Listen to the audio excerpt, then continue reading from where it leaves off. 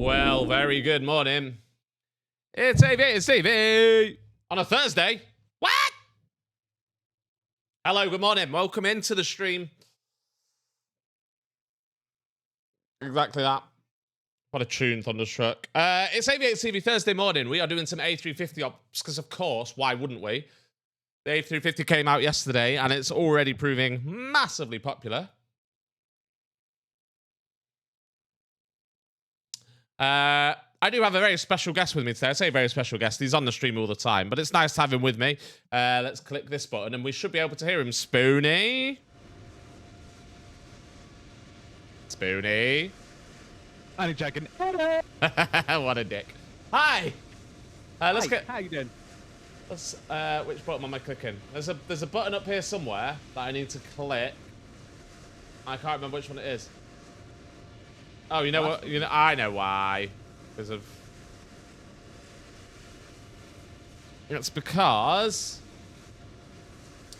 Discord decided to close it. There you are. There's the Spoony. Let's shift you down a little bit. There we go. So Spoony is over here. He's that British Airways A350 over there, and I'm this Turkish right by here. So we're going to do some flying today out of Istanbul. And we are going to the sunny Heathrow, London. We got in the chat. Hello to It's Nuclear. Good morning. Mr. Quicko, first time chatter. Good morning. Welcome into the stream. That's it. That's all that said hello. It's a bit disappointing, isn't it? Yeah. Bit of a shame, but anyway. Let's get into the aircraft. Here we go. We have started a little bit of the setup. Go on to the right menu. There we go. We have started a little bit of the setup. Let's get boarded underway. We have already refueled. Request boarding. Let's go to the Mukdu. So we've got the route in. We have got the the departure in. What do we want next? We want. Don't want any of that. We want. In it.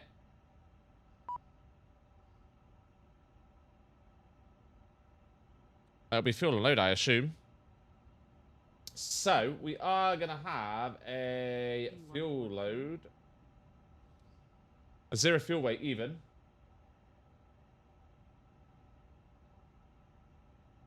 Here. 164544. Because it's in pounds. Damn!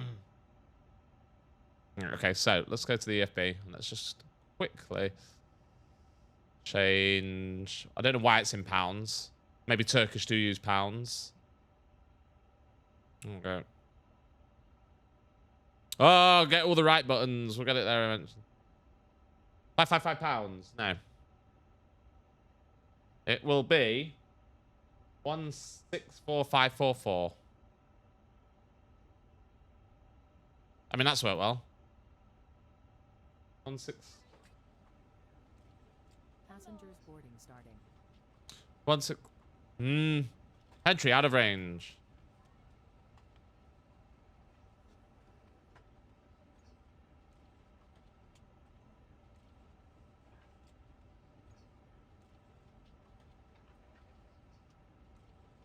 Okay. I mean, so this is already going well. Let's change that back to kilos. I wonder whether it...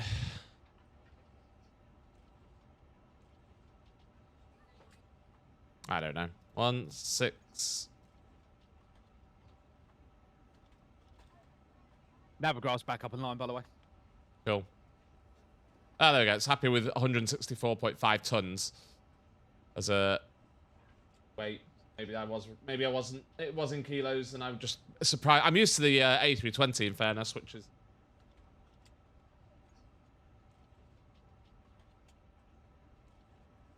Uh, 113. We'll have to go to that in a minute. Taxi 0.2, it reckons. Oh, you might want to check anything with Navigraph. It looks like it's kicked everything out. Has it?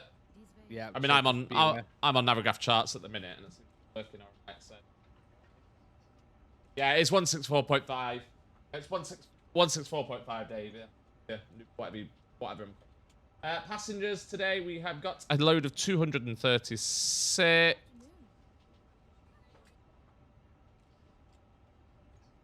Our cost index is going to be... How are you, Spoony, anyway? Come on, mate. How are you? I kind of said hello and then just told you. Yeah, Yeah. it's fine, mate. Good, thank you. Mate, I'm excited for this shit. I am very excited for this shit. I am so excited for this. Just absolutely awesome. Right, so that's that one. Oh, I need to click enter. That's why it's not letting me do anything. Active. Performance. So it's going to be a flex. Look.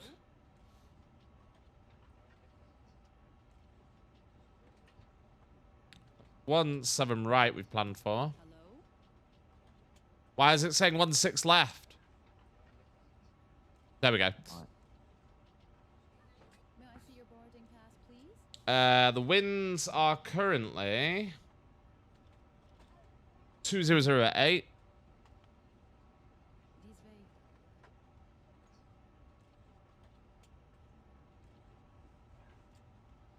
All right, I'm gonna try. Let's try zooming out a bit, and then I don't have to keep looking up and down, do I? That would be the sensible thing. Still down for that. It's weird. It seems it's not been down for me at all. I've been able to access it the whole time, which is very weird. 1, 0, 2, 3.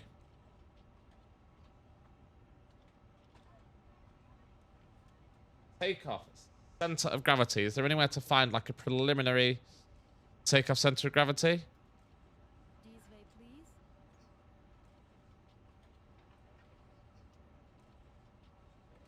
Good afternoon.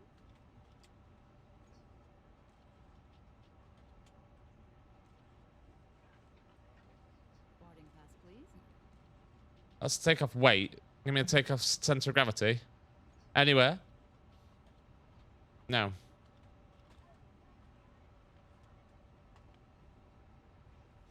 Welcome aboard. I mean, no. Intermittent with the altitude. I must have just been lucky then. Yeah, right. Let's just... Welcome on board.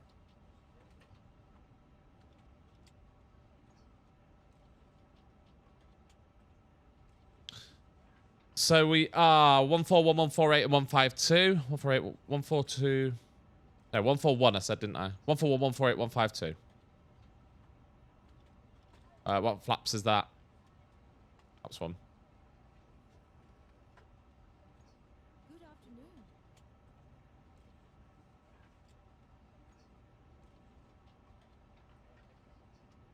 148. 152. Hello.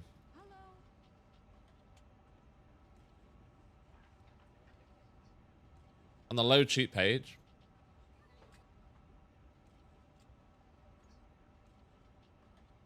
Okay. I mean, we've got it from the perf here anyway, so we'll just do that instead. 148, 152. That's what we were going for. How are you finding it then, Spoony, so far? Yeah, loving it. Just yeah, the only thing that's not working for Navigraph now is because I'm using the 1000. I need to connect my Navigraph to the plane, and the code bit's not working. Right. Now it is. Woo, it's back. Cool. Boarding pass, please. Flaps Why not? 1. Hello. Now it should work. We're gonna go with packs. Packs on. Oh, we're good, boys. We're good. We're good. We're good. We're live. We're rocking. We're rolling. We are. Good afternoon. Ba ba ba ba ba. Flex to 67. That's 11 of you watching. Welcome on board.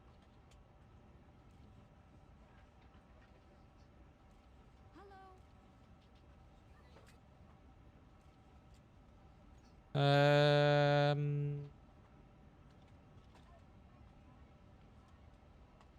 Hello.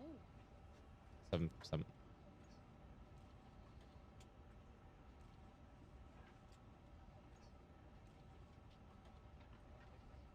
There we go. You earlier than I think that's all put in.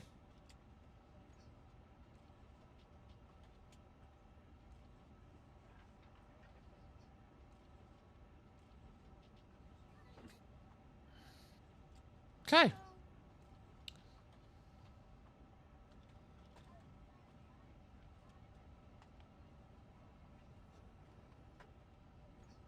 Welcome on board.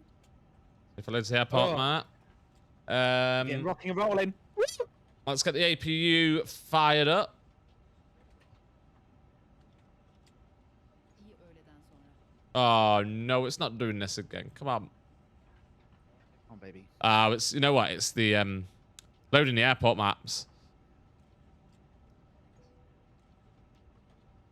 May I see your boarding pass, please? Oh, we're in. We're live. Hello. We're good. I think Spoony's enjoying it. There we go. This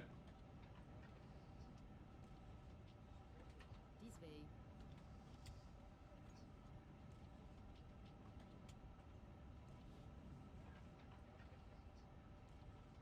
This way,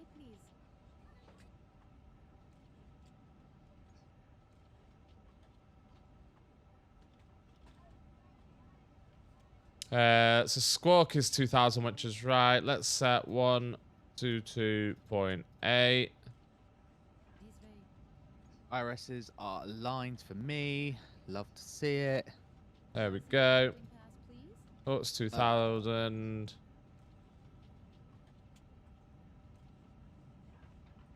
Good afternoon.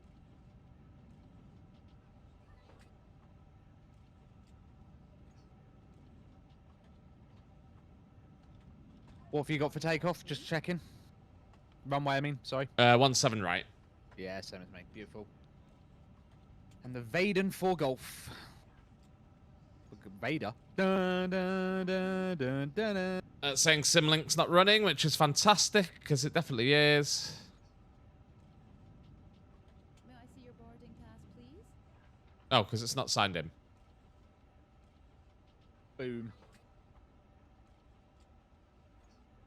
You ever get Oh, the Navigraph me. charts to load? No, so the Navigraph charts doesn't appear to be working on the EFB at the moment. Me and Spoony have both tried it and both agreed that it's not working. No, I'm gonna just double check now that my Navigraph is properly in, but no, unless I'm missing something, it's not working.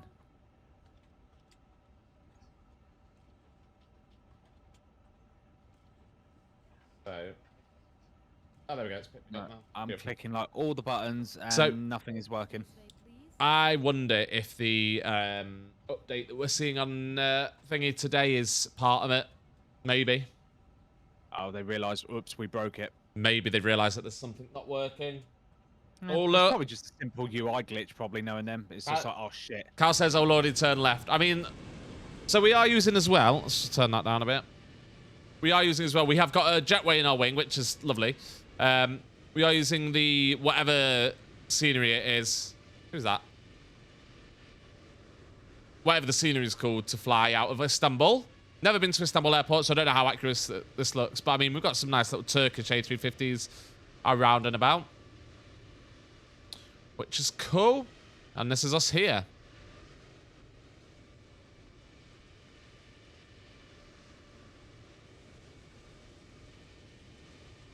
Oh, I have set up a button to go like full. Oh, there we go. Beautiful. Anyway, that's been messing about with that. I don't know. Hello. Destination, estimated fuel on board. What's it moaning about?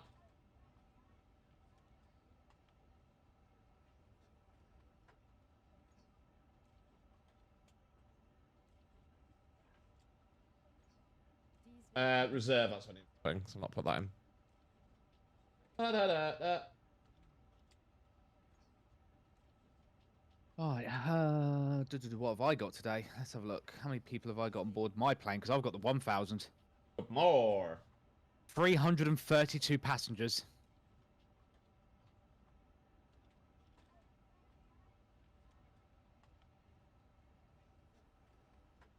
Oh no, for some reason this doesn't have my block fuel on. Hang on.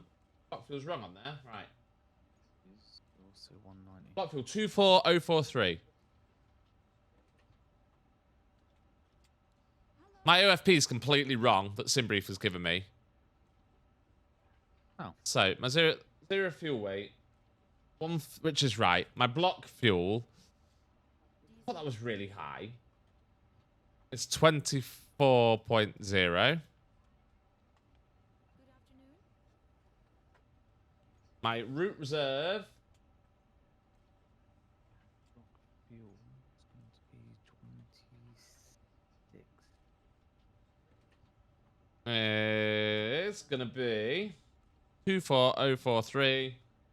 Take away the Oh. berm. Someone's come online on that sim. 7.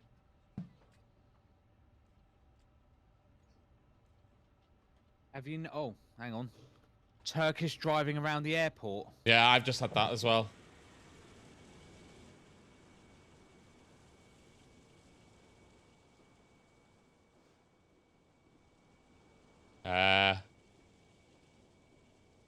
No, sorry.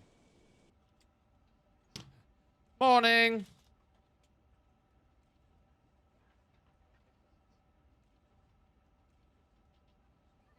Welcome on board. But been busy.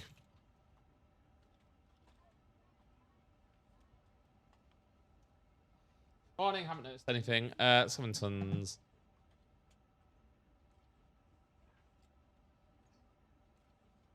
These way, please.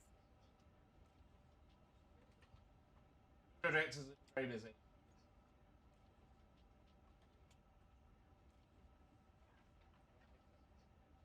Lost Spoony. Oh, the stupid thing. Pass, please. What? Oh, Discord.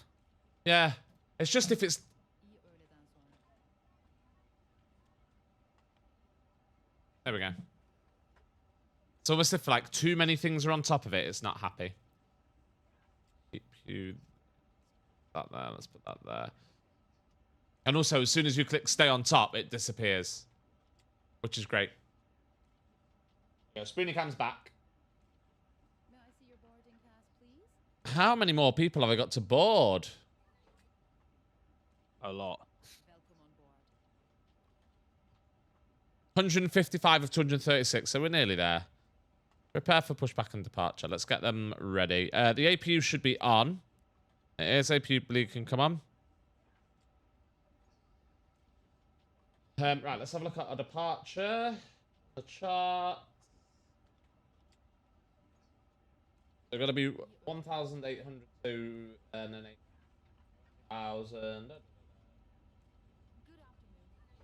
So that's 8,000. We're slumming it on the having to use the scroll wheel because there's not a flight plan all set up for this yet, which is a bit annoying. Good afternoon. Right, have I? Yep, the only thing I haven't done yet is performance, so I'm almost.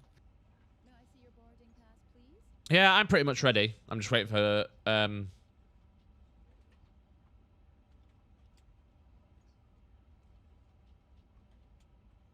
öğleden sonra. by setting this up. Oh, you can have up to 3 flight plans. Hello.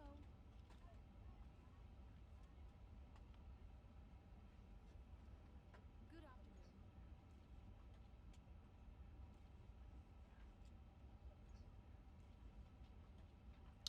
Let's put the return in.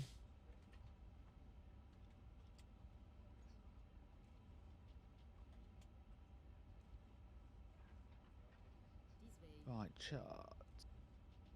What we're doing? Initial climb is 5,000 feet.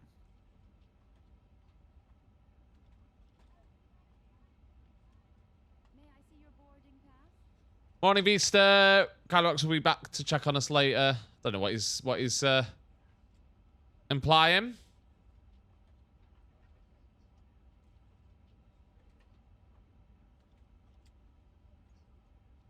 These way, please.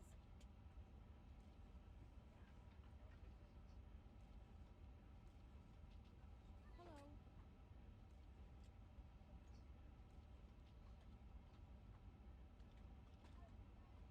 Ooh, that's very interesting. What if? These way.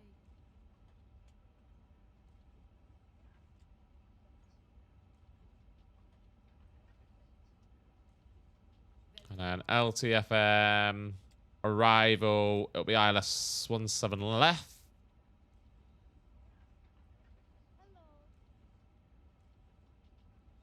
this continuity. There we go. So we've got that plugged in. Let's change that to.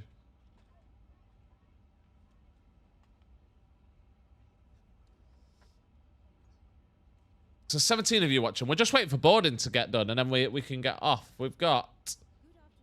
I mean, we're still on 155 out of 236 passengers. What? Oh, there we go. 194. So that's something they need to look at. The GSX menu doesn't work fantastically well. Could work better.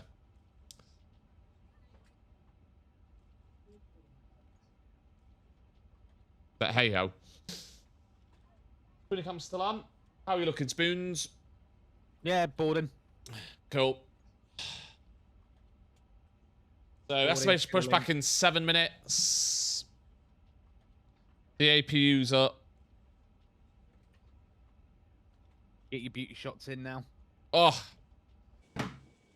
Oh, and you've got a Delta, a Turkish Airlines spawned on you. Nice, you can piss off.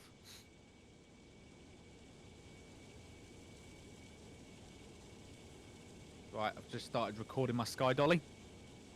Very nice. Very nice. Very good, very nice.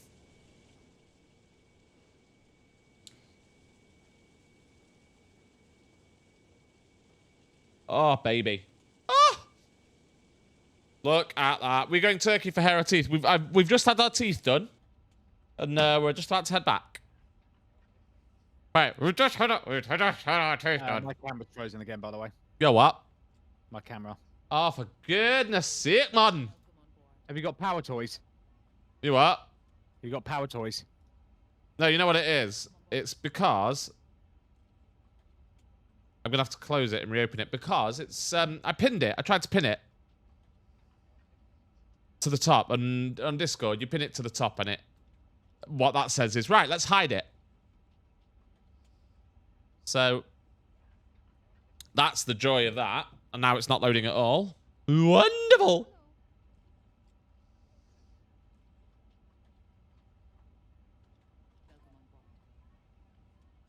Oh, I've not even gone live on here. Hang on. Oh, and now Discord's being a bitch as well.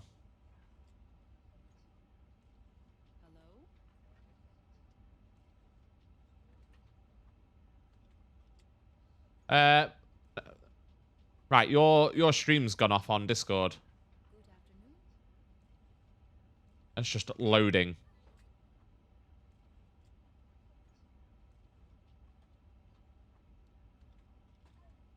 I don't know if it, are you still there? Spoony? I think guys, I think Spoony might have died. Could someone go and check on Spoony, please? Is he still on? Is he still here on here? And it's still connected to that sim. Let's try. Hello?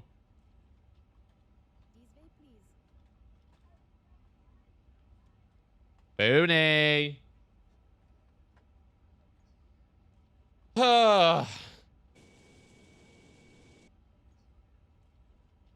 Anybody, Spoony? Anybody? I'm gonna drink my cup of tea.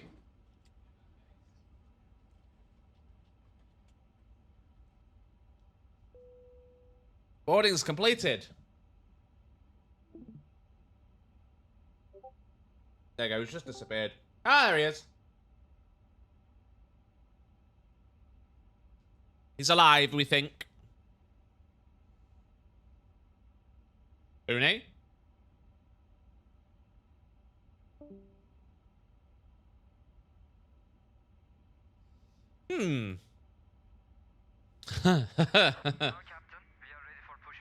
Right, we're ready for pushback.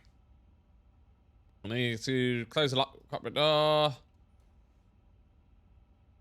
Put the beacons on. Automatically disconnects the ground power, which is good.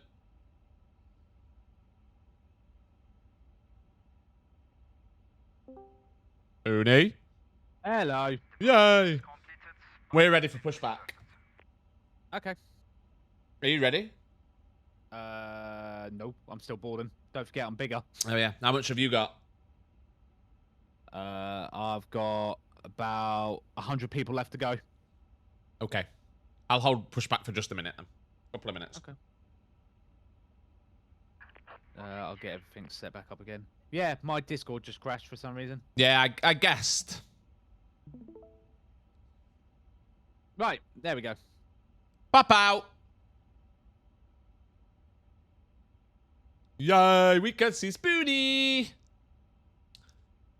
So once you push back, we will switch it round so that we've got Spoony's full view, the full view of Spoony's airplane, or what's going on in Spoony's. I've got my 1,000 all ready to go. 13 of you watching. Good morning. I'm not really sure what this playlist is. I just put on a playlist. It's an interesting one. Oh, I don't have a push to talk button on this. Let me select. Oh, because it's on here. That's why. No, you know. Let's check my push to talk is still working, actually. No, right. Y is...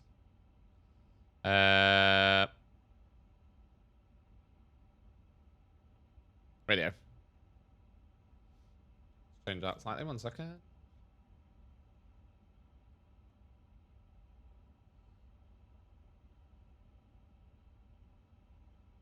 Right.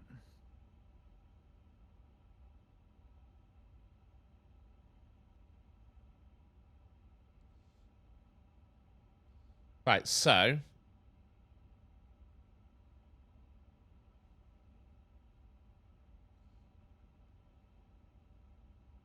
there we go.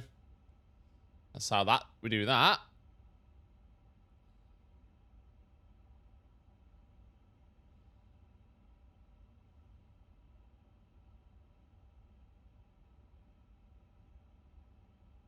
So why have I got an orange destination estimated fuel on board? Is that saying that it doesn't think I'll have enough fuel left on board?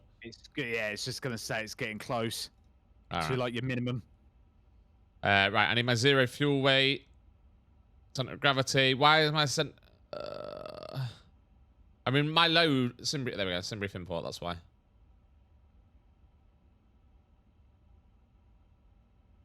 Yeah, I've got 7.2 on mine. My 0 fuel weight is showing as 0%. My 0 fuel weight center of gravity is showing as 0%. That's not good. That's not right. Let's go out and back in. Hang on. If you go to the MCDU. Muckdo. If you click where it says 0 fuel weight center of gravity. Yeah. And don't type anything in. Just go down to the keypad and hit enter. Hey! Thank you, Booney. Yeah, dirty little shortcut. It'll auto-fill what the current CG is. So be advised, if you haven't loaded yet and you hit it, it's going to hit the empty one. Yes. Fair enough. So just beware. So if you haven't got your passengers on board, you're going to screw yourself in. Right, we're going to get ready for pushback.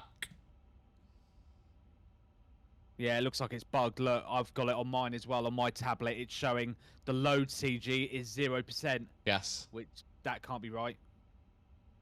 Right, EFB. Facing north.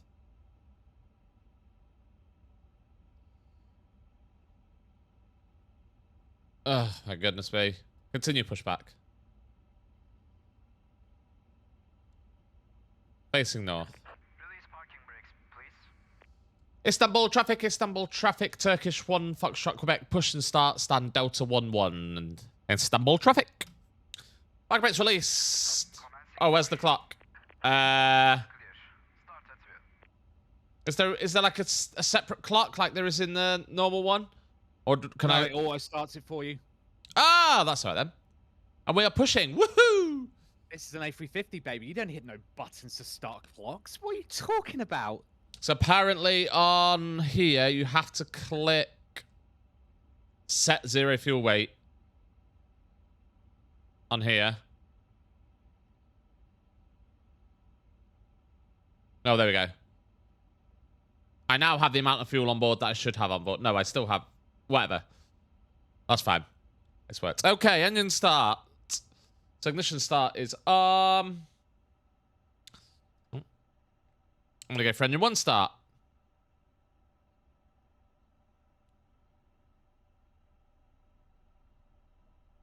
first. Let's get some sounds in.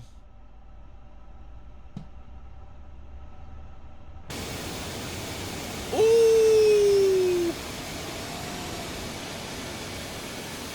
Look at that bad boy. Look at that beauty. Oh!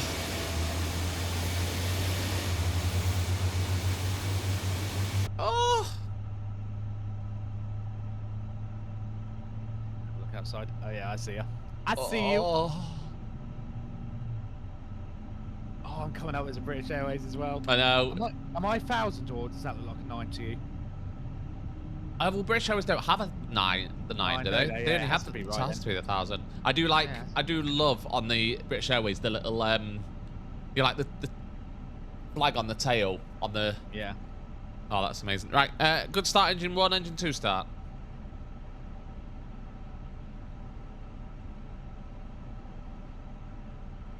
Have a look at very much taxi. Oh, it's not coming.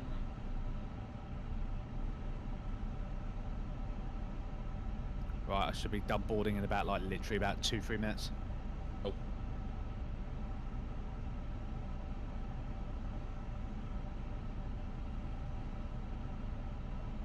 How far back are they pushing me? Quite a long pushback. Oh, those sounds. Oh, those sounds. I know, right?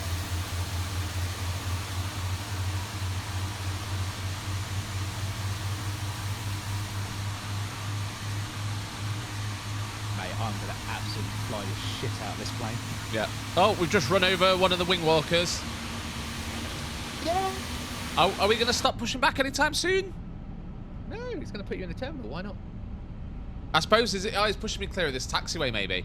So maybe it's actually doing a realistic push, which is unusual for GSX. I know, right? What the Please fuck? set parking brakes. Park brake sets. Waiting your confirmation for a good engine start. We have a good engine start. Confirm good engine start. We have a good engine start. You can disconnect.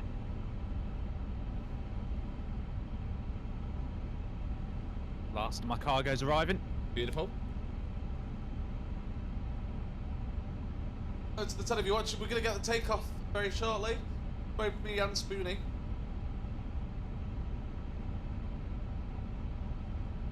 Hopefully. Yeah. Well, I think we have got some en route. Unlocking gear. I think we're going to fly through Adria radar. We might fly through Contract disconnected. Bunch of Flight has radar. been removed. London North's on at the minute, and we have got ground Left and is clear, power on right at is clear. Heathrow, but obviously that's 3 hours away, so we have when we get there. So, yeah. But at least we're going to have some stuff in before bird strike. Bird strike after takeoff. We'll see. Better bloody not. Right, we have a good start on all the engines. The APU can come off. We can change that to Captain Purser. It was already on Captain Purser. I think it must have done it automatically. The beacons are on. The nav is on. We'll take that to taxi in a minute. We're going to set flaps 1. Oh, those flaps, those flap noises. Oh. Oh. Excuse me for a moment.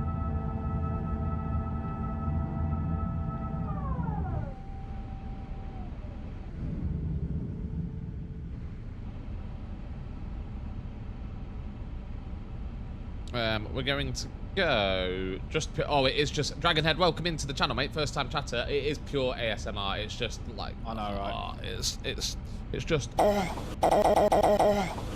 Right, let's go for a flight control check. Why is that stuck on wheel? I don't want the wheel on.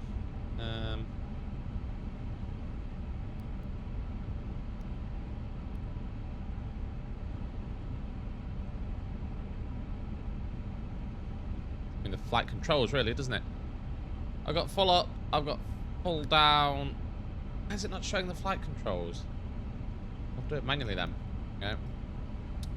We have full up we have full down, we have neutral, we have full left, we've got full right, and we've got neutral, and we have got, when my rudder pedals come back to me, because they've disappeared off under the desk, we've got rudder right, we've got rudder left, and we have got neutral. Let's double check takeoff trim. It sets the takeoff trim automatically, doesn't it? On this, so we don't have to worry about that. You can manual it, obviously, but no, it should. Oh, and it's auto set it starting for to you. rain. Let's arm the ground spoilers. Auto brake. Again, should be just a button to arm it, isn't it? Into the fire. Okay, we're just gonna wait a minute for Spoony to be ready.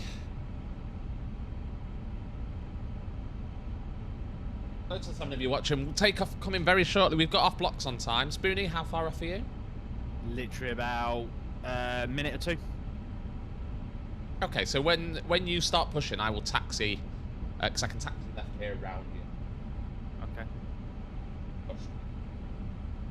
Big airport, big old airport. There's quite a long taxi out time, I would imagine. Think he's crashed. No, he hasn't crashed. It's stupid Discord. There we go. If I don't have him like near the top, it has a hissy fit.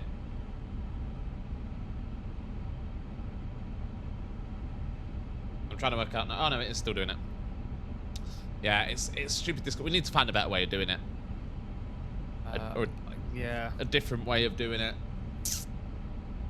We'll look into Yeah, usually how I do it on my setup, I usually have it like I have Discords on a monitor, and then I just use power toys to force it to stay on top. Ah, right, so I don't have power toys. I need to get power toys. Right, okay, let's take off config check.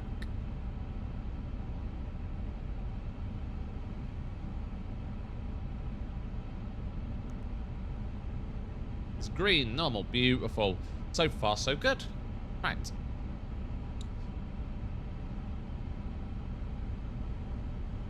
Right, I'm gonna find a different. I'm gonna find a different.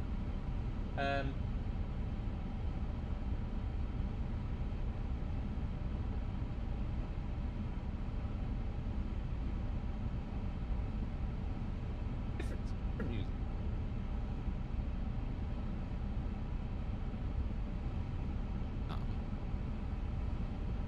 I always think the windows in the A350 are a very weird shape. Or an unusual shape. Just waiting for Spoony. La la la. We'll ignore that the gear lever was in the up position. That away on about. Hang on, bear. What's that? So once Spoony gets on the move, we'll switch his view over so that the camera is the or the. Then you can. Oh yeah, you can. There we go. We'll do that, and then we'll, like I say, we'll swap it over when it comes to it. I thought you could resize it. Aren't I No, clever? oh, for fuck's sake. What? Is there a way to instant board? Go on. Why is it frozen? Yeah. No, see, it did it on mine. If you go back onto it, ground. Yeah, I've just... Oh, it's fucking fingered it. How do I... Yeah, how do I instant board? Go to load then, I think it is. Load sheet, even. Bottom. And then I think you can brief import and set everything. And I think that'll be your boarded. I believe.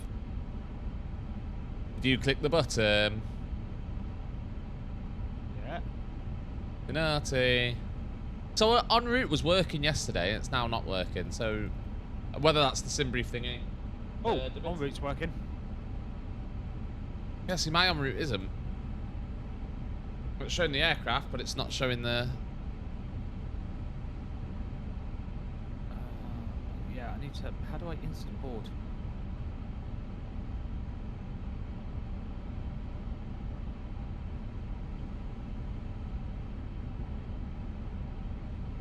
Let's not do that. Right. We're gonna start taxiing. Yeah, you start taxiing. I'm just. Yeah. How do I? All I want to know is how do you instant board? Surely there's an Istanbul option for traffic. Istanbul traffic. Turkish 1 Foxtrot Quebec taxiing holding point. Charlie 13. Runway 17 left via Tango Charlie November Whiskey Charlie. All traffic. Here we go. Parking brakes release.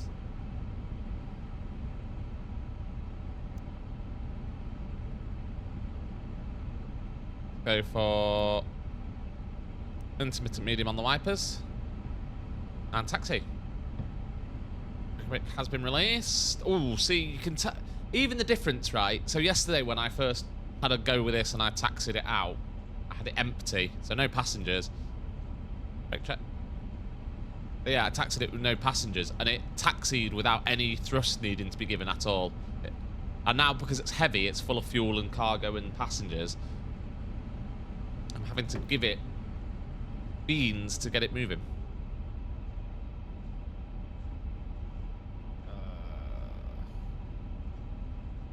Oh, this is a tune. We'll just put this up while Spoony's eyeing. I'm just gonna sell it and leave it. Done it. It's done it. It's done it. There Oh, we go. it did do it, and then it undid it again. There we go. No, it keeps setting 0. Mm.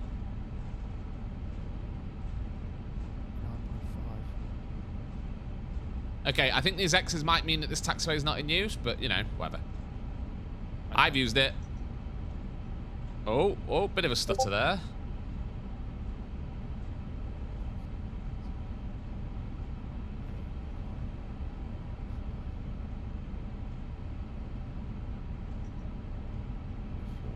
Gravity is 25.9.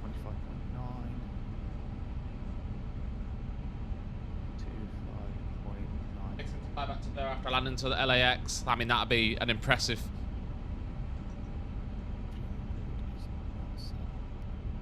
That would be impressive.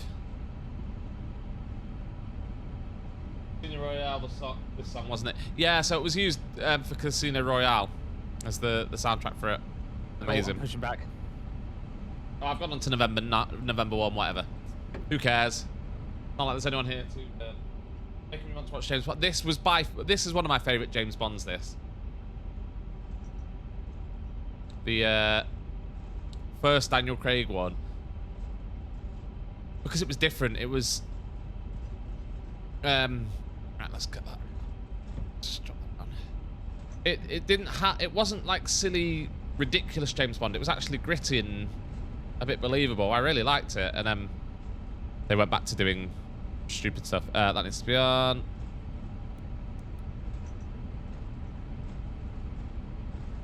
It's GoldenEye. GoldenEye was good as well.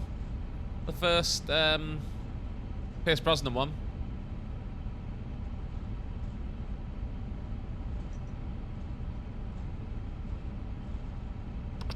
Arm yourself because.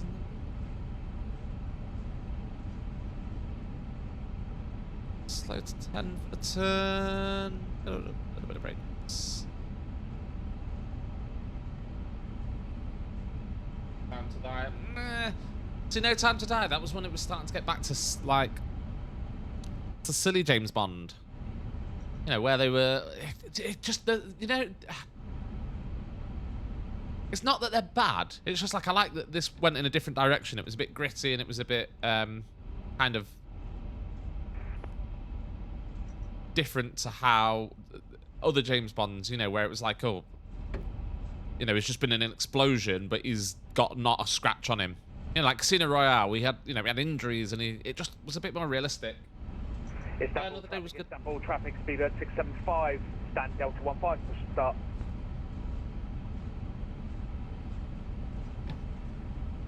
All right, approaching takeoff in a few minutes.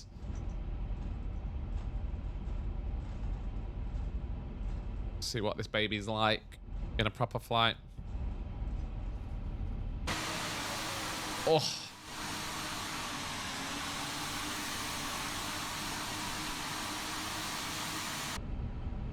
That's a bit fast on the taxi. That's how unprofessional of me. I did 3 knots over 30.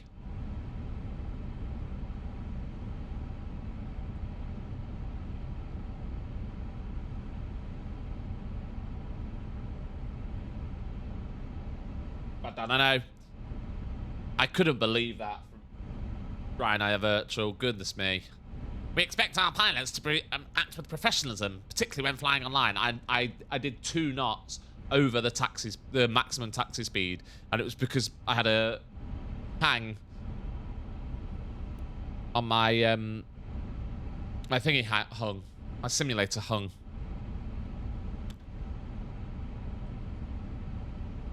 What a power trip.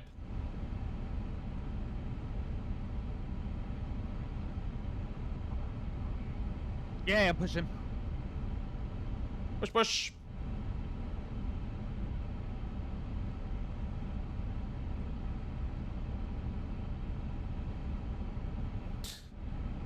That's a very long taxi out. It's giving me Amsterdam vibes. Fair enough on this line. Guessing maybe the... Oh, I wonder if that's what those lines are for. Oh, look at that. So on the glare shield, there's 2 white lines above your primary flight display, and that's for your tax. I assume that's like a taxi guide. Oh, nice. Yellow line in between that, and you're on it. Yeah, look at that. Oh, that's clever. See, little things like that. Little things like that make me smile. So, I mean, we're using full length. There's no way that we need full length, but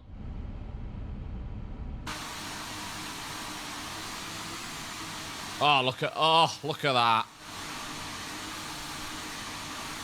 It's just beautiful.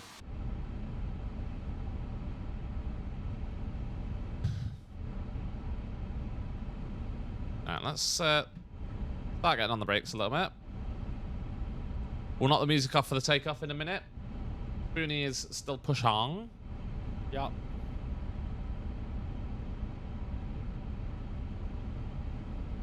Starting engines now. Starting 1. Starting 2. Going dual engine start, baby. Nice.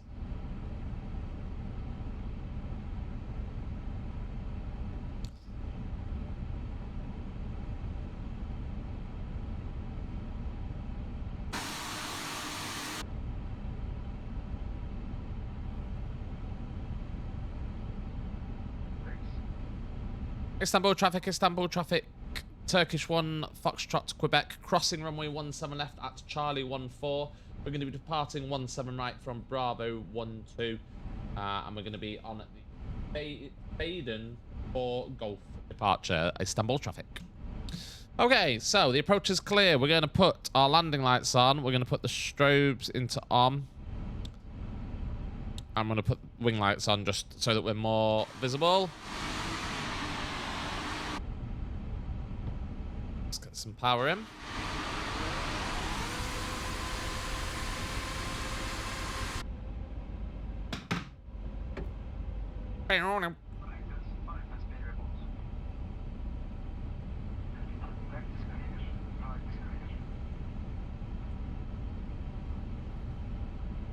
We're on to 17 left. 17 right even. We've just crossed 17 left. Double check. The approach is clear. The runway's clear.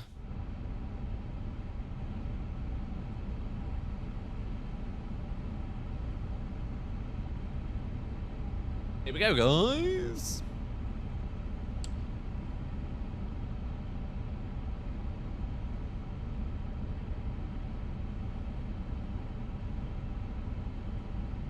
Good trip, right. Maybe you can come off. Maybe you can come off. Gonna have a pause here. Hold it on the Right. brakes. Needs to Put that brake. into Let's go. takeoff. Turn the wing lights off now. Right, we're good to go. Take off. Just started taxiing. Go.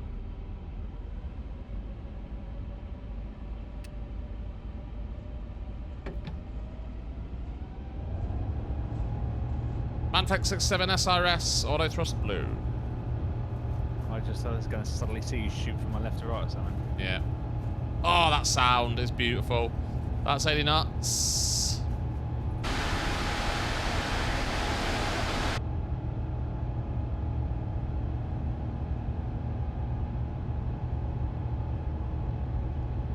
V1. Rotate. Oh my goodness, goes up like a rocket. Positive rate, gear up.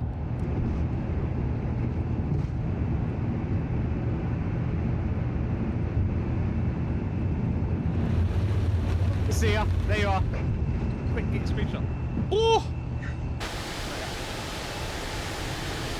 Oh, baby.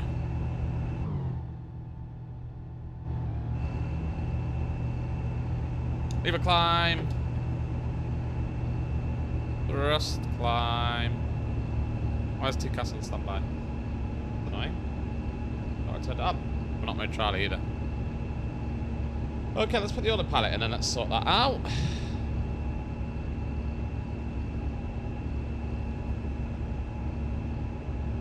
Big check. So how do we get out of squawk standby?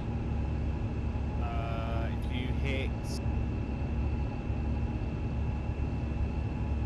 Anyone?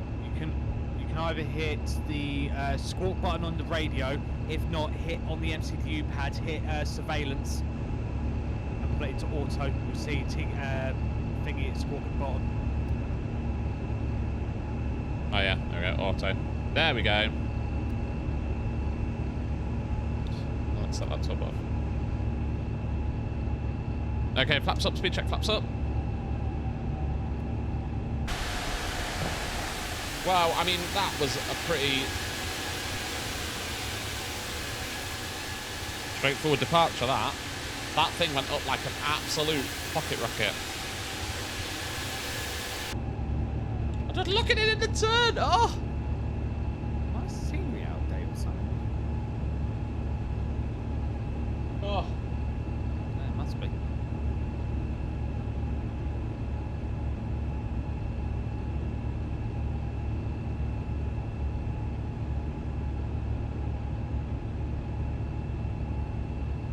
Yeah, Dave, the nuclear, sorry, it's the whole thing with runway choice on that sim's a bit of a weird one because you're told different things. You kind of told like let's have the landing lights are.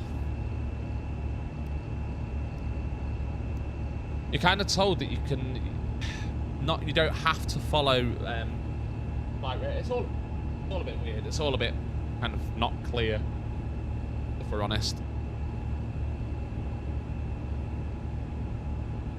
So I mean, the constraints on this departure are 8,000 or above by Foxtrot Mike 061, so we can just whack it up to cruise, really. What I'm gonna do, I'm just gonna whack it up to cruise.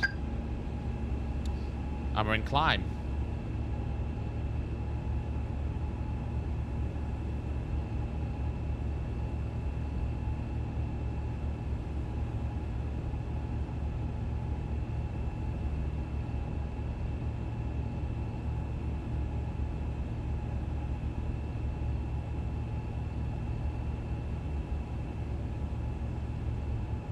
I didn't even know what transition was. 12,000 feet. Wow, that's quite high, actually. Yep, heading up now. Be there in a sec.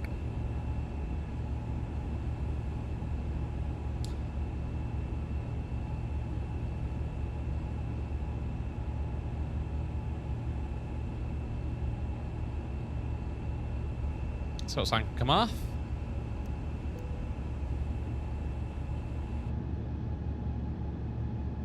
Oh, look at that. So beautiful.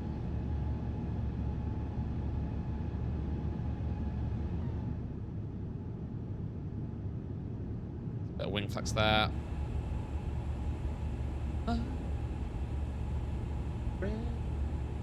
So yeah, we have got a bit of ATC that we should hopefully get. I don't, for some reason I got a landing rate at Istanbul. Not sure how I've done that. Also, grease controls online.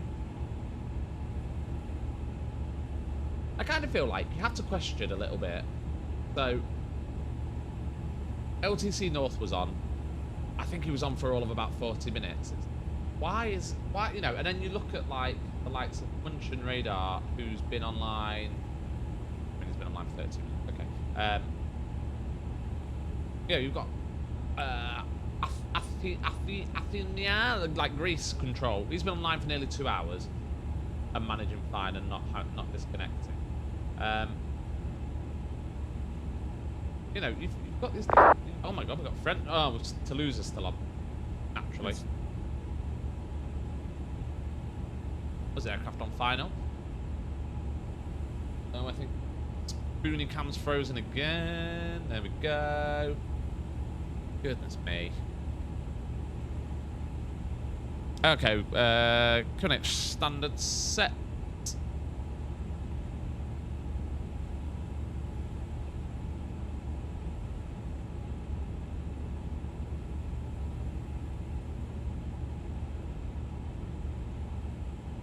I'll be departing in about 30 seconds.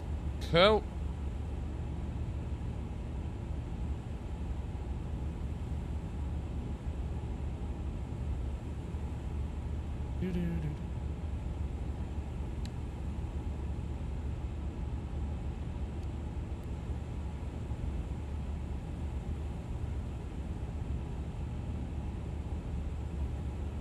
Oh, alarm. On. See if my RAS works.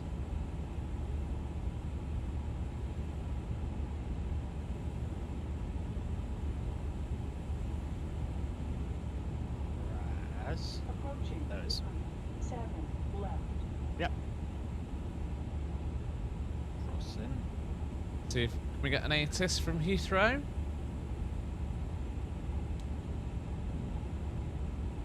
That's the D8.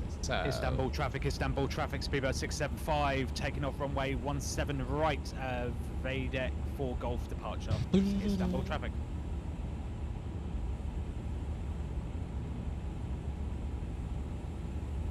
Okay. Approaching 17 right. What are you using for your RAS? What have you got? Plug in. Yeah, VRAS. VRAS!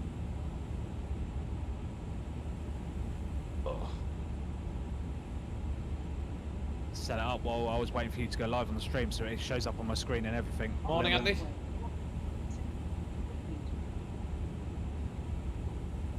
Yeah, my en route map is not working at all. Oh wait, there we go. Stick down. Give me 50. Oh, I didn't put the ignition back on. Whoops. We are out over the sea. Let's wait till I mean, this thing just goes, doesn't it? Stable. Flex, SRS, autofocus is blue.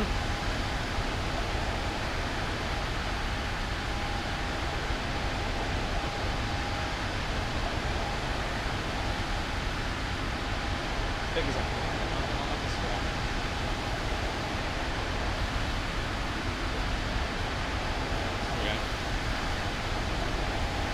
There's Spoony flying up. It looks like he's sat in the thingy. Whoa.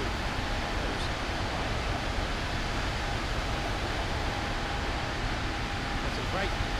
You're up.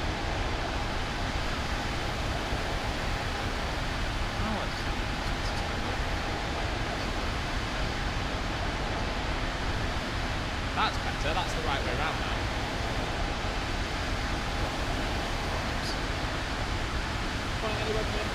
Climbing up to cruise in the A350. Look at this beautiful aircraft. Listen to this beautiful aircraft.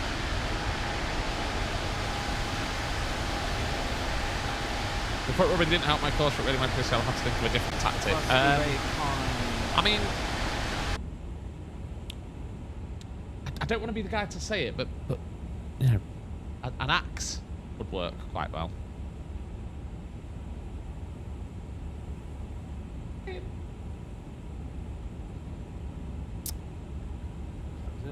But of course, no, I'm not suggesting anything like that. No. Turn the down lights off. Turn the indicator lights off, actually. What's going on? FMS 0 fuel weight value. Check. Let's have them on a little bit. You're ding-donging me about. Oh my goodness me, even clicking onto Discord. Stupid thing.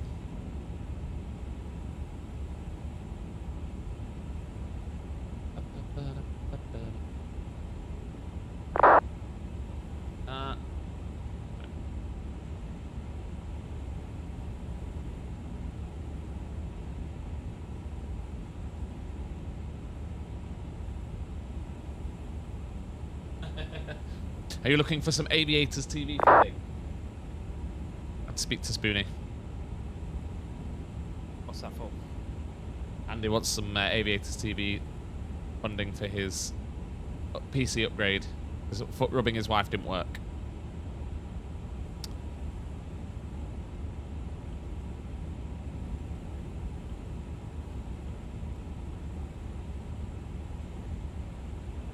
Apparently I've got a fuel weight data disagree.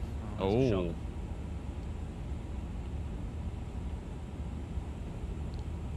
So my BTV and Autoland have been inopt. Oh no.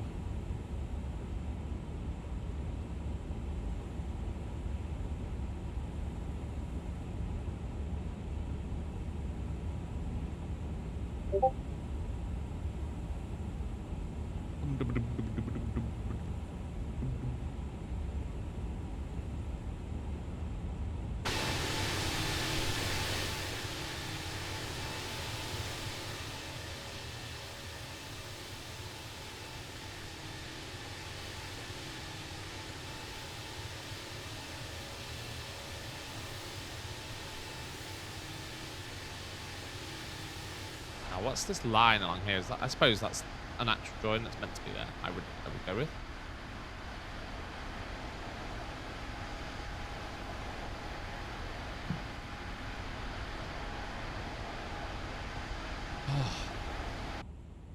I think there are planned already some updates coming out for this aircraft. I think they've already identified a few little issues, even pre-release, that they were working on sorting out.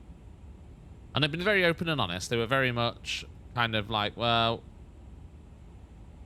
don't expect too much, but don't expect it to be 100% perfect. You know, there are going to be issues. There are going to be little things that haven't been picked up in testing, which is fair enough. 99.5. Yeah, that's right. Zero fuel weight. 25.9. That's right. Gross weight should be 214 dead on. It is. Let's have a little explore around. We know there's issues with the EFB. I'm not too concerned about that. What's our CL menu? Oh yeah, the checklist. Forgot about them. Of course we have checklist. FMS 1.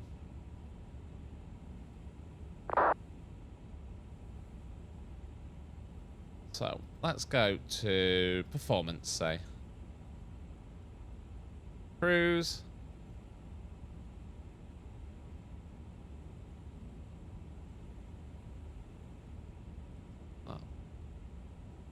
Wind. Do a company win request. Let's see if that brings anything in.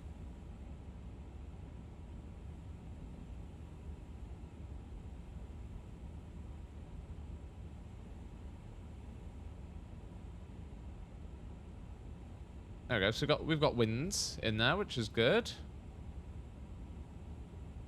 You've had the plane less than a day, Spoony, and you've broken it already. Apparently so. Oh dear.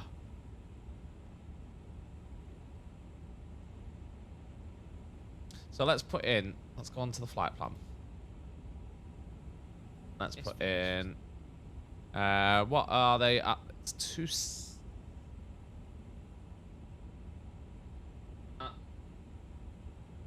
oh no, the sim brief are backing.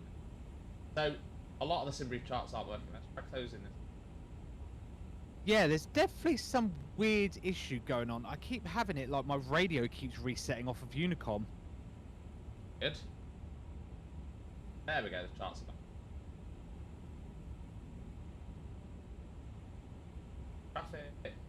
So there's meant to be an update coming as well, because one of the, I know a lot of people reported is on moving map or hey, I've just clicked on me. On the Navigator moving map, so I use the app on the iPad, and on the moving map, if you have it tracking you, it flickers. So it does look like they've updated that maybe, because it's flickering when you have airbags and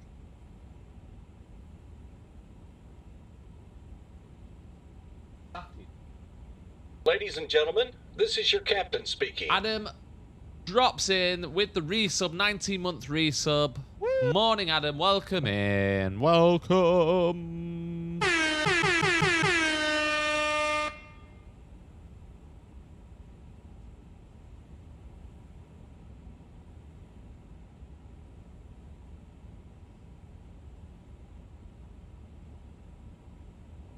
It even has. Here we go. The 80s. Have a runway 27. Right.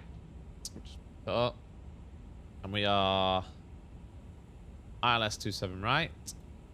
It is the Logan 2 Hotel, and we are going to be via. Where's Logan Hotel? Ah.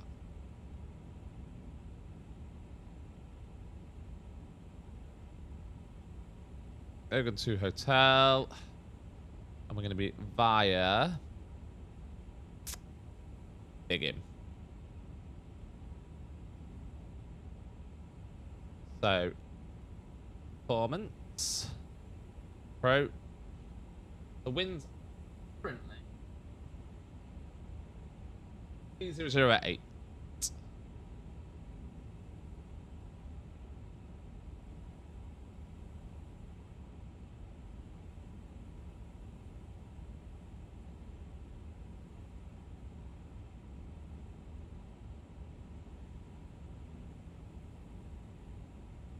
The outside air temperature, 8 degrees, which is lovely and warm. And the QNH, currently 020. That should be nice and thingy. Pro.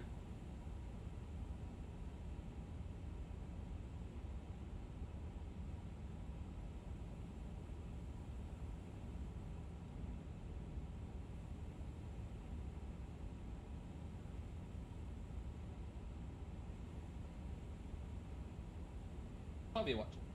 27, right. So, 278 on the Barrow. Obviously, we're going to go back and revisit this a bit later on. So,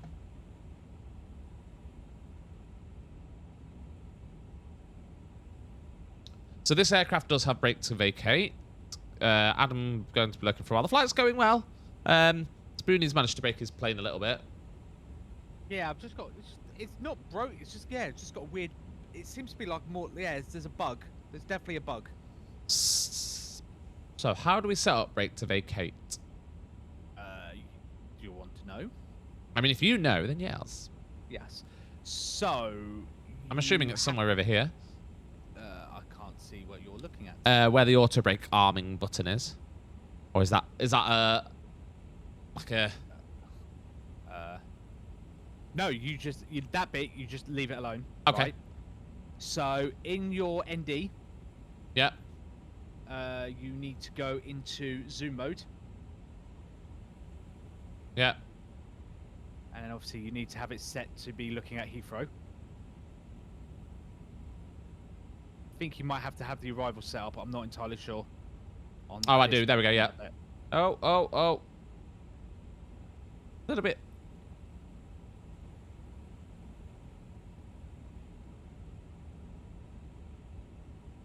Ah, there we go. Brake to vacate at. So it's not showing me Heathrow is the only thing. So if you're going, if you're going to. Why is it not showing you Heathrow? I don't know what. It should be showing you Heathrow. Do that and let's go back into it. Right, there we go. Let's go back into Zoom. I think it's the oh, there we go. Display airport.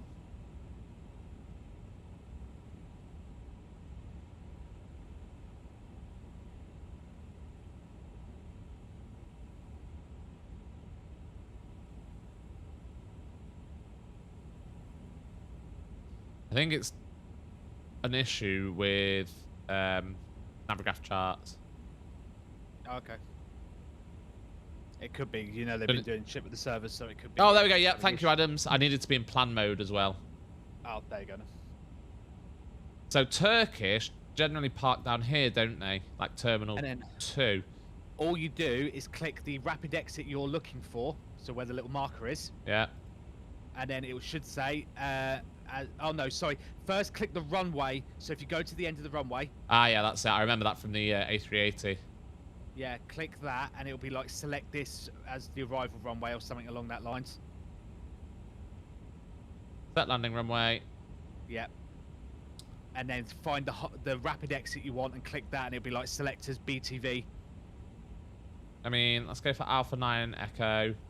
No.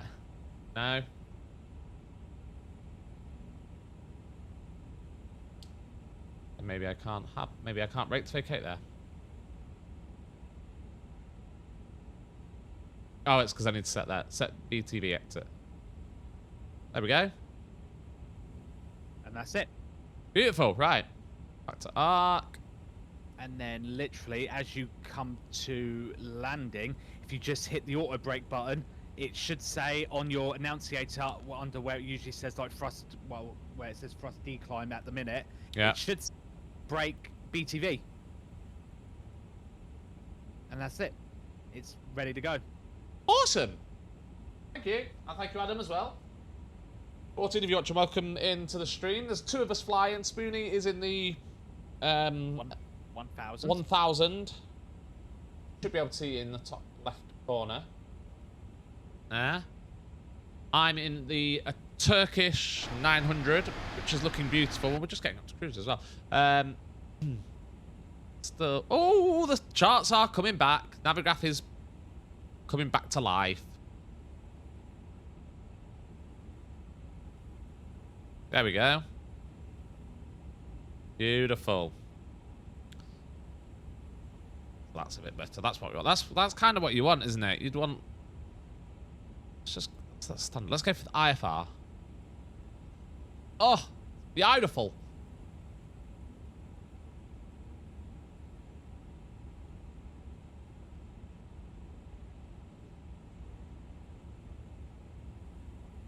And let's go to my Mukdu and so we've got performance. Let's import the active flight plan. There we go. So we've got the secondary flight plan in there. So we're then going to go to fuel and load. So there's not like a progress thing on here, is there?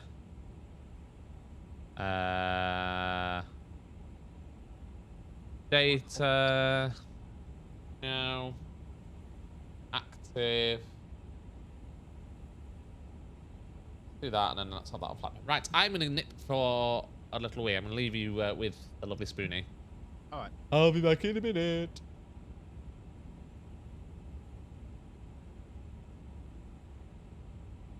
So how you guys been finding 350? Have you guys been liking it? I've been seeing the screenshots in the channel.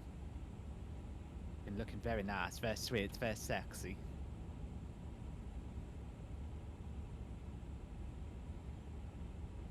Yeah, I just had a couple of bugs on the 1000. The main one has been the clicky spots on the MCDU. I click something, type the number in, hit enter, and it doesn't like let go. It's still waiting for me to type text in, and I'm like, I've done the text. What are you doing? Enter, enter, enter, for it to acknowledge it. And I've got some weird discrepancy.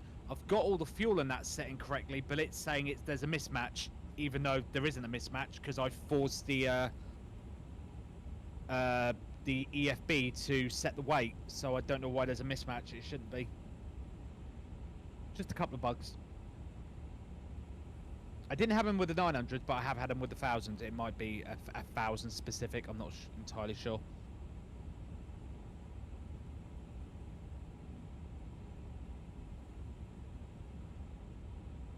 But yeah, that's pretty much all the problems I've had.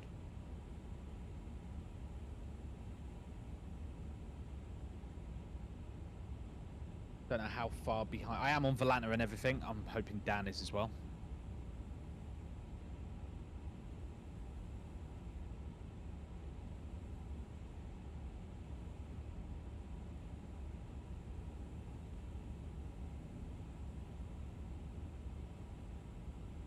Yeah. I have got Sky Dolly logging this, so I might be able to. Hopefully, I'm going to do a Kyle Rocks and do some loading up on stuff. I just need to do my screenshot folder. Dots.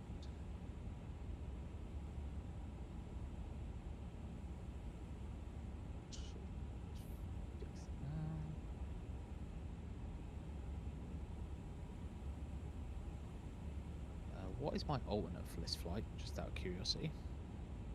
And like I said, everyone's been reporting the terminal charts isn't working. It's Manchester. I should have known. Put Manchester in EGCC. Thank you. So yeah, I'm flying. I'm Speedbird 675. Where am I?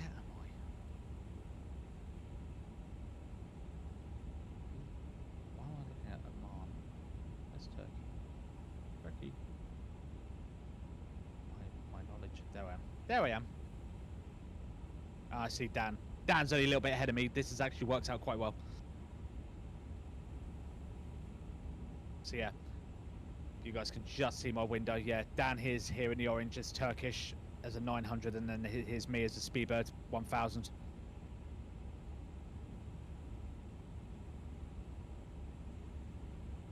No, Andy, we've got to wait. The program that lets us do shared cockpit, we've got to wait for there to be an update for it with a profile that'll recognise which button's which and this, that, the other. So we can't just jump in and do it.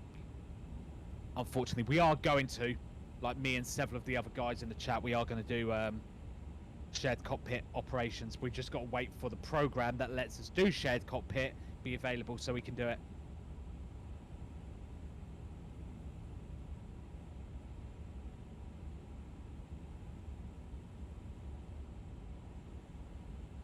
Guess who's back?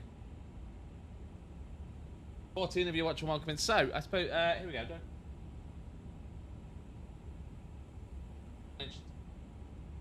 I mean, your landing rate yesterday, Adam, was absolutely insane. Did you see that, Spoony? Yeah, didn't he get, what was it, 7? 7. 7 feet per minute. I think I sit down harder than that. I think I sit on my chair at more than 7 feet per minute. Goodness me. I think he's just rigged it. He has. Should we have a look on Volanta? Should we see if he's bullshitting? Yeah, absolutely. I reckon he's bullshitting. Teams.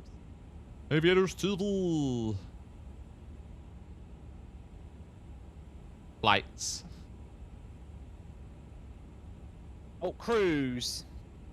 Oh no, it is. Hang on a minute. His landing rate was plus 7 feet per minute.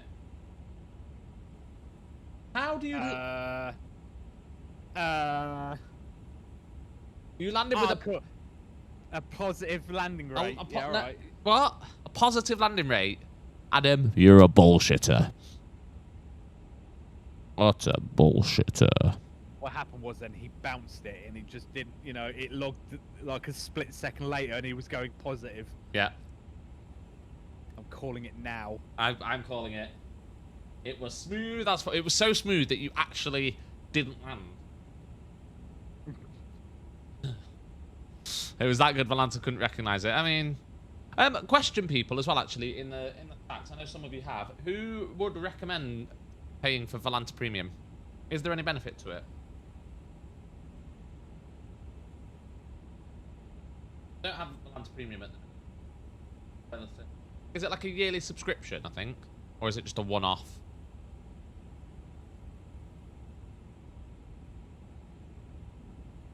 Let's have a look. Volanta Premium. Yes, it's $7 Australian a month. $7.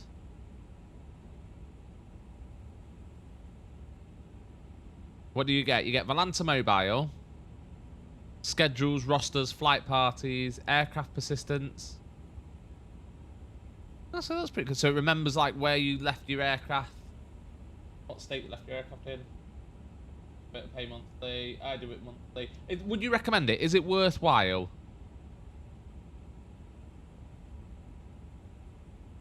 So, because it does look like it links into thingy, but it's yet another subscription.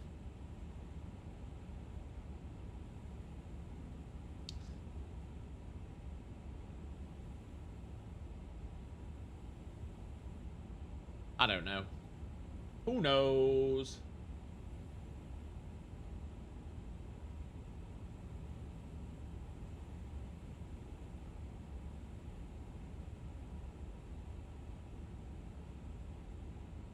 There we go.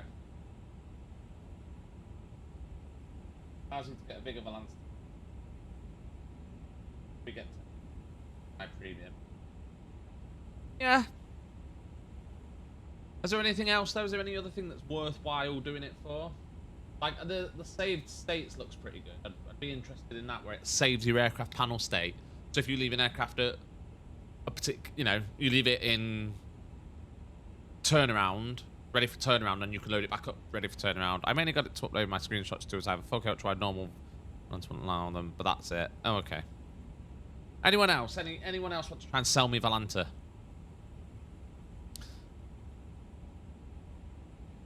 Anyone want to try and sell me Valanta? Please.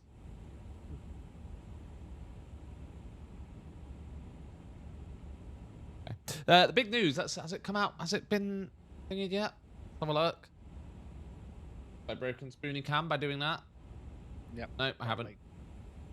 Have they announced... Oh, yeah, they have. 34 minutes ago. So the government have backed the second runway at Gatwick. Yeah, I was reading I was putting the papers away last night, and I saw them talking about that. It's got to be done, really. They just... Yeah. So I mean, what's the? Where's the actual plan of it? Because they're going to move it 12 meters north, aren't they? And create a new. They're going to create a new. So basically, they're going to move it onto taxiway Juliet and create a new taxiway. Basically, they're taking out all of the stands that are like close to Juliet. Yes, those bottom remotes, like the 140s. You know, the first lot on uniform, the first lot on Sierra. Oh, yeah. Spoony Cam's broken. They're leveling that whole bit, moving Juliet north. So basically, Juliet now, all the way from like stand 1, will be a straight line if you draw it on the map. Yes. It will literally now be, instead of that bit where it deviates, that Papa, it will just not be anymore. It will go a straight line all the way down. And then, yeah, they'll literally just lay a new strip of tarmac down adjacent to 8 right. Yeah. Or 8 left, sorry, 8 left and 26 right. And then literally they'll just move all the markings I mean, across. I do like this highly technical drawing from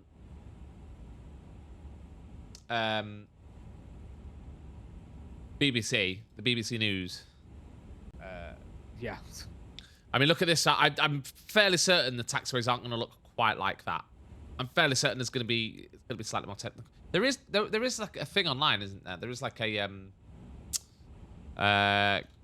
Gatwick Airport expansion plan that actually shows properly what they're planning to do. Yeah. Let's have a look.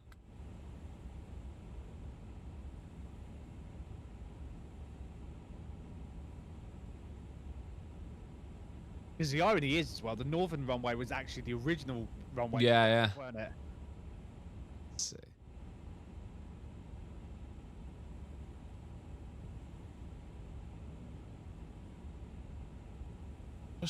I want a picture. That's all I want.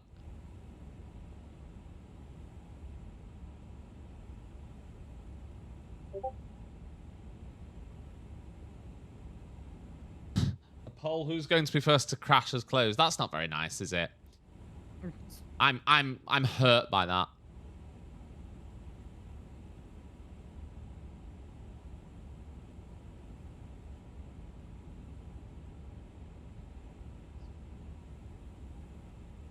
That's a better picture.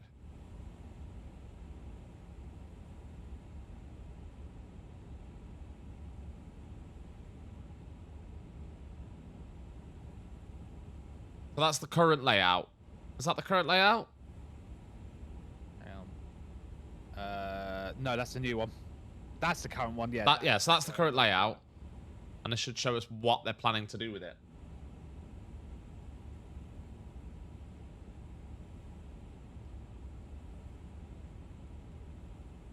So that's northern runway. Hang on, so have we just seen them move it there? Yeah, they've just done it. Right, there we go. So let's see the...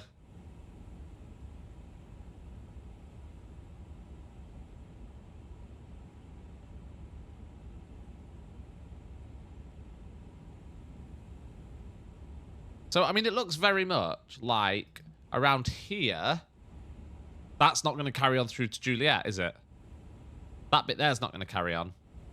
And it's going to be taxi up this way. That's kind of what it looks like. I mean, they're talking about that drawing is, yeah. new buildings and stuff. New hotels and offices. That bump.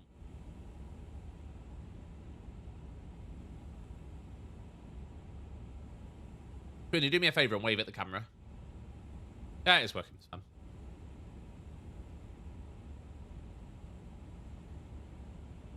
I'd be interested to see an actual diagram of like the exact taxiways and stuff, because that doesn't really show you very well, does it? No.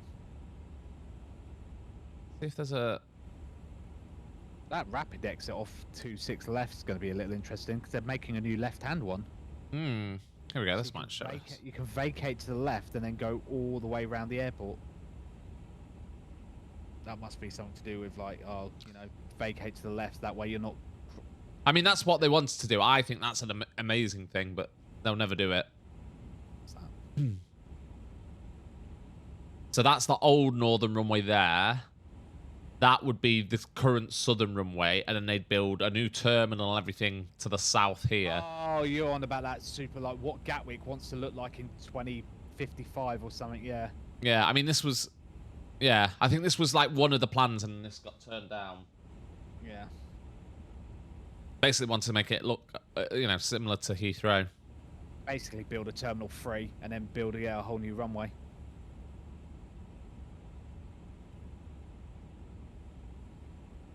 Yeah, see, it's not clear whether that would be a taxiway there or not. Because presumably they'd want that to go all the way through. Because having aircraft come, that's a massive bottleneck there if they've got aircraft only coming round these bits to get all from the northern terminal. But then I suppose what you'd have is you'd have 26 left as you arrive, as your departure runway, and 26 right as your arrival runway. Although actually they wouldn't be able to, would they? I think they'd have to have 26 right as the departure runway. And it depends, I suppose it depends how they set the approach up here. What safeties they'd have, but... It'll be very interesting to see.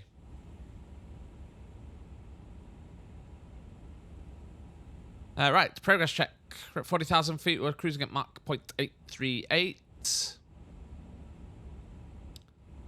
Got a headwinds slowing us down. What is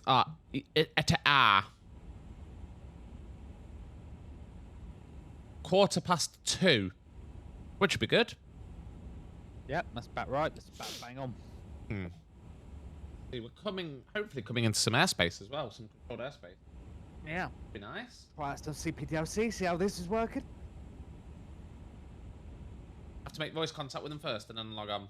Sorry, you're going to have to put up with me looking at my phone for a minute. Highly unprofessional, but...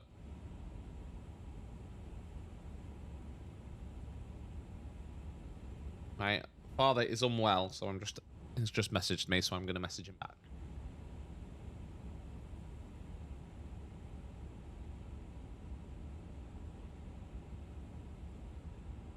Well, I'm looking at my phone as well, actually.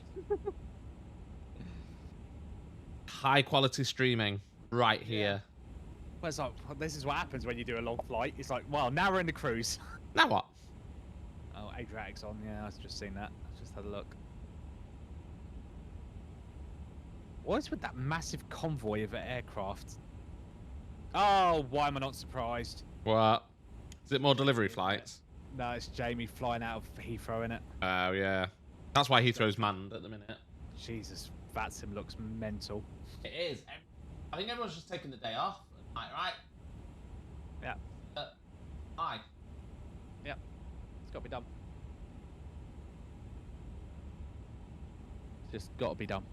Did anyone notice as well? Oh, I know I'm a little small on your view. I've gone British Airways colours with my lights. Have you guys seen? Look, blue and red and white. Back over. Blue, red and white.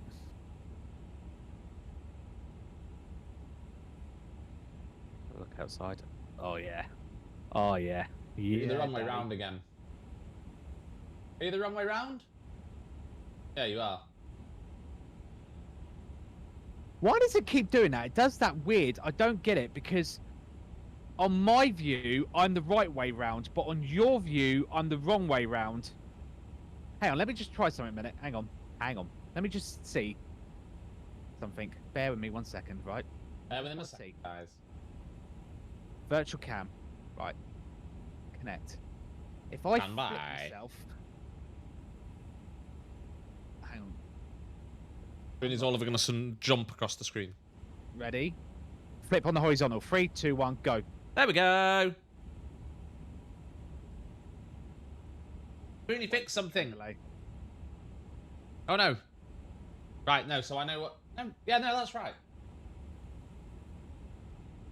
Yeah. What? Discord, you fucking weird thing. Why? So, on my view, I have to be flipped the wrong way round for it to show correctly to you that I'm the right way round. Yeah. Andy Tech says, I wish I took the day off. I mean, in fairness, I haven't taken the day off. This is one of my days off. There you go, fixed it. Spoony only works weekends and evenings. And then the beautiful thing is I can also do this. Ready? Watch this. Watch this on my Discord. Ready? 3, 2, 1. Oh, yeah. Although that's probably going to be the wrong way around now as well. It is. It's on the wrong side.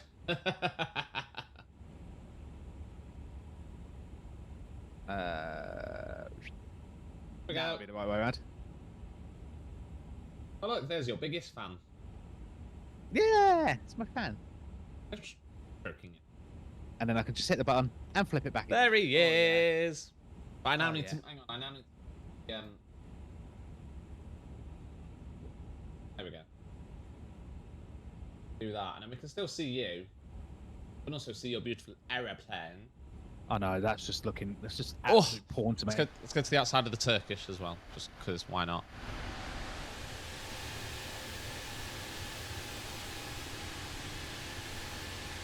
Oh, beautiful. Oh. You are gonna have to put up with orgasmic noises. Yeah, the thing that's even better, the thing that really makes me even giddy is this aircraft with this reg that I'm flying. Yeah. I've actually flown it on X-Plane. Nice. Spoony, what? The unfortunate thing was it was a mod, so it was actually the 9, but it's actually the correct version now because it's actually the 1000. That's the 1000. Spoony, what's your call sign? Scuba 675. Good 675. Which is the real life first flight British Airways flight out of Istanbul back to Heathrow on a day. Are you there? Have you just passed the Zanet? Yeah. Yes, you have. You're cruising at 30. Are you cruising at 38? 39? No, 40. You're 40, or are you still climbing? Nope. I mean, you're on Navigraph, at least you're showing at 38,000. But. I'm not. Graph, isn't it? Yeah, cruise 400. I'm gonna stay this all the way.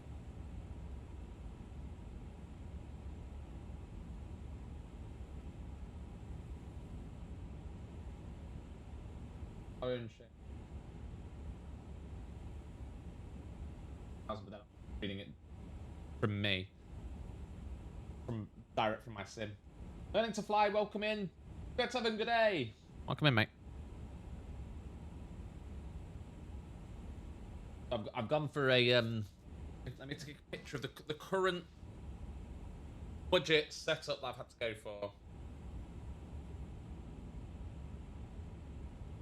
Put it on here. There we go. That's my current budget setup. So I've got a camping table with the laptop on because I currently not. Well, I could afford a monitor, but then my wife would probably be very cross. But that's what I've had to go for the moment. Which works for me. Oh yeah, because you dropped your tablet, didn't you? Yeah, so it's still working. I am still making use. I didn't drop it, by the way. The wife dropped it. However, so we were very fortunate that this side.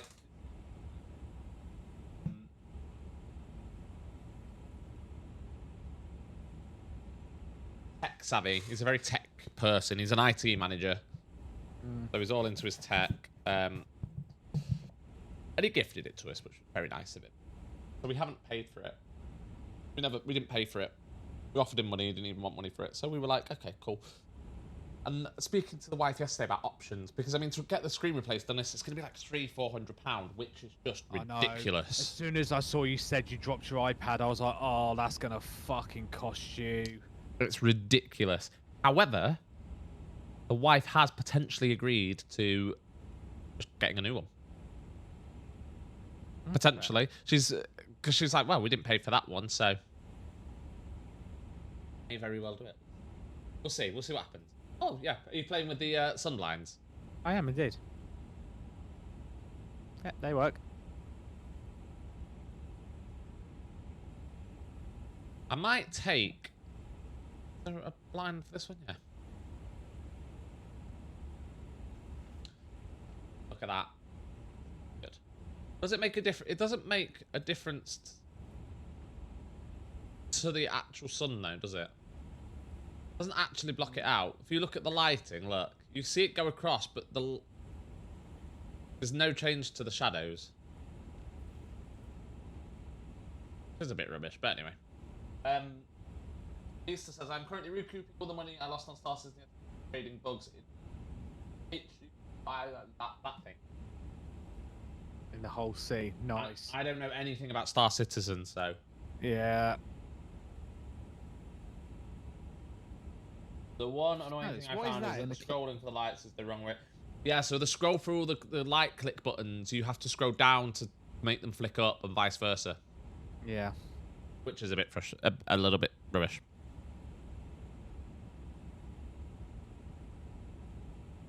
I've also set flow up.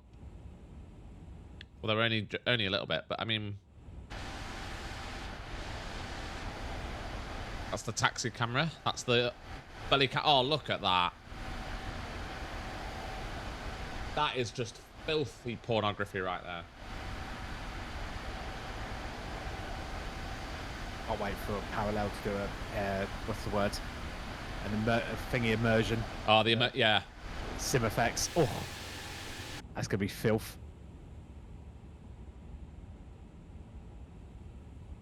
You got all of these, like, Flow Pro instrument views. Oh, just baby.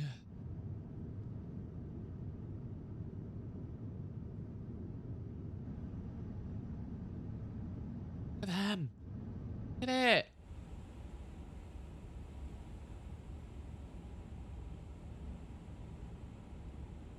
So beautiful. It's making me a bit emotional. I didn't realise I had that many on the thing. Yeah. Look, yesterday. Loads. What's quick views? Quick view 2. It's like at your windows and 3, 4, 5, 6. Okay, various windows. 17, 16. Okay, wing views. Nice.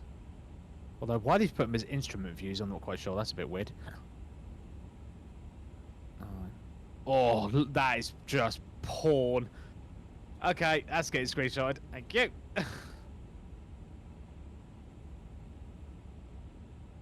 Oh, that's just filth. I can't wait for Chase Plane to come out, and then people can do all their camera tricks. Gonna be in his space in a minute. Do we contact him or do we wait for a contact? Go to Chase Plane. Need a Dangasm command. We do need a Dangasm command. Where's Surly when you need him? Oops.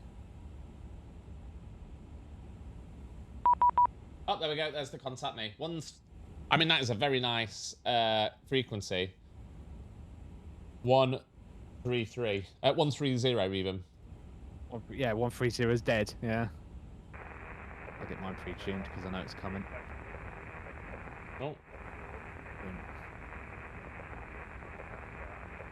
I'll give CPDLC a try. 46, hello, Adrian radar identified. Your mic is ATC too quiet. com. Can you check it, please? Faster plus 6, is it better now? Now read 5, thank you, welcome. Adri radar, very good morning. Turkish 1 Foxtrot Quebec, flight level 400. Turkish 1 Foxtrot Quebec, good morning, Adria radar, scope 5221. 5221 for Turkish 1 Foxtrot Quebec. Turkish 1 Foxtrot Quebec identified, proceed direct to Babbitt. Direct Babbitt, Turkish 1 Foxtrot Quebec, thank you. So, a direct. Do we just...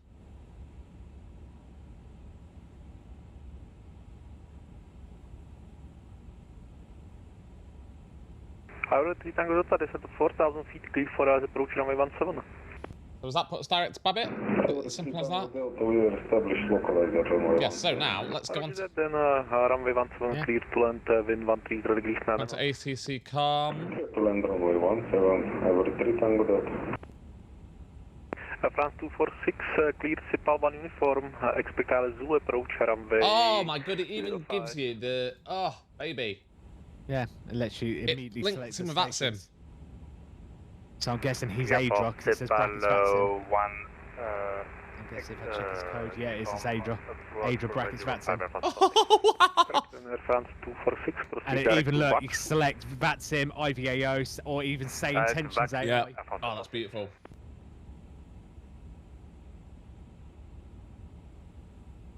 And there we go, we're on. Active ATC.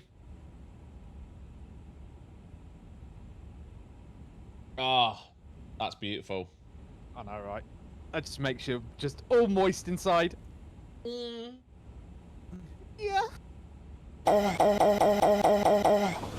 I'm a bird. Oh, wrong one. Current ATC.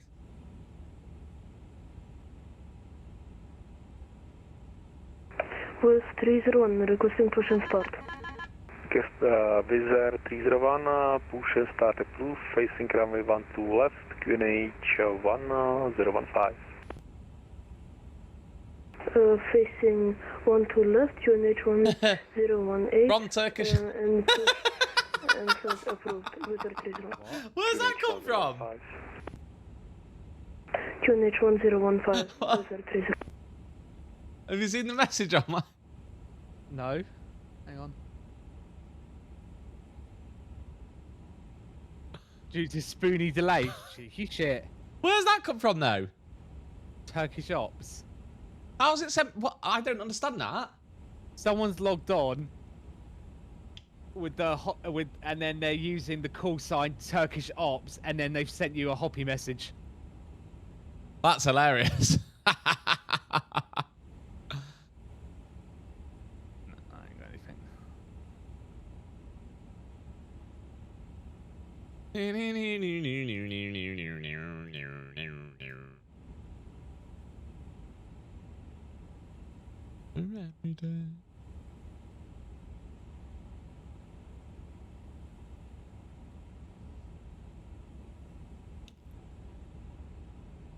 So, space has been cleared straight to the edge of his airspace. We don't have any ATC gonna go through, but at least we're getting a bit. Yeah. Spoony delays, that's why. Spoony's fault. Yep, it's always my fault. Right, so in theory, as well, with the overlay, if I do this...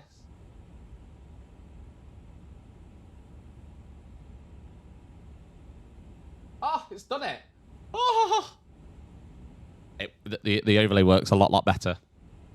Yeah? Why? You look on the screen in a minute. Flight detail.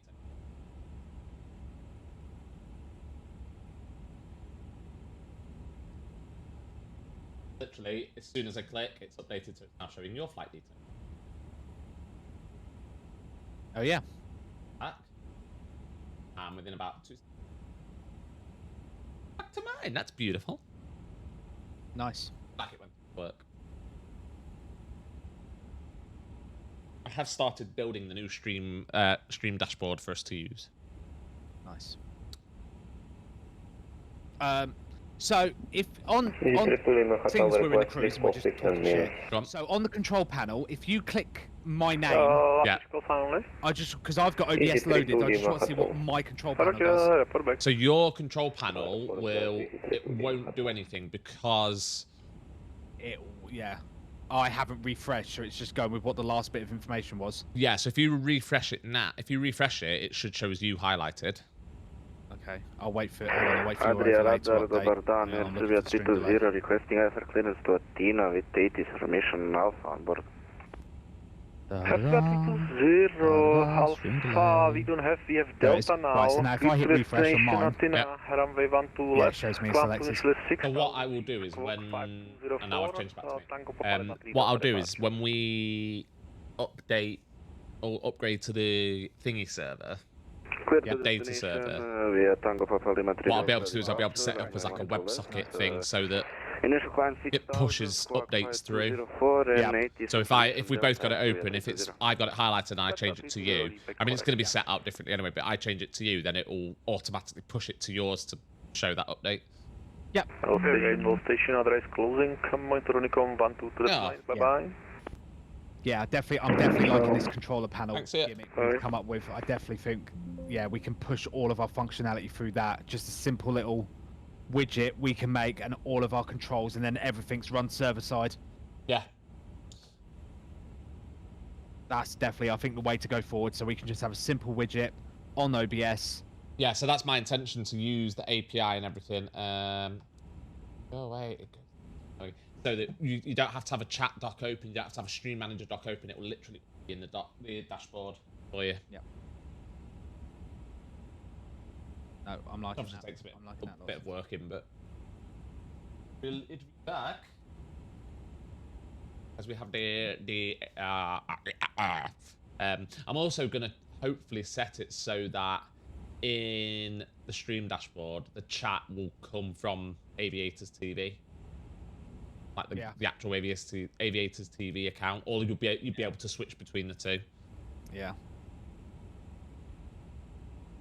So the one thing I was actually going back to this wonderful aircraft on the A320, for example, you have a fuel a progress page.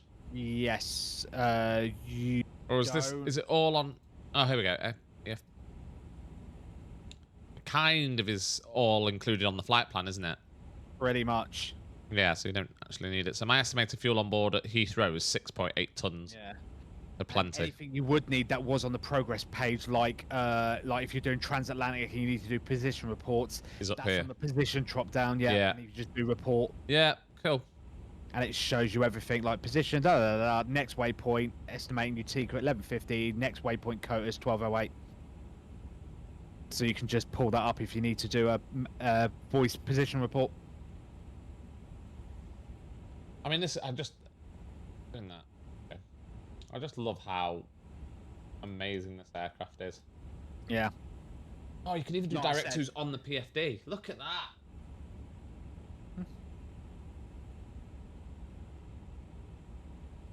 So I can zoom out. One thing I haven't seen is 88. See if that works now. So I can go Babbitt. Don't know why that wasn't on, but it's alright. Oh, that's bad.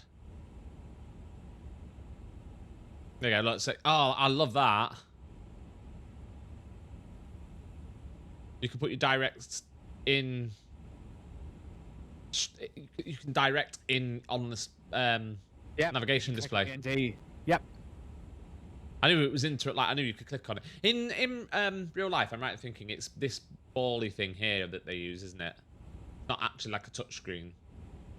Yeah, no, it's so on the keypad down here. Yeah, you've got this. It's a scroll ball. So if you see it. So what they do is they click the buttons just above and to the left where it says OIS, NDF. So those are your selectors. So you can say where your mouse is going.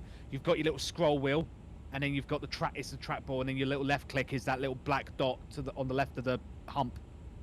Hump. So it's literally a mouse. It's cool, Andy. I like little. And then if they really wanted to type, they would have a keyboard on here. But they don't. They don't model it on the Innie. Oh, they're So not. literally, you can flip out. No, Yeah. yeah, there should be a keyboard here. Because again, I know one like the A380. Because this is like Oh, hang on. I tell a lie. No, it is. It's under there. There we go. Top flap. Oh my god, this doesn't work, does it? Shut up. No, but a few buttons on it do. Yeah.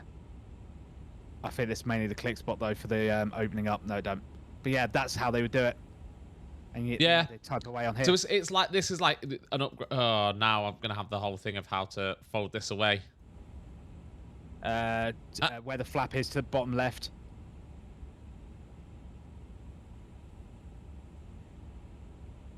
Where's the click? Yeah, but where's the click bot to What, to get rid? click the base of it? I am doing. It's literally in the middle, just below the hinge. It's not. It's not there. It is. I've just stowed it. You need to crouch down. No. Oh, I mean that's stupid. So where? You have to go underneath it essentially. Oh no, I didn't. Yeah. No. Look, I'll show you. Look. Oh yeah, found it. Like where the join is. Literally where the joint is, where the seam is. If you just Yeah, got there we go. There we go. Oh, that's so good. I do like that. Keyboard work though. That would have been mental. I would have been like, oh fuck off, any build. You're just showing off now. Back off. Fuck off. Oh. Adrian can't call me. Why is Adrian not call me yet? When do they call you? He's got a fly. Oh, what a dick. What a dick. What a dick. He has closed here. Yeah, just doing Mac decimal 847 as you do. You did Mac decimal 87? 847. Oh, 847. I'm doing 838. You're going to overtake? Indicated is my true airspeed's 485. Yeah, mine's 480. I don't know what. Must be my bigger. Oh, Unless it's they're both XWBs, aren't they? So I don't know. You've not turned yet. I turned, so I might be having them. Yeah, he might be more into the wind. Yeah. Oh yeah, because he gave you direct, didn't he? He hasn't given me a direct. Motherfucker, so I've got to do it the hard way. Yeah, I got a direct to Babbit. Rabbit. Rabbit, rabbit, rabbit, rabbit, rabbit, rabbit, rabbit, rabbit, rabbit, rabbit, rabbit, rabbit, rabbit. Oh, that's not too bad though. Pretty much on course to Andy Babbit Tech now, says so. that Andrea saw you coming and said nope. Nope. Probably. Fuck that. Yeah, probably. Yeah. What else is there that we can play with in here? Let's step away. What's he got there? Is that a wipe? Yeah, you got a white pinned in. Screen wipe. Attila. Any build cup? I like how they've just some subtle branding. I'm sure that's not really there on the A350. It's like the laptop bit. The any builds label there. Yeah, that we could. Any of this open? Are the oxygen mask opens?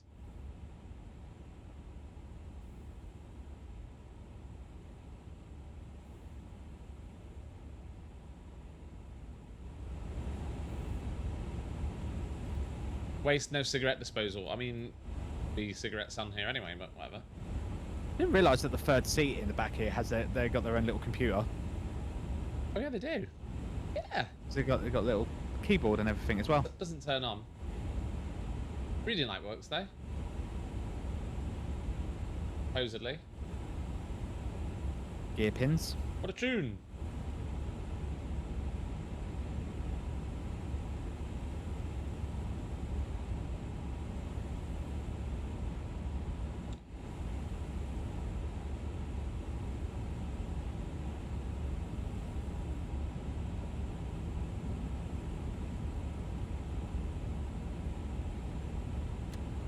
A little lock.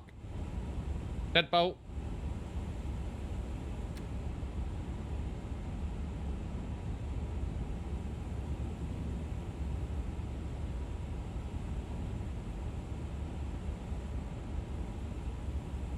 What have I pinned? Yeah, up top. What?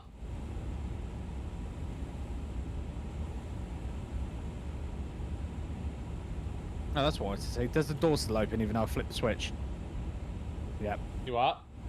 I was going to say, does the door still open even though I've hit lock on the pedestal? And it's like, yeah, it does. The oxygen mask in there. Yeah. Right, I've hit lock on the switch again. Will it open? Yeah. They haven't linked it. Oh well, never mind. No lumbar support adjustment, which is a bit rubbish. Oh, I'm so happy about this. I know. I've been wanting an A350. I've been itching. Because don't get me wrong, the flight factor one on the X-Plane was good, but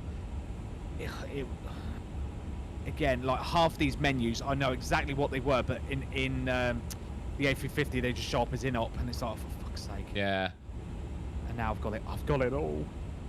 He's got it all. So yeah, that's how I know where you go, oh, Spoony, where's this button? I know what it is because I'm flying it from that.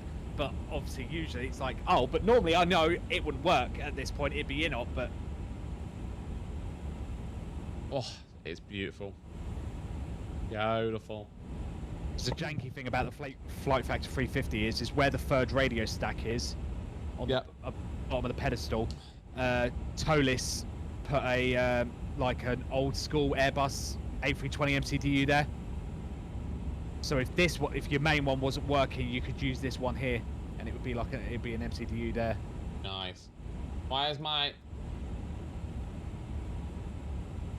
thing I have noticed is why am I not getting any traffic? I should be getting ADSB. No, it's saying received. It's on. But yeah, no sign of any traffic. Or am I zoomed out too far, maybe? Because it's supposed to show me traffic, but then I know Navigraph's been... I don't know where it pulls the data from. I think I've got mine set. Oh, question for everyone in chat. What does it mean when your traffic shows up as ID? What keyboard input active on what? Oh no, don't want that. But it's now saying my key. There we go. Right, well, let me look around properly. What's keyboard input active on? Yeah, this is the issue I was having. Where it was doing stuff like that, and it was like stuck, and it wasn't taking it off. One of these, I think. Oh, hang on. No. Yeah. So when you press Control, it activates keyboard input, but then you have to push Control to change your views. Oops.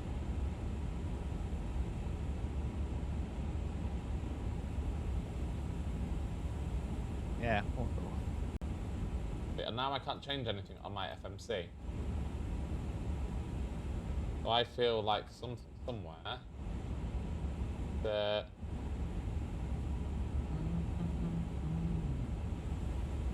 definitely having an issue. Yeah.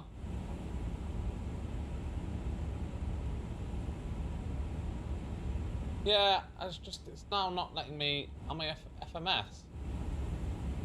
Nothing's working on my FMS.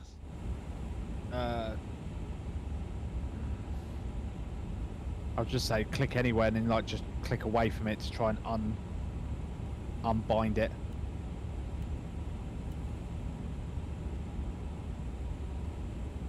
So it's obviously clicked in somewhere that...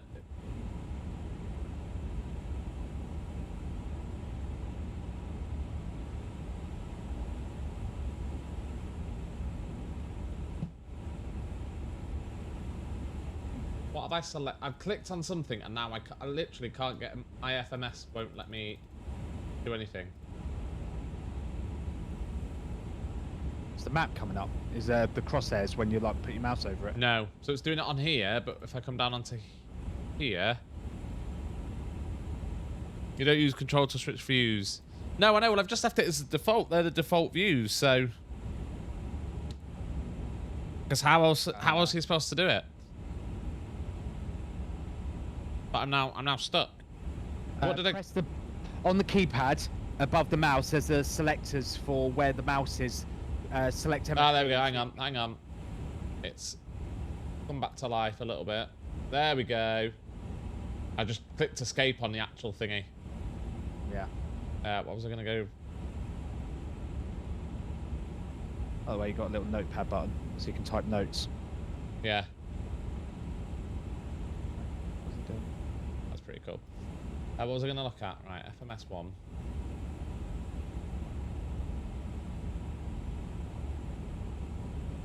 Well. There we go. It was obviously clicked into something, but registering. Mine was alt as default. Oh, that's cool. It just saves it. That's cool. See all your past notepads. The taxi, That's cool. adding the taxi button above the thingy would activate the taxi camera, but it's not modelled. So it lights up, but it doesn't actually do anything. Nope. Hopefully coming soon.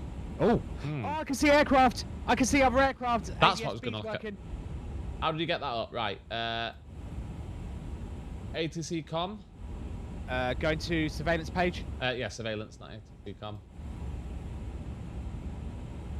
And then down right at the bottom. Where yeah. Says, make sure ADSB traffic is on. And then zoom out. And then yeah, you got to give it a sec. Also, on the surveillance page, on the traffic tab. Yeah. Make sure it says flight ID display on ND is on. I'm just wonderful. On.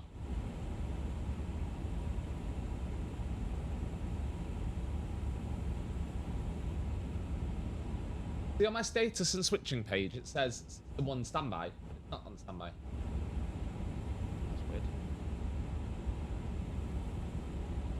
Cycle it.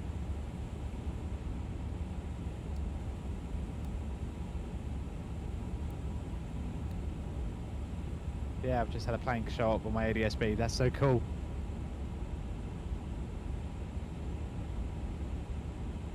I mean, I've not got any traffic near me, which might be part of it.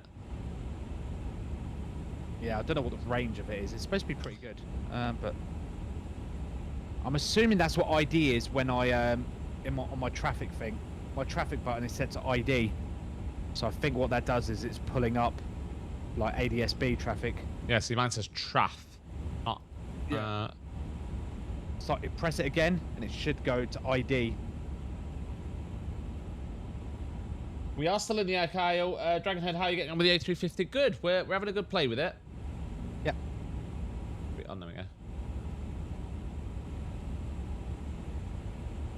Oh, do I see weather ahead?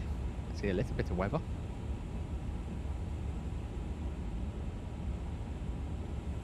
It's just so good. It is. Oh, that's setting itself to off now. Right, traffic on ADS on. On.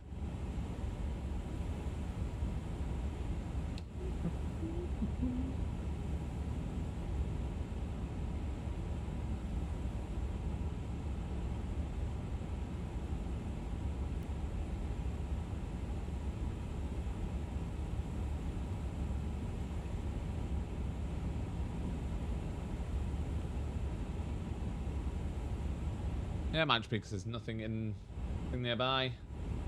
Ladies and gentlemen, this is your captain Mav speaking. with the 18-month resub, welcome in. Thank you very much for the resub. Let's have you here, mate. Oh, what's going on with my views now? Dan the man, haven't seen you for a bit. Morning. I've been about. Spoony's here as well, though. He's here making sure I don't do anything I shouldn't do. It's like the blind leading the blinded. Yeah, so I don't have any traffic on my thingy at the minute. That's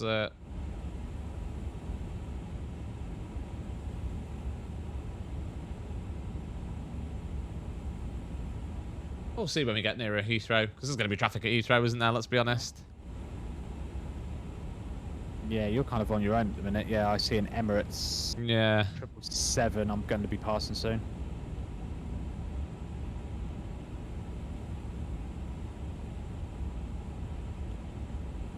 Oh, there we go. Let me put ID on now. Maybe I'll see something.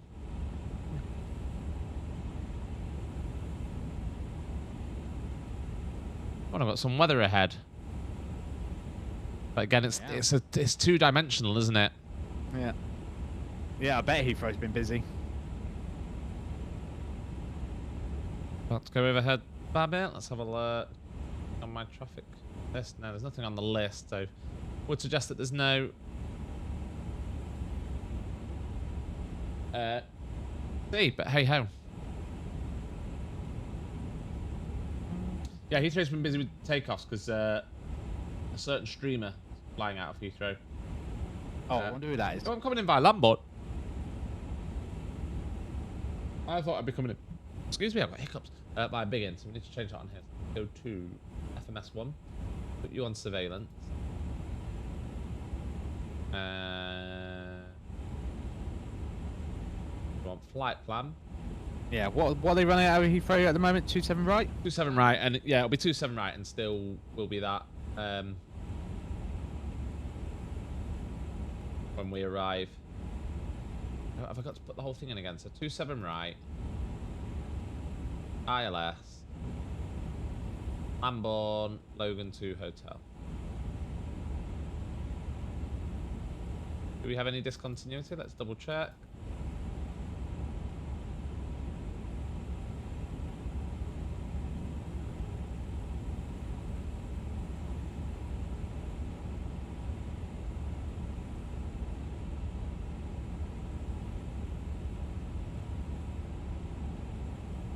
I mean, Logan 2 Hotel programmed in, but why can't I see Logan? Fairly certain that Logan is in the Logan 2 Hotel. Yeah, it's after you got Sasky, Inlod, Summum, Logan, Sabre, Brazo, Weasel. So I don't have Logan in here. Bit weird. That's strange. It loaded in for me. Yeah. Someone L608 to Logan and then Logan 2 Hotel. Let's put it in again. 27 right. ILS. Lambourne.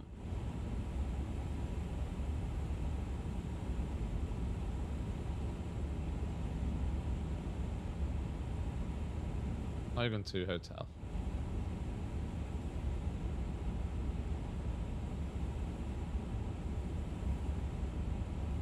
There we go. Logan, Sabre, Brasso. I think it's because I put it in and I didn't select Logan 2 Hotel again. Ah.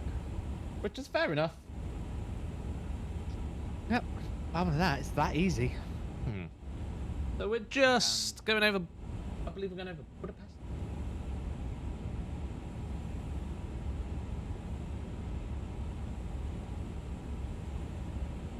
Right, there, just step out of Jude so you can add your steps in. Nice. MHCC. I don't think we've got any step climbs on this. No, I'm not. Not really. It was just climb 400 past Coates, and I think Coates was right very early on. Oh.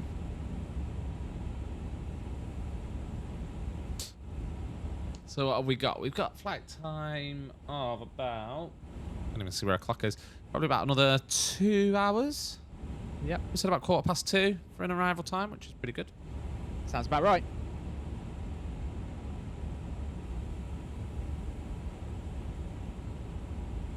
Again, for such a massive aircraft, it's very easy, isn't it? It's Yeah. just like... It's just Airbus though, isn't it? It's Airbuses all over. You just... There's no... no dramas, no sort of issues. No fuss. I remember, I keep seeing it and it keeps making me like sigh and shake my head. On the flight factor, obviously as you can see here on the thingy, you have the reg plate just above the throttles. Yeah. On the flight factor, I had to mod that. You have no idea what an absolute ball ache that was to do on the Oh really? Yeah, because you've got it... Obviously it's just straight in here. Yeah, no. On the flight factor, it wasn't there. Someone did a mod that lets you, it'll place it there, but then I had to go in and like find the font and make my own plates. Oh, what a nightmare. Oh, fucking God. I'm waiting to get Airbus yoke instead of the flight system I have. So yeah, I've got the an Airbus. I mean, I've got an Airbus yoke for sale, depending on where you are, Dragonhead. because I've just I treat myself to the Windwing Ursa Minor Airbus-esque, not officially Airbus, but the airline. Yep, you got the Innibuilds pen as well, which is always a big one. Yeah, I've got the Windwings. Got enough? Yeah, there we go. Windwings yoke, which is modelled on the Airbus side stick, which I just love. Fantastic. Feels beautiful. It's got force feedback in it. You're in Newcastle. I mean, I'm in Manchester, so it wouldn't be a massive thing to send it to, if you wanted to buy it.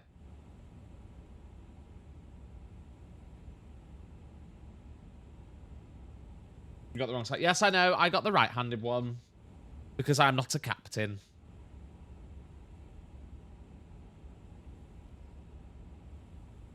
No, I got the right-handed one. Definitely the right-handed. Yeah, it is the right-handed one.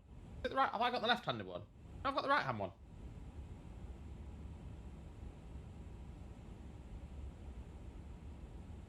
I was Spoony cam frozen again. Am I? No, I don't think it has. No, it hasn't. No, it's just me. No, I know. I'm sat in the captain's chair, but I'm not flying from the other side.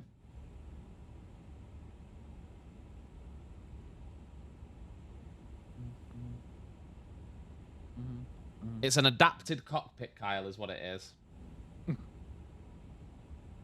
It's a specially adapted cockpit because that's the world we live in now. Everything has to be changed. I'm not getting into that. I have left and right hand. I see how. Beastie, you've got both, left hand and right hand. Have you? So yeah. So the Thrustmaster one, you can pick whether it's left or right hand. You can change the side of it easily. Whereas the Ursa Minor, you have to pick. Technically, I'd have to buy another one to get the left-hand one. Yeah, that is my one bugger with the Ursa Minor is for that. Yeah, I don't mind too much. They didn't make it ambi. I don't mind too much. I like the right-hand one, and it just feels really nice. So these to the Thrustmaster one, you can swap, can't you? Whereas with the Ursa Minor one, it's pick the side. I am very tempted to get the Airbus, the A320 MCDU from Windwing as well. Oh god, yes. Because it looks amazing and it's not mega expensive either, relatively speaking. When you look at the price of like MCDUs for, I mean, you can have a full. I'm surprised that any builds ain't done that actually with the there's no way to export like the onto a tablet. Yeah, if you had that on a tablet, it'd be cool. I mean, again, to be honest, it's just a touchscreen interface, isn't it? So it should be relatively easy. I'd imagine it's probably coming. Let's have a look on their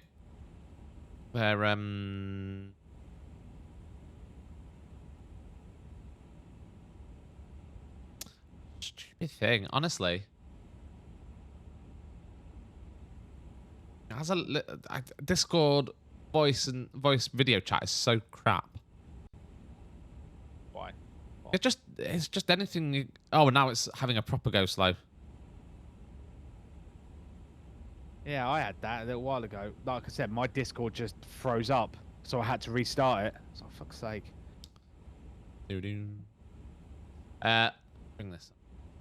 Bring you down here. Let's put you there. That Discord's should work. a really good program, but recently it just seems to be they do all these updates to give us features that no one really asked for. And break stuff that we do want. Yeah. So here we go. This is what is currently so. I don't think there's any differences. Oh, obviously the Xbox, because there's a few things on Xbox.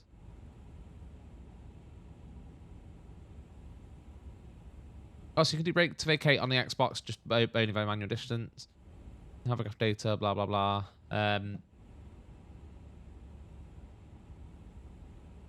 So what are we missing on the 2020 version? Because this is 2020 version of A350. I'm still not. Basically, no avionics bay, no cabin. Yeah, no interior modelling. I don't mind at all that. No, I'm not too fussed about that. You don't have a per livery config, which is what you asked. Which I don't understand why. Yeah, I don't get. Because other. Is it maybe just like the 2020 engine didn't support it, but the 2020. But you have it in other. You have it in other aircraft.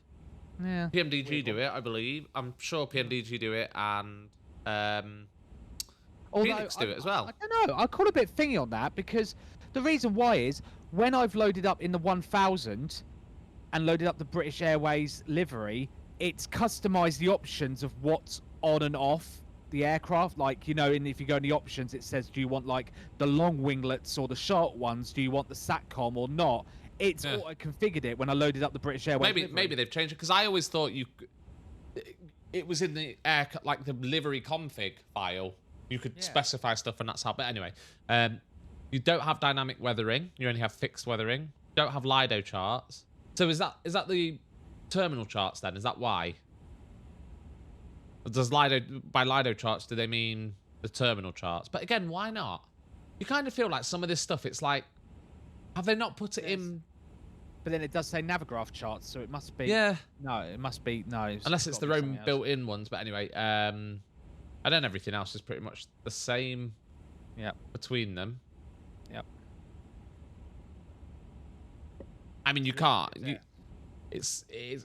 kind of feel as well that potentially with some of these, it might be coming down the line for FS 2020, or if they basically bought this out for FS 2020 and beyond like bug fixes and stuff, that'll be it. Yeah. And then anything else will be any new features. Oh, the built-in MSF 20. Oh yeah, because 2024 has got the built-in Lido charts, hasn't it? Yes, that makes sense. Yep. Thank you for ignorance is bliss, and Adam, thanks for. What's that, sorry? So the Lido charts, it's referring to the ones that come built in with FUS 2024. Oh, right, yeah. So you can just pull from them as if you don't have Navigraph, which makes sense. I mean, realistic flight experience using available real-world flight performance player, fully interactive ND with flight plan actions, 200 in cam, but you can, blah, blah, blah. That was what I was going to ask. Obviously, we've got the things like the bird strike, GPS jamming, etc. Are they manual? I know you can obviously trigger them manually from in here. How's this so dark? What's that? Oh, you're talking about thingies? Yeah, like you.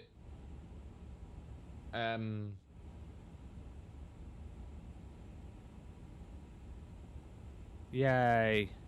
Yeah. En route maps fixed itself a bit now. I think it's because Navigraph servers were resetting. Yeah, mine was a bit really stuttery and laggy. Now it's come back. It's fully loaded now. Beautiful. Yeah, so you've obviously got your situations here. Yeah. Are you? So I assume they're not. You can't set them to happen randomly like you can, because like in the Phoenix. Oh, I see what you mean. You want to trigger them random? Like, will it randomly? Yeah. So like in the Phoenix, they're all set up to like randomly happen. They might happen. So like I've got them all switched on as random, but then the likelihood of them happening is real to world. So like the likelihood of an engine failure. Yeah, I got you.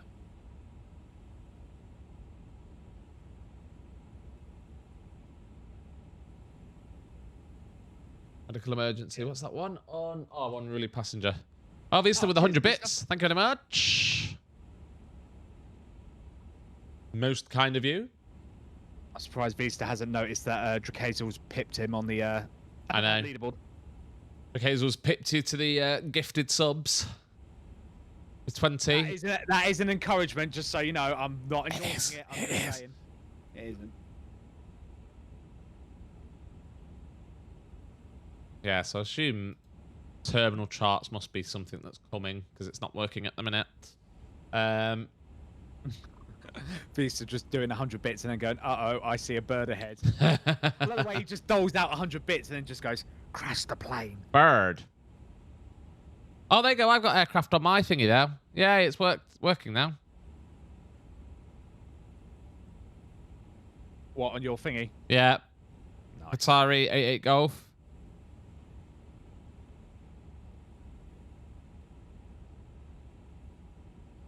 Is it rank based? Payday tomorrow. Vista says payday tomorrow. He'll reclaim his spot. Oh god. I mean, Pandy Tech's not far behind. Pandy Tech's not far behind either. I know. Dracazel, Pandy, and Vista are going ballistic. I know. There's a bit of a competition going on there. Am I upscaling? What do you mean? Am I upscaling? Are you using DLSS? No, I'm not using DLSS. I don't think. Why? Why do you ask?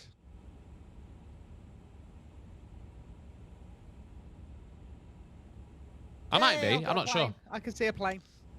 I don't really know what I'm doing, Carl. I think we've established this, haven't we? Got the Lufthansa. But I don't have a clue what I'm doing. That Lufthansa? Screens look blurry. I might have DLSS.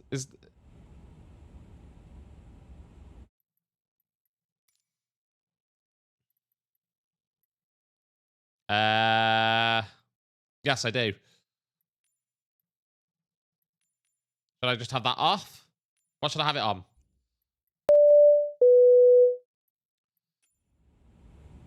James. Oh, that's broken a little bit. Fix that. The the things under the text. James UN UK. Thank you for the follow. Welcome in to the channel. There's 14 of you watching. Yeah, Kyle. I do have DLS on. What should I have it on?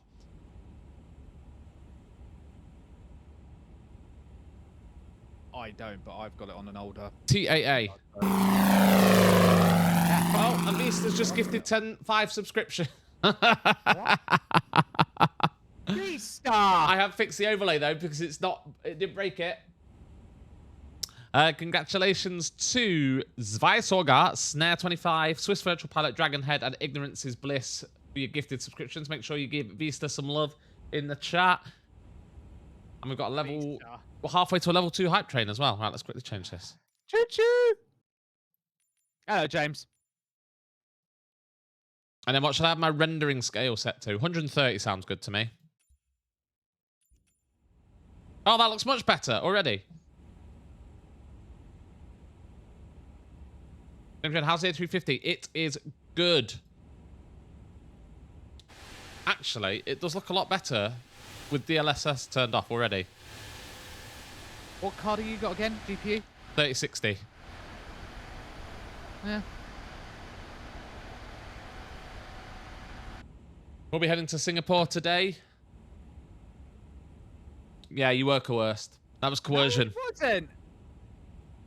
I'll agree with that. It was a bit of coercion, but whatever. Thank you for the hype. Thank you for the. I mean, we need 800 bits or 2 subs to complete a level 2 hype train. All I'm saying. Hashtag just saying. There was no coercion from me. It was not my fault that Drakazel was in my chat yesterday calling Vista a little bitch because he was now being knocked into 3rd place. That was all.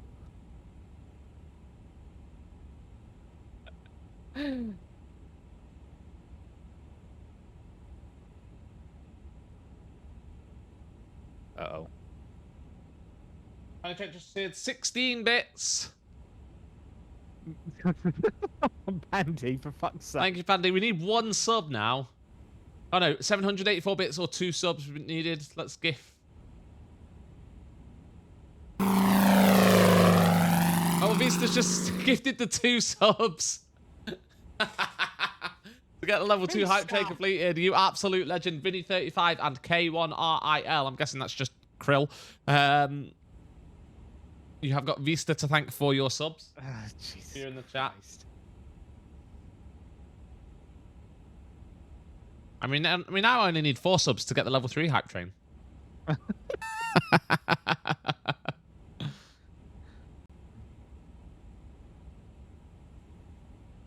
didn't even think about getting him to 5 because I've got the record at the minute of 4. So shut up. Oh, what level 4 hype train? Yeah. I mean, yeah, we could beat someone else's turn. I mean, I'm gonna be.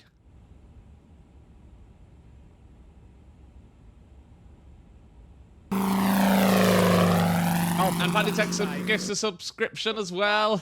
Like.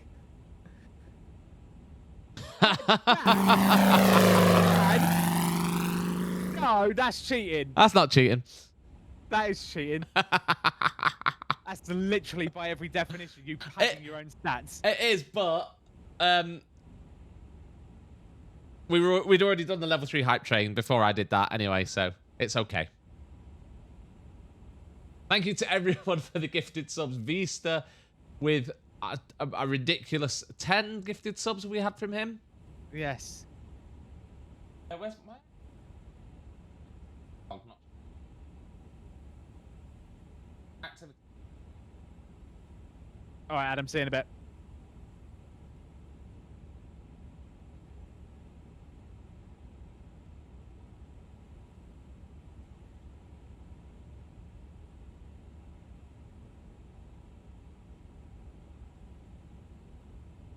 So yeah, so I mean, we've had in the last 4 minutes,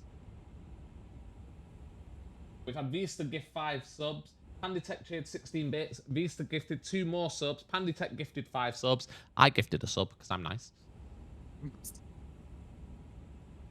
I ain't gifting nothing because I'm broke as shit. I mean, it's my payday today. Me and my wife are both paid today, so I'm spending the wife's money. It's paid tomorrow, so I like paying the wife.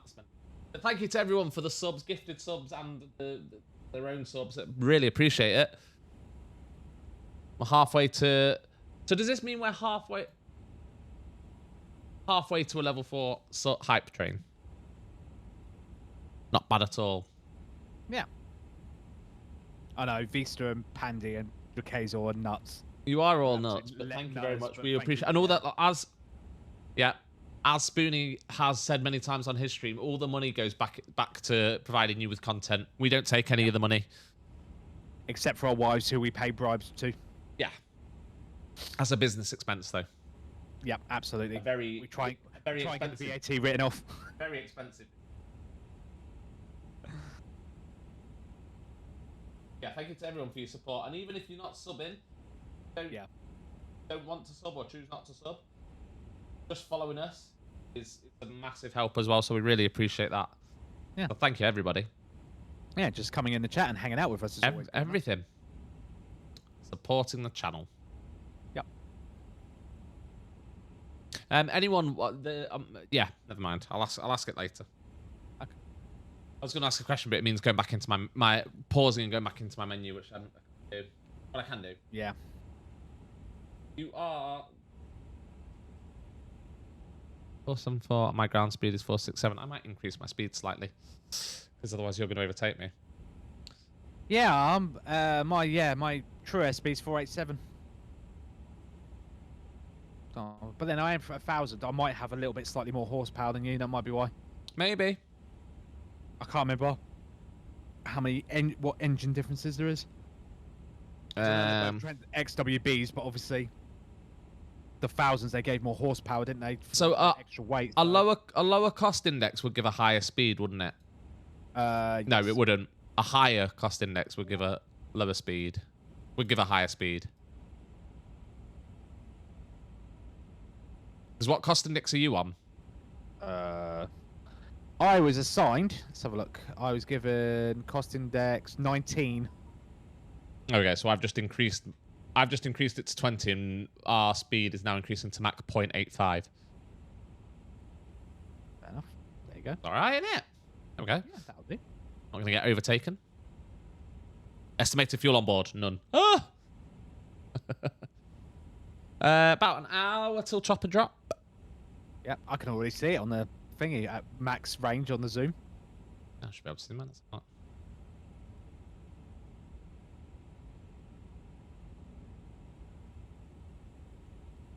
Yeah, I can just about see mine as well.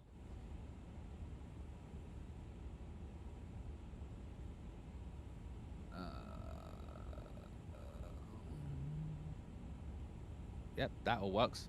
Yep, all the lights work. Woo! Well, all the lights work. Oh, the I've just hit the test switch, so I've just made it Christmas tree. Hello to the 15 of you watching. Welcome in. Kyle's got to go and do some chores. See, I did all my chores this morning. Oh, Jesus. I literally, no word of a lie. I got up, got sorted, got the kids sorted, kicked the older ones out, made sure they went to school, did the school run, came back, jumped straight on the computer. I've done nothing. So I've done enough stuff to make it look like I've spent the day doing stuff. Oh, okay. Choo choo! Thank you, Visa. Thank you to Panditech as well for getting us that level 3.5 hype train. It was 4, wasn't it? It was 4.5. Well, no, we were halfway to a level 4. Oh. But that's still good. Still good, man. That'll do. I'm an amazing husband. I am. To both you and my actual wife.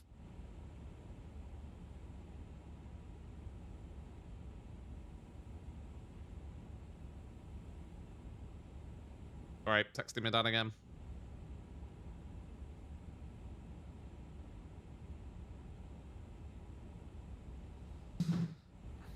bet Fate's gutted he's missing all this. Yes. Oh, the A3. Oh, oh, look at that airplane.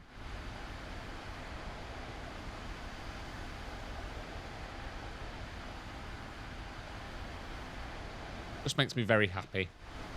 Yeah. Have this aircraft. Can I see Spoony? Because he was coming up behind me. No. Okay. Dan strike into the engine.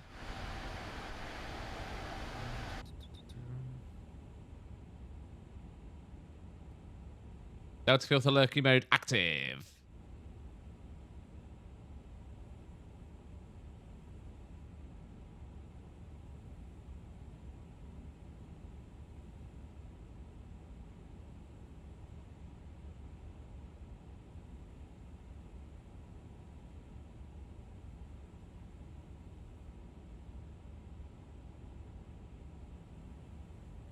At least all the passengers were alive so far. I mean, yeah, I've not forgotten to pressurize the cabin. But again, on the Airbus, you don't have to. It kind of handles it for you.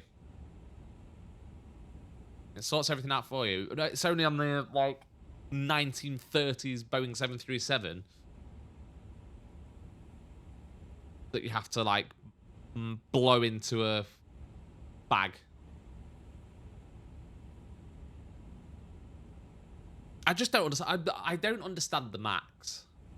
I think we've been over this many times, but we're going to revisit it again. I do not understand the point of the MAX. I know they're trying to compete with the A320neo. Yeah. Which, fair enough. But then, but with an airplane that's like 20 years older, sorry, than the A320. Because the A320 is like 1980s. Yep.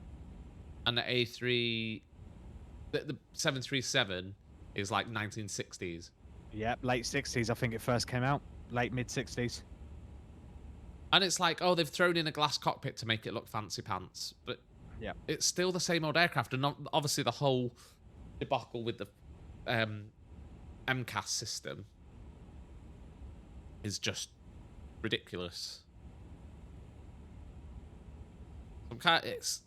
I just don't get the 737. I don't. It's just the simple bottleneck is it's just bottleneck. You got one there. The simple case of it is it's just they're being tight. They don't want to fork out the money for a brand new thingy, so they're just not going to do it. Well, I think as well it's the fact that they quite, as a business, they quite clearly missed the boat, didn't they? Yeah. They thought, oh yeah, don't get me wrong, I actually like the 737 like 800s, yeah, like the NG family. The NG, they're good aircraft. I like them. I've flown on them, and they're nice, comfortable aircraft to fly on. I know a few people who I work with are their partners are pilots. One flies, or did fly for TUI. I think he flies for Jet2 now, but he did fly for TUI and hated the 737. He said it's an awful plane to fly. Yeah. And I think he's gone to Jet2, and he's obviously been trained on the Airbus, and he much prefers the Airbuses. Yeah. I think as well the whole control, like Boeing with the yoke and everything. You know, when you see them like wheel shuffling like crazy, trying to keep it level. And they're like they're doing all this shit and going. And there's this whole thing. People use the argument. Pandatech says Vista says he prefers Airbus purely because they have fancy screens. Yeah, I mean, the thing is as well, the Airbus. We've always said this. Like the A320 was designed to be adaptable and was designed to be upgradable. So it's things like, you know, they've obviously started off with the little CRT screens.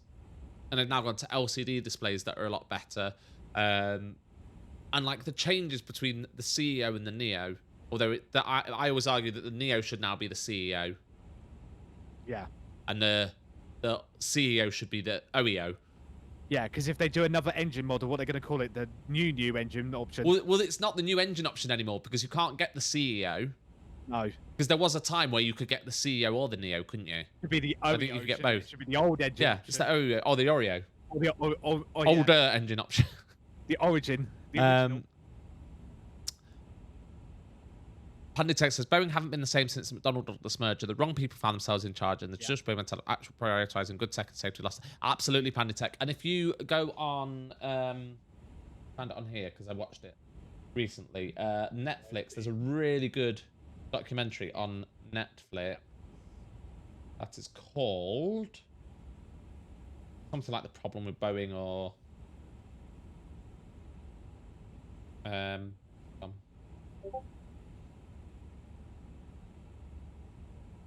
It is quite shocking how bad of a company McDonnell Douglas was, but yet somehow all of their executives ended up in charge of Boeing after they merged. It's like, how the fuck did that happen?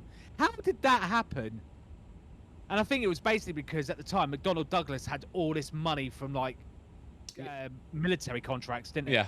So it's called Downfall: The Case Against Boeing. So if you've got Netflix, Downfall: The Case Against Boeing, it's really interesting because it goes all on about the whole like merger between Boeing and McDonnell Douglas, and how exactly what you said, Panditech. They prioritized profit over safety. It's really a really interesting watch. I watched it recently at work when I had nothing to do, which is very rare, but it was a it was a weird day. It was a snow day. Long story that we'll go on through another time, but it's really interesting. And the thing is, like I say, the Airbus was always designed with the future in mind. So we've got this aircraft, here it is, but then they made it so that it was still getting in and out of the small airports. It could still do that sort of regional stuff, but they could slap another engine on it. And it wouldn't be... I mean, you look at the original Boeing 737 and the engines on that, and they were tiny. They were like cigar tubes, weren't they? They were really... Because they were obviously the old jet engines.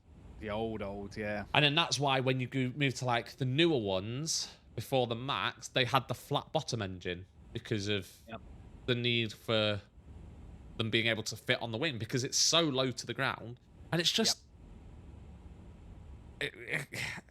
It's too old at the time. Yeah, because at the time Airbus were heavily like R&D, like really future teching into what engines of the future were going to be. Yeah. So when they made the 320, even back in the 80s, they were like, we know they're going to get bigger. Yeah. We so we'll see leave this space coming down the roads. So therefore, we'll make the gear longer.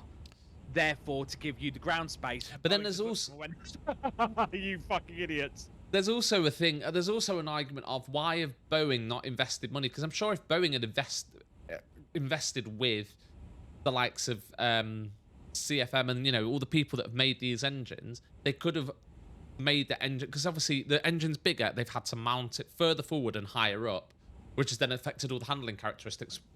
Could they not have invested in development to develop an engine that could still be mounted where it was? There's all sorts of things, and I just think, but you watch this, honestly, this documentary, they speak to ex-Boeing employees who are like, they slate Boeing. There's one bloke who says about basically he raised loads of issues and he got suspended because they said he was causing trouble, and a culture of, we don't want to know about problems. Just do your job. Just do what you're supposed to do. We don't want to know about issues. We're an airline company. If you've raised problems, we have to spend money and deal with them. Ugh. Yeah. Yeah, and it's just, and the 737 is just, it's their own fault. The 737 came out of them making a massive business fuck up, basically, because they didn't anticipate the Neo, and they didn't anticipate that development. Yep. And then have had to, let's rush something out and let's throw some new engines on the 737 and let's put some glass, let's make a fully glass cockpit. But because it was based on the original 737, they didn't have to do all the any recertification. Yeah. It was ridiculous. A quick Moodle test on a tablet, wasn't it? Yeah. And even that originally didn't even tell the pilots about MCAS. No. So that was again, they talk about this in the, because obviously they talk about the two very sad crashes that there were, and it's. They talk about the MCAS system and the fact that it was actively withheld. It wasn't a case of it was omitted. They forgot to tell people about it.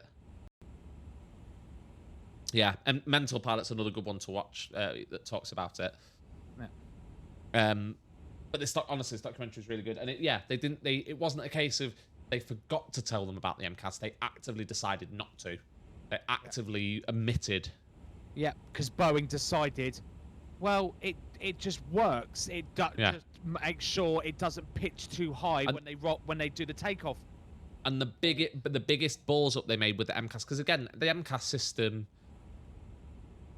on paper was fine. There was no issue with it. Yeah. It's fine to have something like that on. But the two things that they say about the fact that they have a system that is actively controlling the aircraft, and let's not forget to mention you're incapable of flying a Boeing safely. I mean, where's you just right click, don't you? Just right click to time out, don't you? There we go. Yep. No. So. Yeah. So the Airbus A320 and the Airbus A320neo, there was next to no difference between. But that's the whole point of like the Airbus anyway. Airbus work with a thing of you can. So obviously the Airbus A320 is the A320 family. So if you fly the if you can fly the A320, you can fly the 18, the 19, the 20, the 21. Yep. And potentially only need. Hang on. You don't need I know what you're going to look up. You don't need a full recertification for the Neos. You just need to do it's like a basic course, just show how the engines work differently and yada yada yada. Yeah, the slightly different handling characteristics and the slight difference in obviously like the power of the fact that it goes up like a rocket. When are we both crashing the Boeing together? We're sorting out Spoony getting hold of some form of Boeing aircraft. Yeah. And then one that we can do, well, obviously streaming with, and one that obviously, well, I don't know. I don't think any of them are compatible properly with like your controls or anything. I think the PMDG you can do, but it doesn't work 100%. It's kind of cross. It's budged into it, but yeah, with the MCAS, what was I saying? So obviously it's a system that actively controls the aircraft. Yeah, and they decided not to tell pilots about it. That's a big no-no. If you've got something that is going to be having input into flying of the aircraft, you need to know about it. But also, it had no redundancy. Nope. So it was based on one sensor. That was it. Yeah. Yep. Right, I'm gonna be back in 1 second. All right, no worries, man. I'll leave you again with Spoony. Spoony can carry on the Boeing rant, and I'll come back in a second. Yeah. So yeah, it literally had one sensor on the nose. So if I show you on the 350, you see them right here. So these are your sensors. These are called your angle of attack sensors. So you've got two on this side. You've got, I think there's a third one on this side, if I'm not mistaken. Yeah, there's a third one here. I'm not sure what the other two are, but basically, the reason why you have more than one is because the angle of attack sensors can get damaged if a bird hits it, anything. It's just a simple little peg. And all it does is, when the plane tips, it senses the tip and goes, and then obviously it's literally a spirit level. So it tells the plane, that's how the plane knows it's tipping, because it's an angle of attack sensor. It can detect the pitch of your aircraft. With the 737 Maxes, what they did was, because the engines were larger, there wasn't enough ground clearance, so they had to move the engines forward and up, which screwed with the whole balance, the weight balance of the aircraft. So to counter this, they put in MCAS. The idea being the concern was that when the pilot gets to rotate the aircraft, so V1 rotate and he pulls back, the engines, because they're further forward, could actively help push the aircraft to pitch higher, which could just lead you into a flat stall. So basically the nose just goes up and up and up and up and up, and the pilot's like, shit, nose down, and it's still he's having to fight it to pitch down again. So the idea of MCAS was MCAS would catch it and just make sure you can't over pitch the aircraft when you pulled back on the stick. That was all it was supposed to do. But the problem was, because it only was relying on one sensor and had no redundancy, if that sensor was damaged and giving off erroneous data, saying, oh no, you're not even pitching up at all, or you are pitching up, Well, MCAS is going to catch it and be like, whoa, whoa, whoa, whoa, whoa, you're pitching up too much. And then what it would do is, if everyone's seen a 737 pedestal, you know you've got the trim wheel here, right? And you know it does that noise. It just put the plane and just spin it like crazy, and it would just pitch the nose down, even though the plane is not even pulling up that much. All of a sudden, the pilot's like, why are we going down? Pull back. Why are we still going down? Pull back. And it ended up, and then the first crash, the pilots were like, I don't understand. Why are we going down? I'm pulling back on the stick.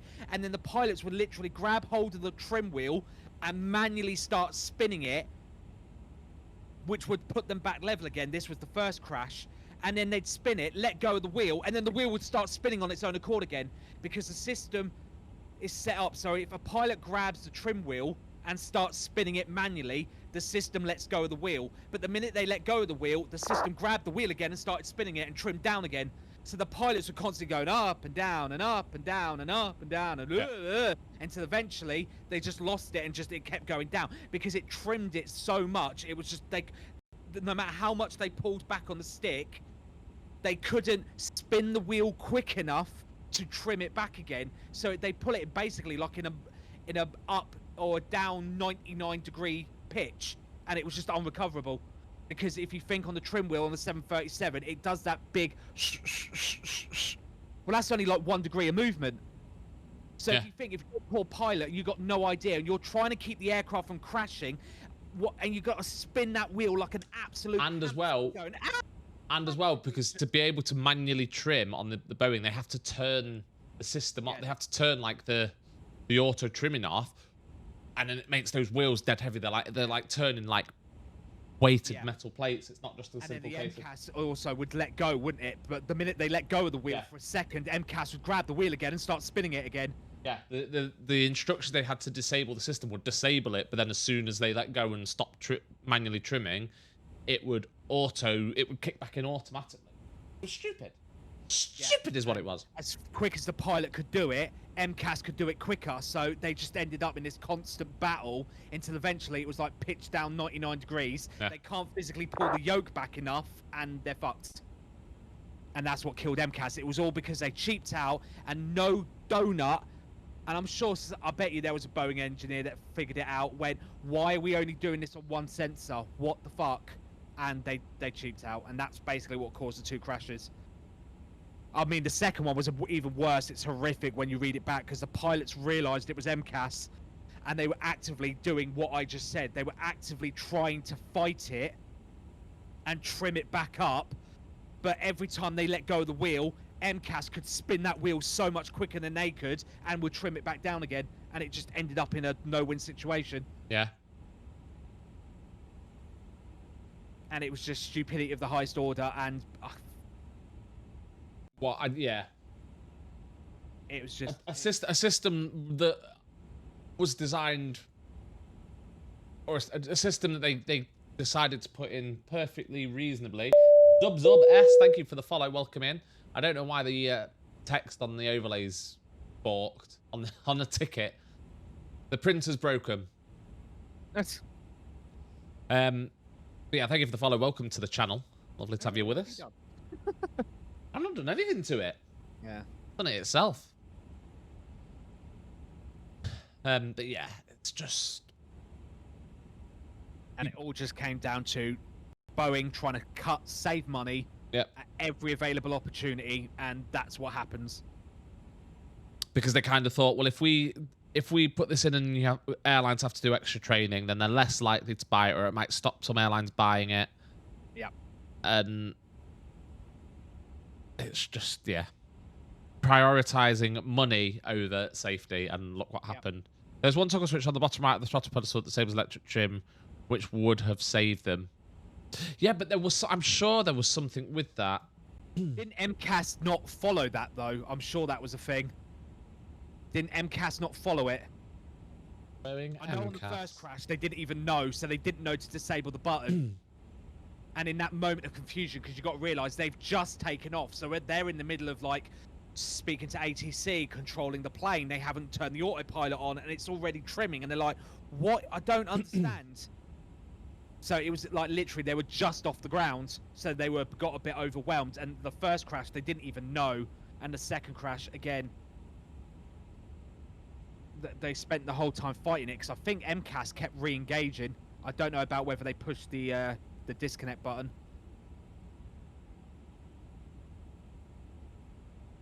If they just left one notch of flaps, MCAS wouldn't have engaged. Yeah. But again, for the first crash, they didn't know. They didn't even know MCAS existed. They didn't know. They were never told. But for the second one, I'm not sure.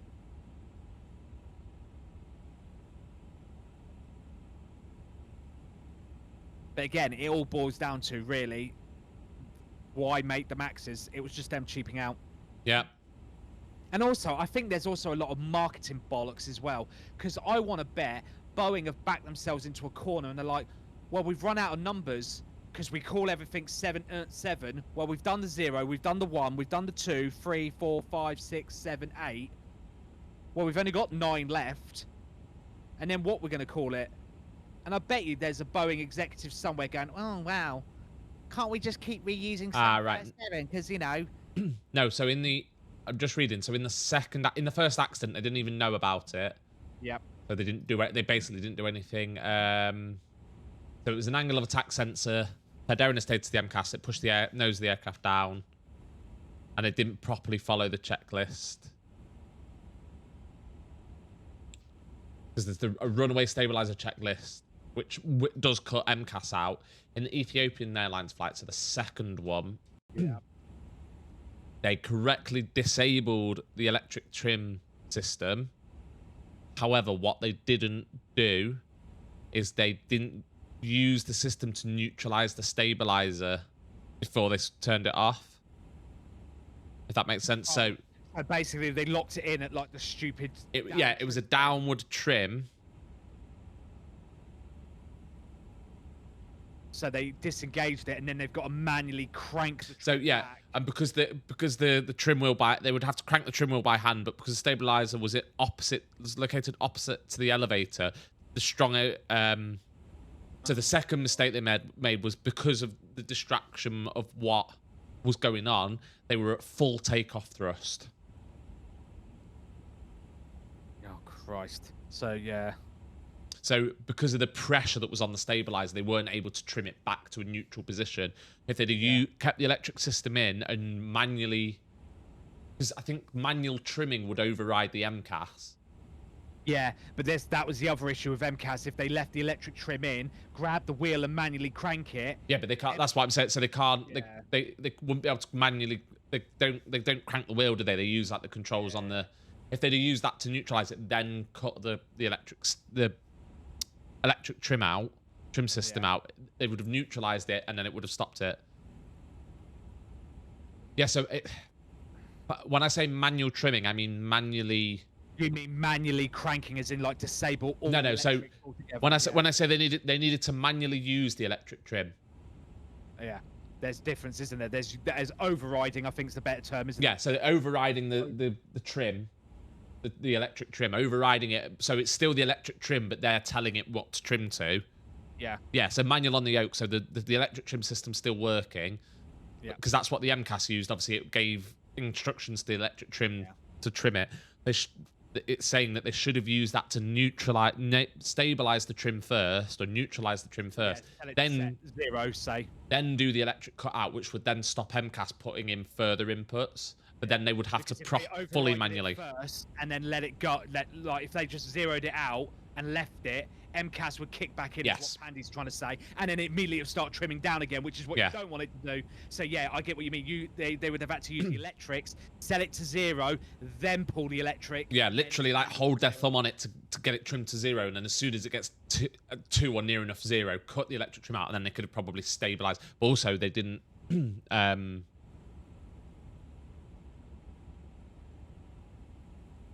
But again, and bear in mind, this is all still happening as well while they're in the middle of takeoff as well. Yeah. It's like, fucking hell. I think the whole issue with it was that it was just information, and it was just information and situation overload. Like there was everything going on all at once. Imagine that's happening. You've got alarms blaring. You're trying to hold the aircraft in place. You've got ATC calling you, going, climb to... And it's like, Don't Yeah. fuck up, leave me alone.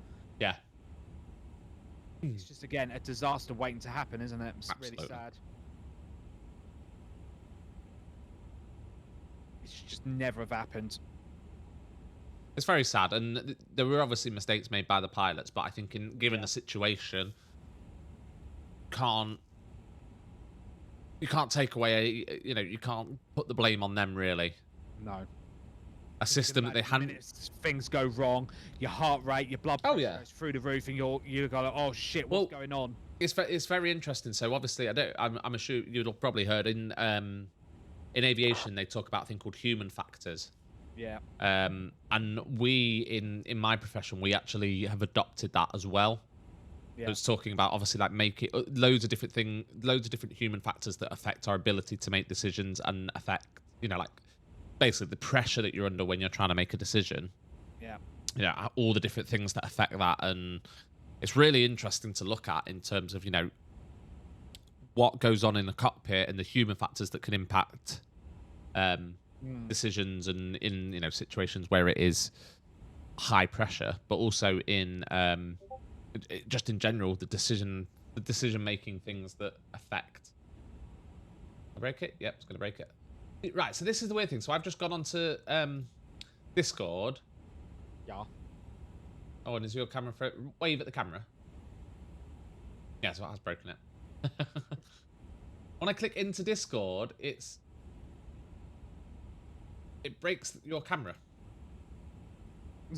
And then Okay, that makes sense. But I click into Discord and the camera out, like the pop out box for the camera is behind it, so it doesn't like it. But if I move it up so it's not behind it, it's happy. Stupid. Yeah. Excuse me. I've just looked at this. How did I get 3 votes? Why was I an option twice? And who's going to be the first to crash? Spoony or Dan? And I was... What? Spoony, Dan, or Dan?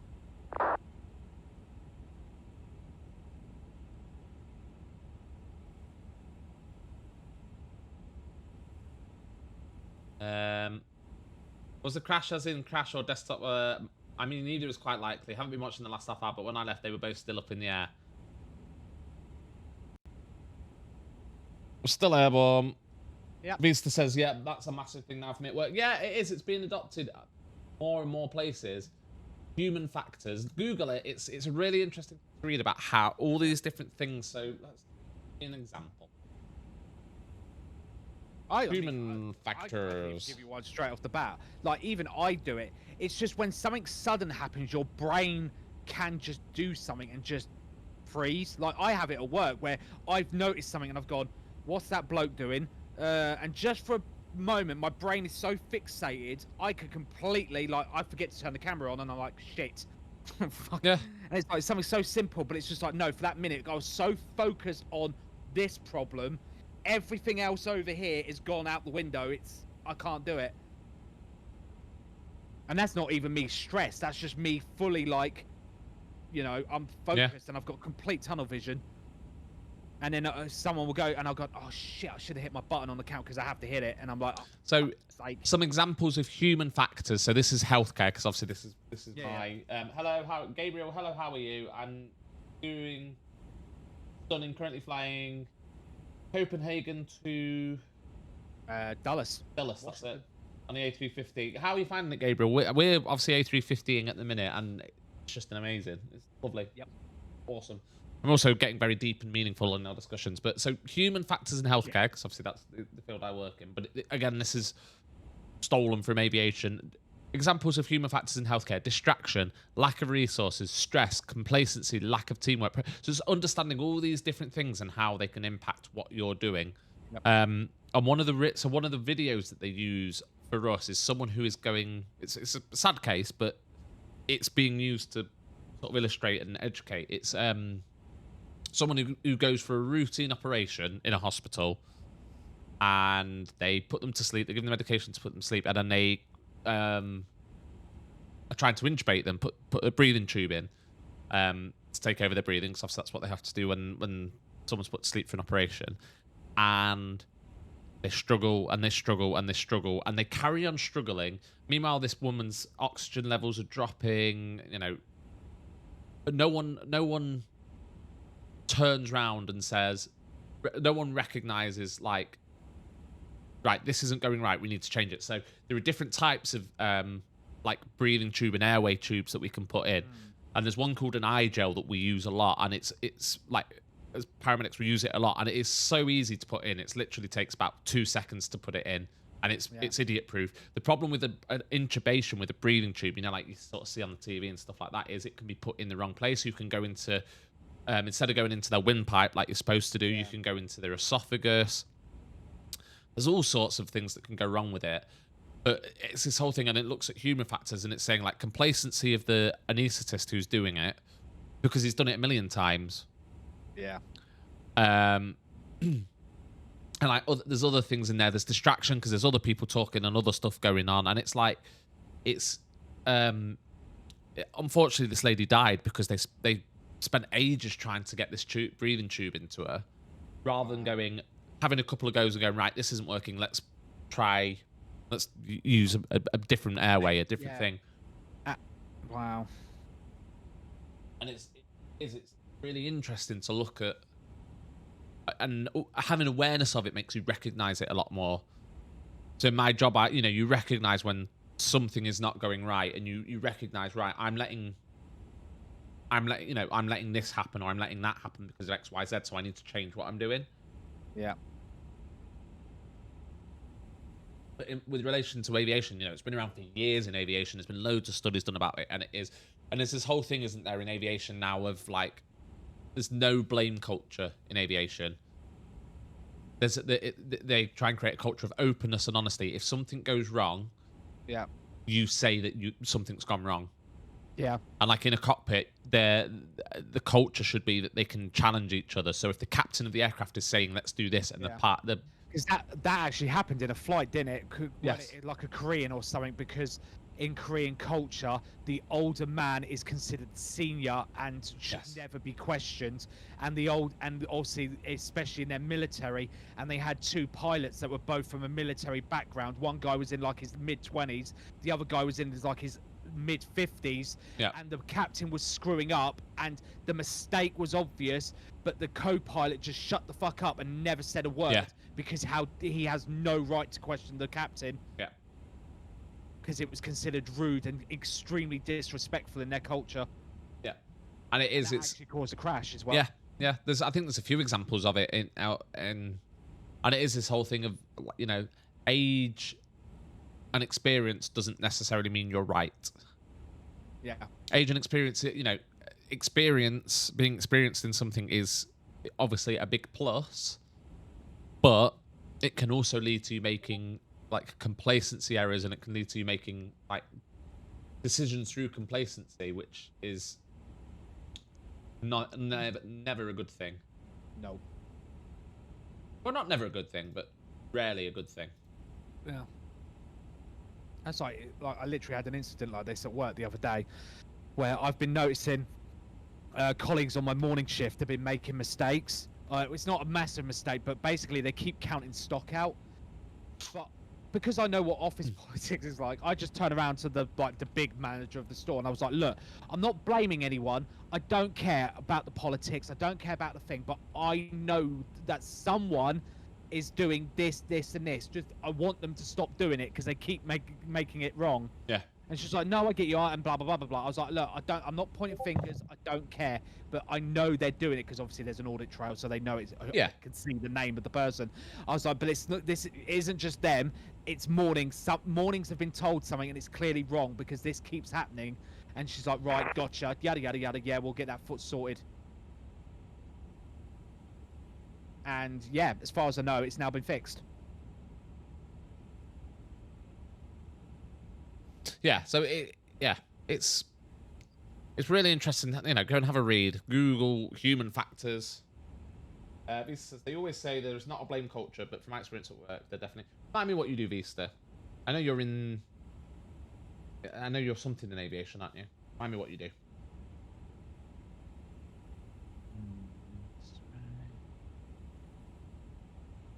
Yeah, it says anywhere that they say there's not a blame culture, It's difficult. If something goes wrong, it's difficult to not have a blame culture. It's difficult to not say that was their fault or they did this. Yeah. But I suppose there should be there should be. Oh, that's it. Of course, your submarines. Yeah. Of course, yeah. We were talking about this the other day. He's in the Navy. You're where airplanes shouldn't be. Yeah, so you're in submarine, but yeah, it is because we have the same thing in our in my line of work in healthcare, where if you're open and honest, absolutely unapologetically blame culture. Yes, IT and finance, but like in my work, there's if you are open and honest about stuff, if something goes wrong, if you're open and honest about it, then you won't get into trouble, and you do. People get screwed over all the time. But it shouldn't be like that. It should be that if something, there are planes in the sea than submarines in the sky. That's very true. I love that. There are more planes.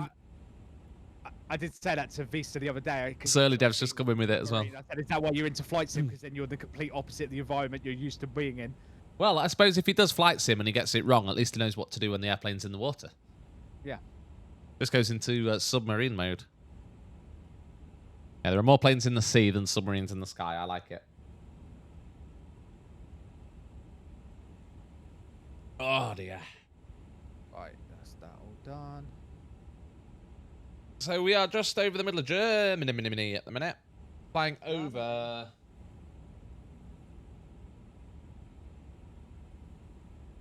Frankfurt. We are going to go through... of... Hanging radar, but I don't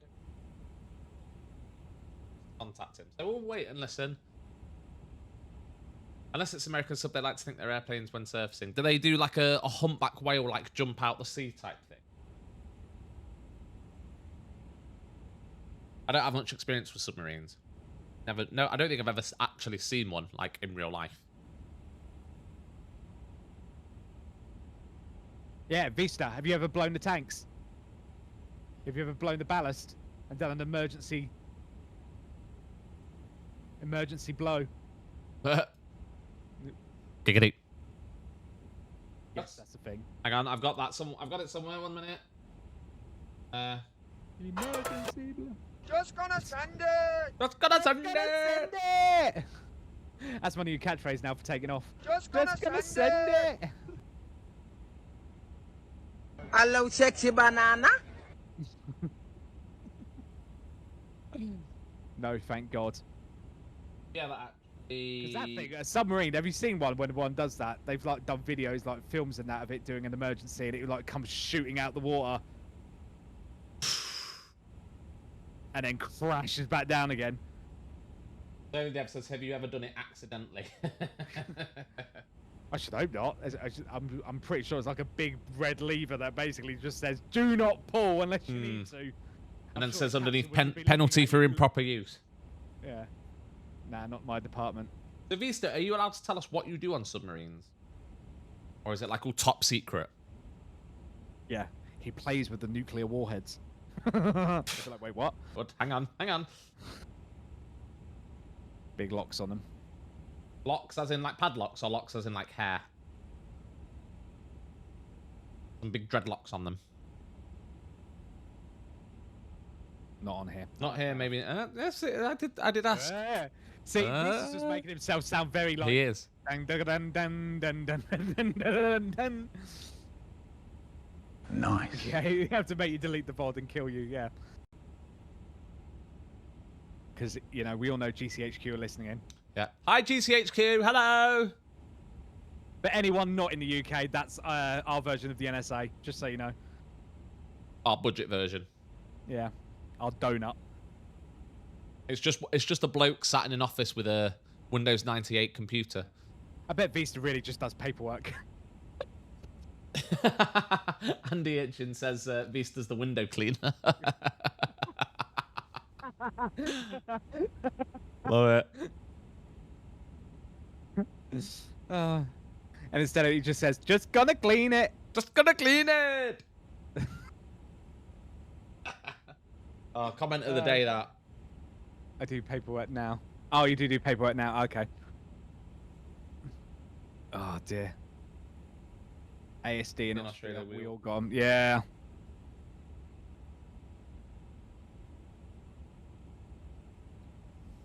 Oh dear, I don't know why that got me. That did tickle me, Andy. Oh fuck. Very good, very good. Yeah. Do.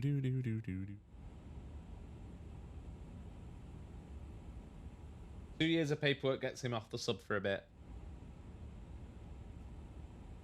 Fair enough. I can imagine it being hard work because you're on the sub for like months at a time, aren't you?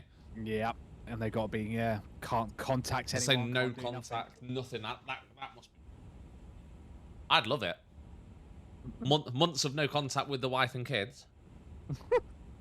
Bliss. She better not watch the VOD. Jesus Christ, you're a dead man walking. Not anything that I wouldn't ever say to her face. I have a very dry sense of humour, and yeah, you know, like, I remember that tonight. And you're like, oh shit. She knows what I'm like. We have still got full staffing at Heathrow, which is good. Yep. Hopefully it stays on. We've got about another hour to go. About 15 minutes till pop off this horn. Again, just been very, very seamless. I've had a few stutters, but I think there is a lot for this aircraft to sort of handle and load in. Mine's been fine on my end. And actually, I get more stutter. It's more stuttery since I've turned off DLSS, which is a bit weird. Yeah, see, now that's weird because, funnily enough, when I reinstalled obviously Windows and that and put Musfas on this, it automatically set it to TAA, and I've left it, and I've actually had better. But then I'm running an older generation card than you are. Yeah, I'm running a 3060 with DLSS. I agree in terms of like the blurriness. It's better, you know, like on the screens here. We don't have the blurriness that we had before. Yeah, but I'd definitely say my frame rate's probably dropped. Have you got all your scenery enabled as well? I mean, yeah. Obvs. What you got them on? Is it a SATA or an NVMe? All my Musfus stuff is an NVMe.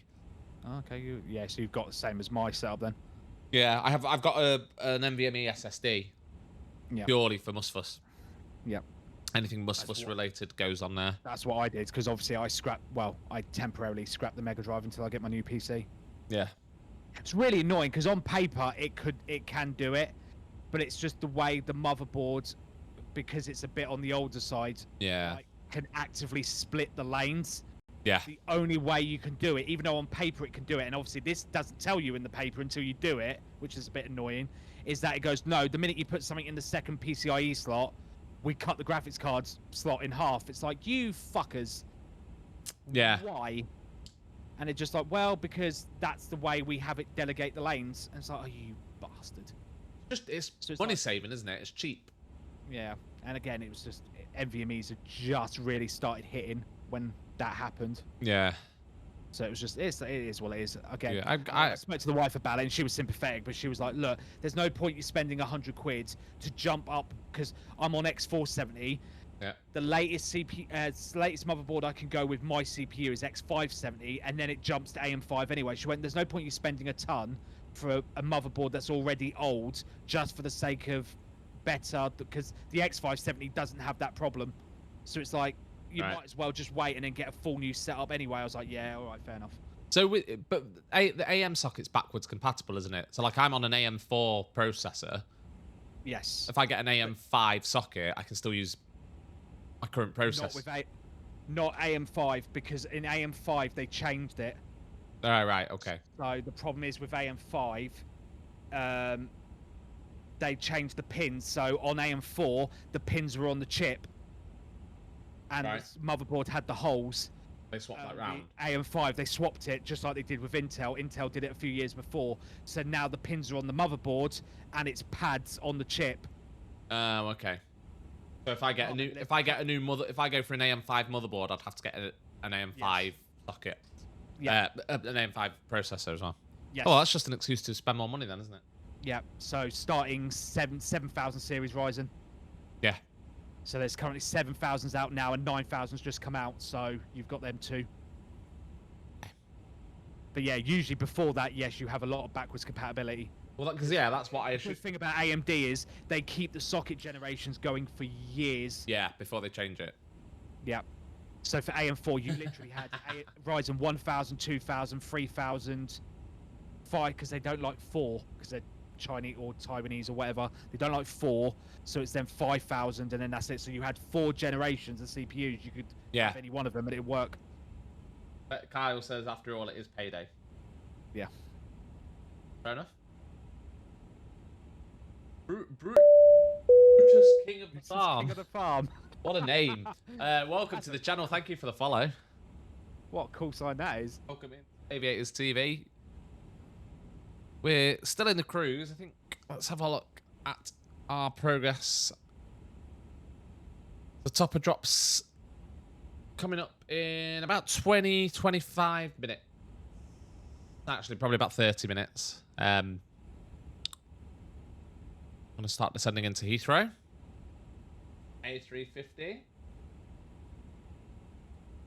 Yeah, so my plan is to... I'm fine for RAM. I've got 32 gig of RAM.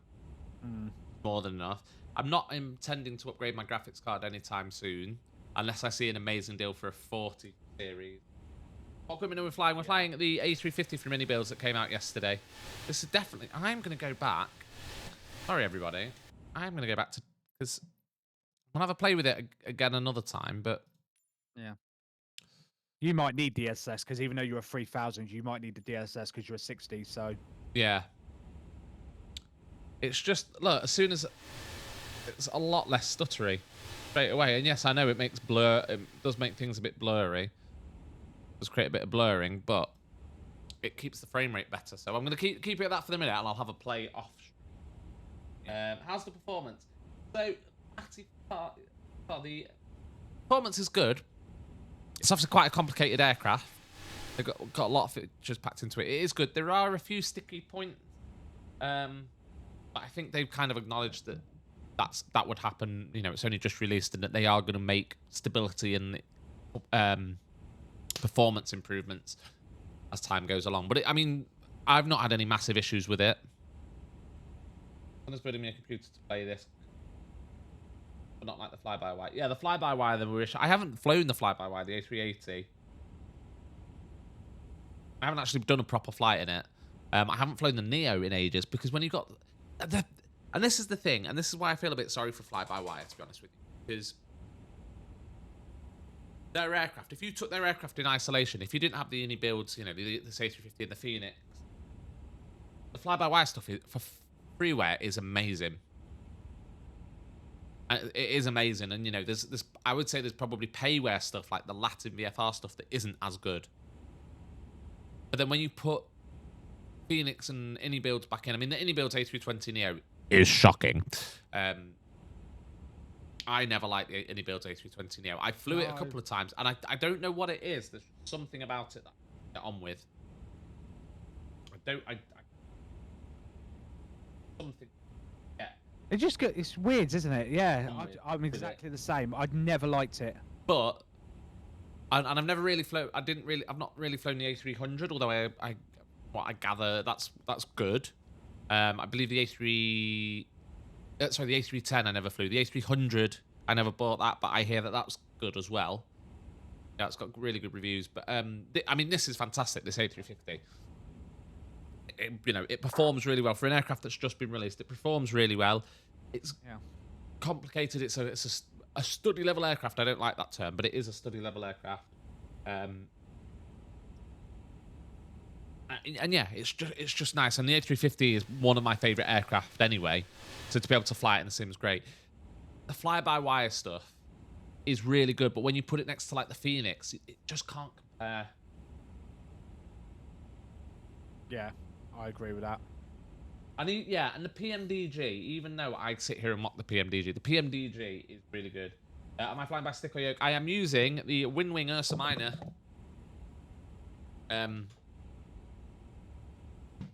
Airline side stick, I believe they call it. Basically, yeah, an Airbus side stick. Yeah, it's when you put like fly-by-wire next to the Phoenix. You just can't. There's no comparison. And I know they're different aircraft, but they're still the A320 essentially, aren't they? But no, going back to the original, this is very good, this A350. This is my first full flight, and I had to play with it yesterday. This is the first flight. I'm using the wrong stick. Yes, I am, Kyle. Kyle, let that go, will he? No, Kyle is our resident arsehole. For anyone who's just joined the channel, he's our resident arsehole. I lean to wanting to give any benefit of the doubt airframes as they're bound by a Sabo goes in an 800. Yeah, I would agree with that, Pandy. I think potentially like the A320 Neo, etc., by any builds have been limited by what Asobo have let them do, which is a shame, really. Why would you? Why would you limit them like that? Yeah. Kyle says he's been called worse. I'm sure you have, Kyle, and we love you. You're a lovable arsehole. I had a friend that always said, don't call people arseholes, because arseholes are useful. So, President arsehole. You know, Kyle.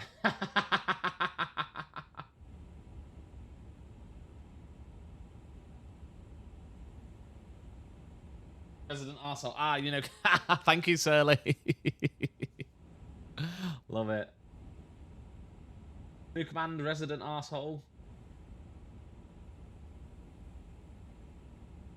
Yeah, if you've not picked up the A350, if you are into your Airbuses and you like your longer haul stuff. I mean, I say longer haul. We're not doing particularly long haul here, are we? We're on medium, innit? Istanbul to Heathrow. It's only about a 3-4 hour flight.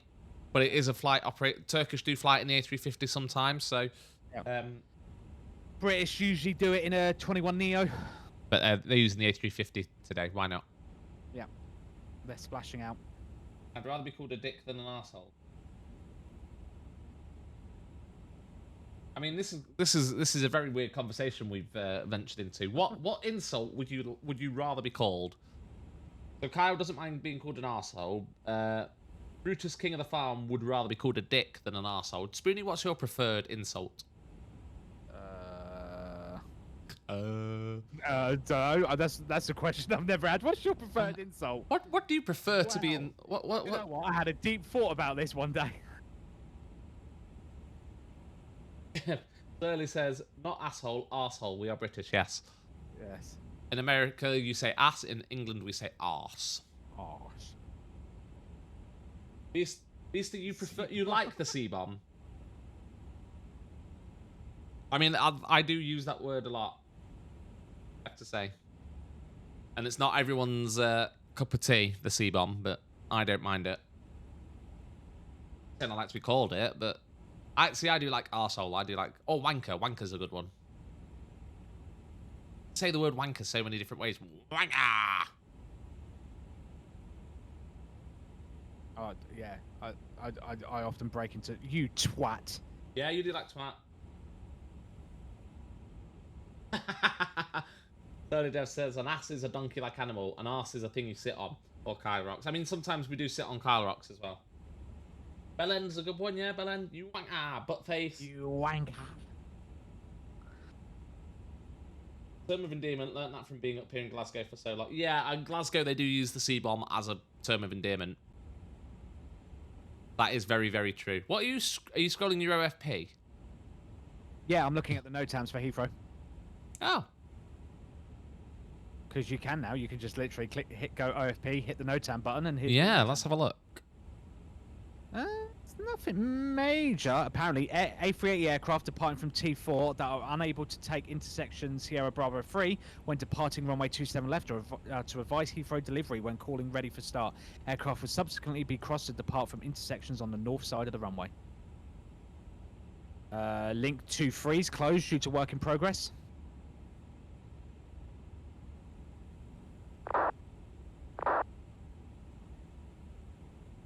And the fact they've still got a crane at the airport at the minute.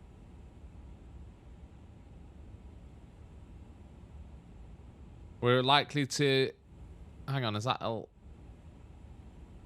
that's Istanbul. Istanbul, there's a high likelihood of birds. Crane. Yeah.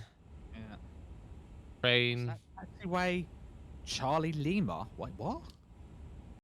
Taxiway CL LGT. Taxiway center line lights out of service on taxiway Bravo. Bravo. Well done. Good acronym use. Well done. There's one thing I know, it's acronyms. Right, let's tune 119.730. Ready for Heathrow Dictator. There we go. Again, sorry? 119.730.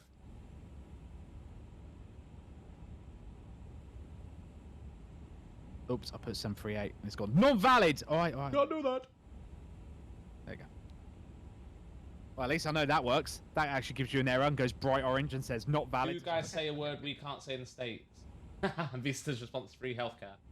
Free healthcare was great at Vista, but they said I have to wait for months for a doctor's appointment. Very good. Oh, Jesus. Let's not get started. American versus UK healthcare. Oh, look, Adam's back. Adam, you've missed the discussion. What's your favourite insulting phrase? What's your favourite insult for someone? Your favourite word to call someone? My chair's dropped down again. No. Is your gas cylinder gone? It has. But I can't really buy a new chair at them. Well, I could buy a new chair. It's all these things I could buy, but the wife would kill me. I said about needing one the other day. She was like, you always need something for your computer. Right. Yes. Yes. And? No point. That's a bear shit in the woods. Yes. There we go. How did you get charts to load? So we haven't got the charts aren't working. Terminal charts aren't working. No. For some reason. But the en route charts works. They didn't work briefly earlier because of the Navigraph update. But go plan my airport map loading. I mean, Surly, there's a comment that could be made there about Adam liking a dick in his arsehole, but that's highly immature, and I'm not going to say it. Oh well, PG's gone right out the window on this. Oh, we're definitely R-rated. What a tune! Right, so we're coming in on 27 right. Sorry, I've drowned you out. Okay. With the music. Jesus Christ, my brake. Make me wanna die. Brake thingy's broken, isn't it? Or has it fixed itself? Let me have a look. Is brake to vacate still broken on my plane? Apparently, yes. Autoland is also... What? Oh, Autoland, that's fine. Because apparently I've still got a fuel weight data disagree. So, okay. I don't know what you mean. I'll try and do it anyway. Because we're going to Terminal 5 anyway, so really... Maybe Dan is maybe I'm projecting. You're very protective, Surly, of Adam, aren't you? Dumb. Yeah, I'd rather be a dick than an arsehole. Although I am an arsehole. I say this, what people say to you, you're an arsehole. I'm like, yep, I am.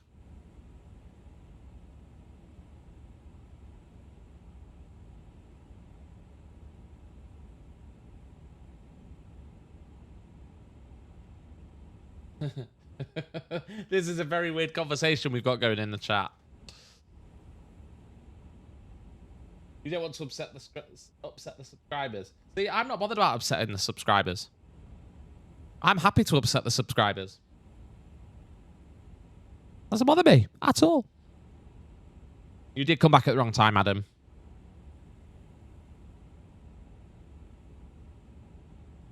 What a tune. What's the current METAR at Heathrow? 1020. Pre-tune. Did you know you can do that now? What's that, sorry? Your Q&H, if you scroll the wheel while you're still in standard, it pre-tunes. Oh, that's the one thing that I like from the thingy. Let's have a look at the Heathrow ATIS. But still 27 right. I'm a 1021.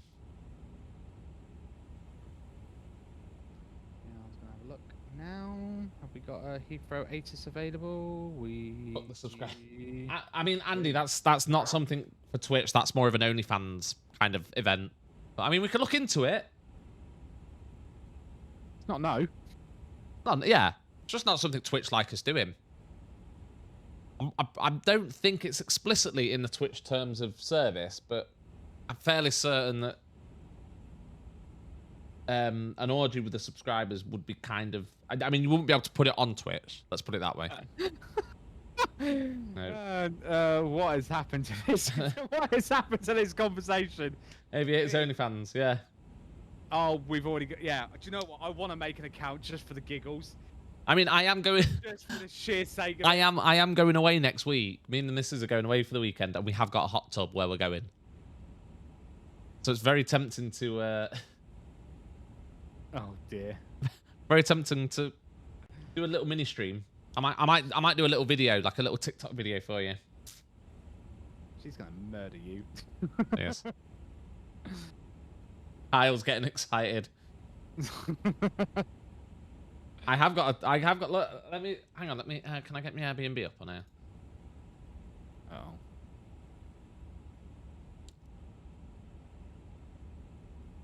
I logged in. I can't remember what my login is for Airbnb. Did I use?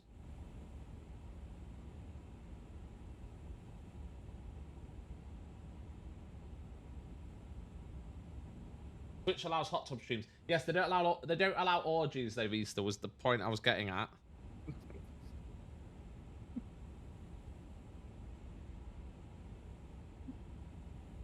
Deary me. Take some shots of dirty planes, yeah. How can I wish you could work. Oh, login in security. Tell me how I've logged in.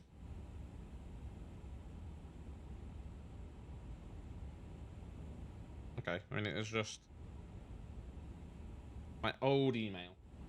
You know what Visa does on the submarine? I mean, yeah. No, not. Do they still allow hot tub streams, or has that been fingered now? Because I'm pretty sure that's been banned now, isn't it? I mean, I don't understand why. Gee, I wonder why. That's with Facebook. I logged in. I'll just take it to the nth degree to the point Twitch were like, yeah, this was a bad idea. Hmm. Golly gee, didn't see that one coming.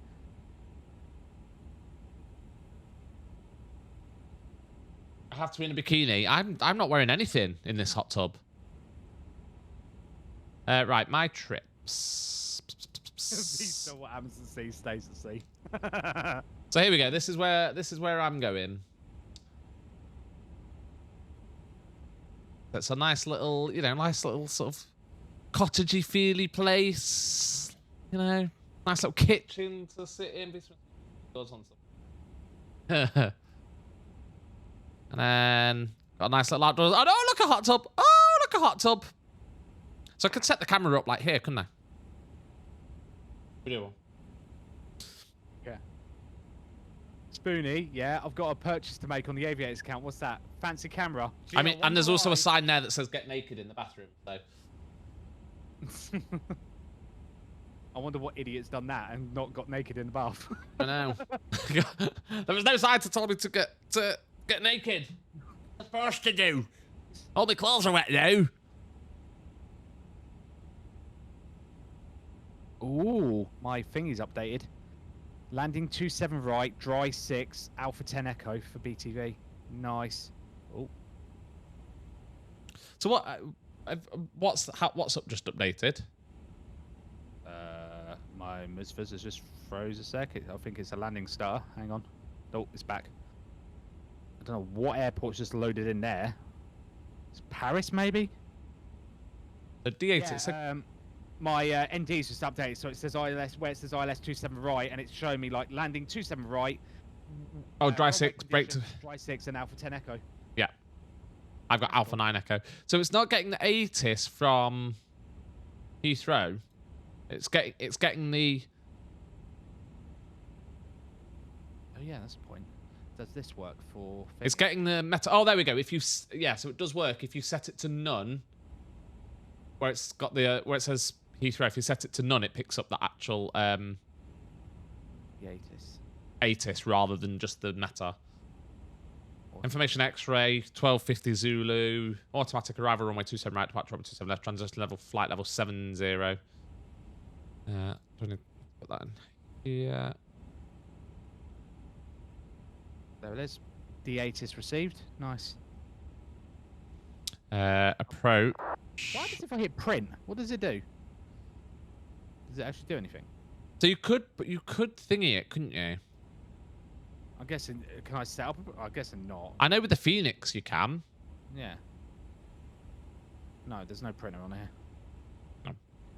Update or print. Oh, I'm nearly at top of drop. Put that back onto Actually, our FMS. separation is bang on here, isn't it? It is. And we've got Heathrow director to bring us in. Nice. Nice!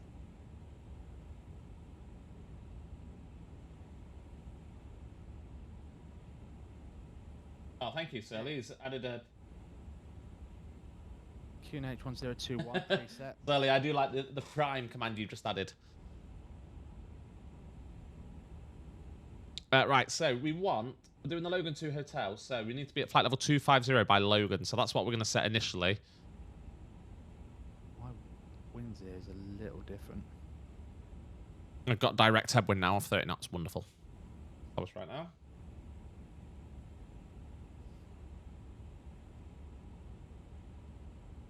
So about 12 miles from top of drop.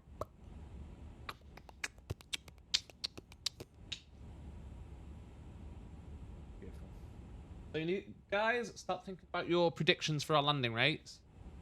Got 2 predictions, so you got to predict mine and Spoony's. Or do you want to do an easier? Who do we think is going to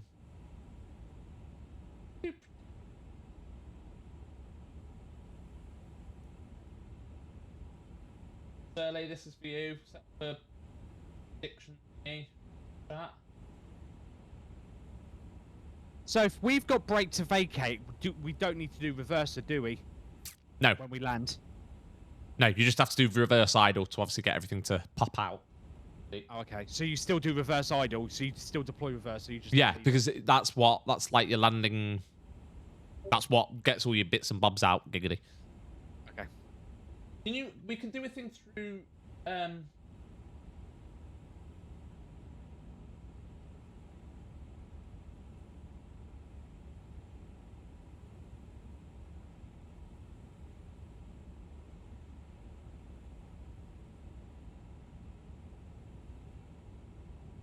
Does it actually... Yeah, but that predicts doesn't do anything, does it?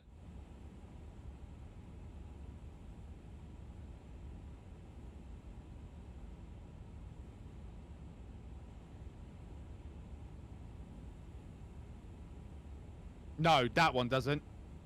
But we can start a prediction here, can't we? If you've got Sim Toolkit up. No, because we can start it through thingy, so... Hold on. Point gambling thing for it. Channel prediction. Yeah, probably. I don't know. I do not know. Jesus Christ, I've just seen on the channel stats as well. We've got 97 subscribers because of...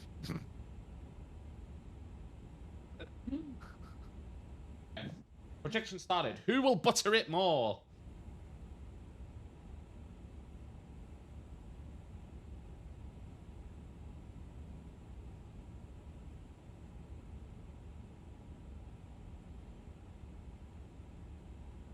Okay, so get your predictions in. Who's going to butter it more, me or Spoony? Remember, it's all relative. If his landing rate's 500 and mine's 499, then I've still technically buttered it more, even though I haven't buttered it. It's a relative prediction. Oh, I'm nearly at top of drop as well.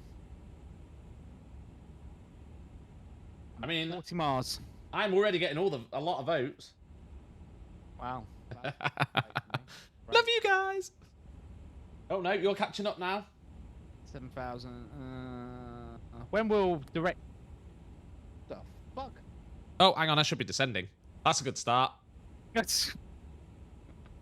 Descend. Yeah, we'll go 160 by Sabre. That's fine. We'll use some.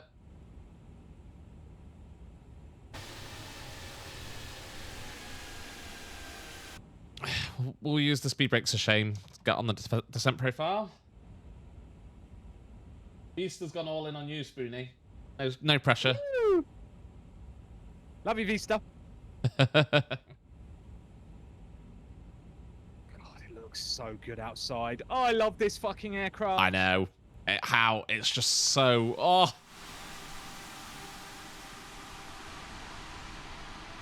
And then you've got the scenery, you've got the clouds. Oh my god. I might need to go away for a minute. Spoony's having a crisis. Wow, my descent rate is currently 6,500 feet per minute. You know, we were talking about pitch issues. Just gonna send it. I'm trying to get back on my descent profile. I'm a little bit high. Get back on the green dot. You guys still got faith in Dan for landings?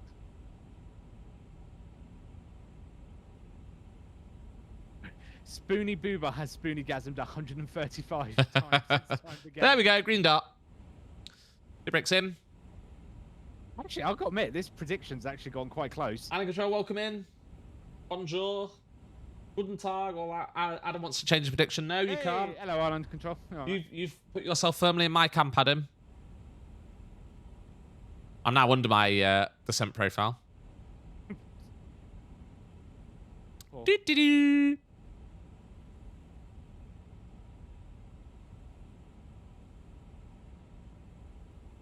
So out of curiosity, if I scroll this, then hang on. Oh shit!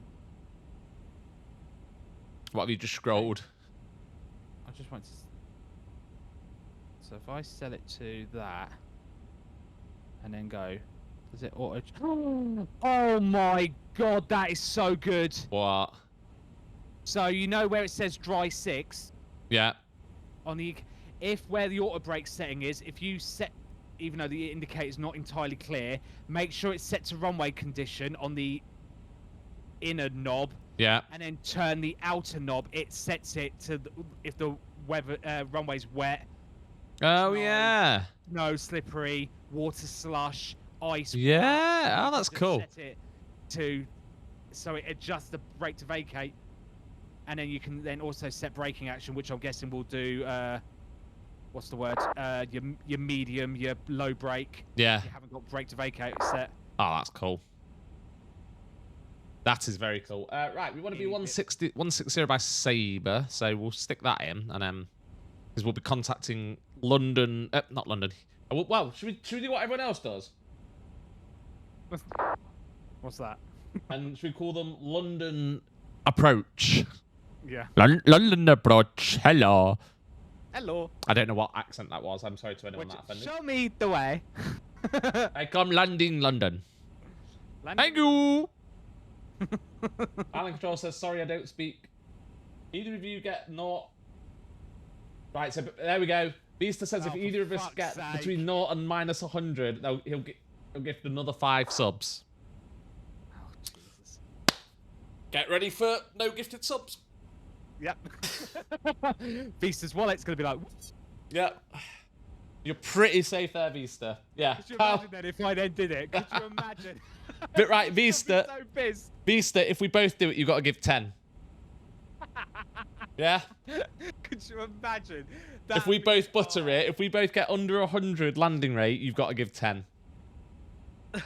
That would be the biggest backfire in aviators history. I know.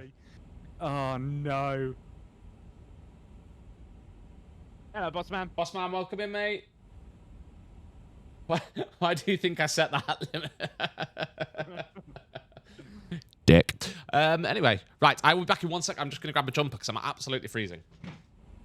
Yep, I've just hit chopper drop. Down we go, boys.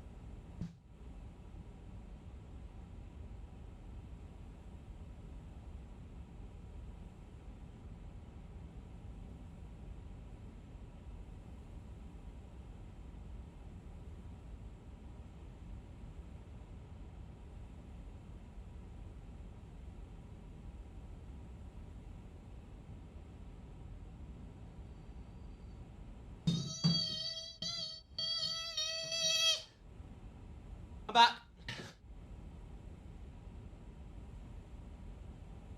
Says deal. Beautiful.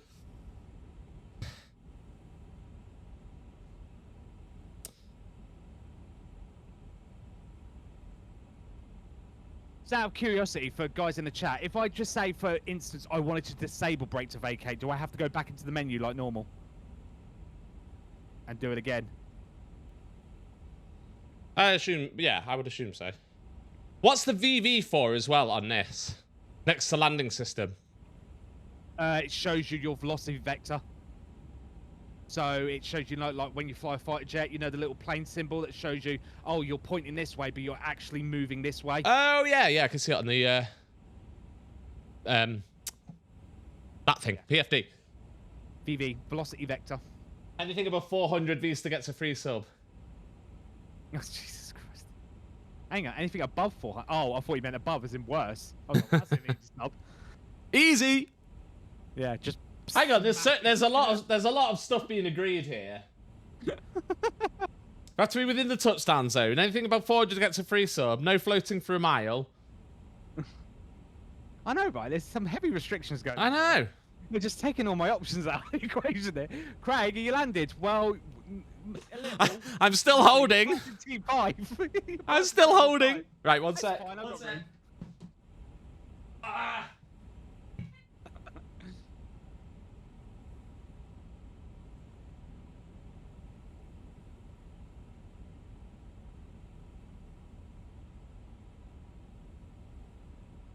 Down we go. Down we go. Yeah, did anyone answer my question about the BTV? Did you solve your community file? No, I didn't, boss man, not yet. To be honest, I haven't then touched 2024 because I've been having too much fun with this.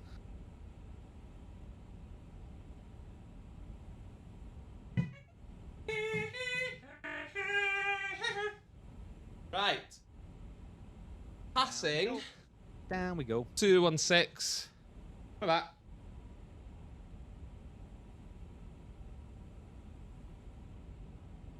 No, not anything over 100. We have to gift them.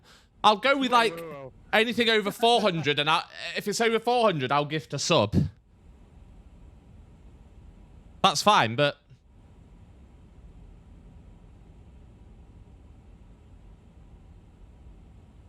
I didn't agree to this. Anything over 100. What's this all about? All right, let's cut the music out. Let's go on to London control. London approach radar. 1 minute 505. Unfortunately, no further AC monitor Unicom 122.8. That's Jamie. Unicom Super 996 Golf. Auto brake off. 3503 after rock and fly heading 065, descend flight level 70. After Rockcom 065, descend 70, speedbird 3503. Guys, how do you manually set... Oh, hang on. Speedbird 3 Kilo Echo descends to altitude 4,000 feet, speed 180 knots. What the fuck? 4,000 feet, speed 180 knots, speedbird 3 Kilo Echo. Heathrow Director, good morning. Turkish 1 Foxtrot Quebec, rather, Airbus A350 with X-ray, descending flight level 160 inbound Sabre. Turkish 1 Foxtrot Quebec, Heathrow Director, hello, roger. Speedbird 35 Mike, maintain speed 160 knots. Maintain 160, speedbird 35 Mike. Speedbird 3 Kilo Echo, turn right, heading 260 degrees, cleared LS approach, runway 27 right. Cleared LS approach, 27 right, 27 right, turn right 180. Negative, it's right 260 degrees to establish. Apologies, right 260 degrees. Turkish 1 Foxtrot Quebec, Heathrow Director, good afternoon, landing runway 27 right, the information's Yankee, descend now, flight level 90. Descend now, 90, we'll pick up Yankee, Turkish 1 Foxtrot Quebec. Speed 35 Mike, the speed 160 knots till 4 DME, contact Heathrow Tower 118.505, yeah. Open descent. 160 to 4 and 118.505, speed 35 Mike, good afternoon. What was that? Who's Director, good afternoon, Speedbird 24. It's Jamie on Heathrow Director. Oh, is it? It is. Good afternoon, climb flight level 170. Up to 170, Speedbird 24 Tango. Speed 3 Kilo Echo, you're going to probably shoot slightly through the localize. Just confirm you're established. Speedbird 3 Kilo Echo, no, we've established on the localizer. Roger. Turkish 1 Foxtrot Quebec, you've had an aircraft just connect up right in front of you, so make a left turn now, heading 230 degrees. Left heading 230, Turkish 1 Foxtrot Quebec. So we got Yankee, A350, obviously, A350, 1000. Speed 3 Kilo Echo, looks like you haven't picked it up. Make a right turn heading 300 degrees, descend 3,000 feet, and then you cleared LS approach runway 27 right. 180 degrees. Oh, set 160 by Sabre.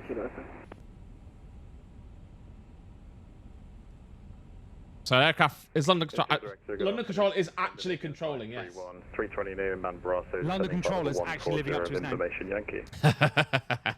Scandinavian 531, Heathrow Expo, set squawk 7070.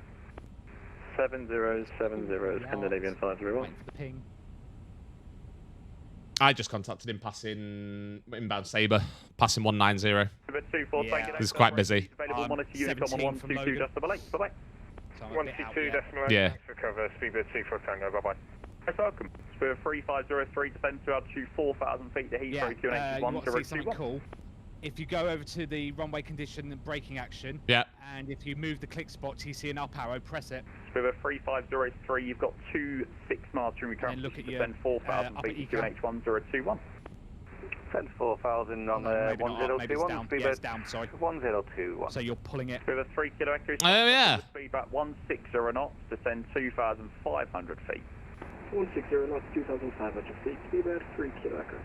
Turkish 1 Foxtrot Quebec, turn right heading 255. Right, heading 255, Turkish 1, Foxtrot, Quebec.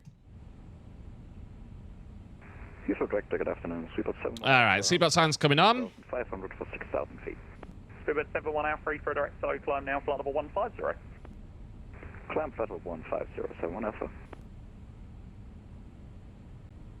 Wonder if Spoony will get a good job today. Speedbird 3 Kilo Echo, Oh, yeah, contact 'cause I T got for a a good direct job to from, 11 correction, contact London T for a when I tower last flew. 118 decimal. Nice. Nice. 118, He went, yeah, good job. I was right. like, wow, compliment from London. Bloody hell, I must have been good. 3503, slight It's 'cause he change gave in me a late miles, you descent can and I managed to expect get it in and squeeze 17 it. miles from your current position.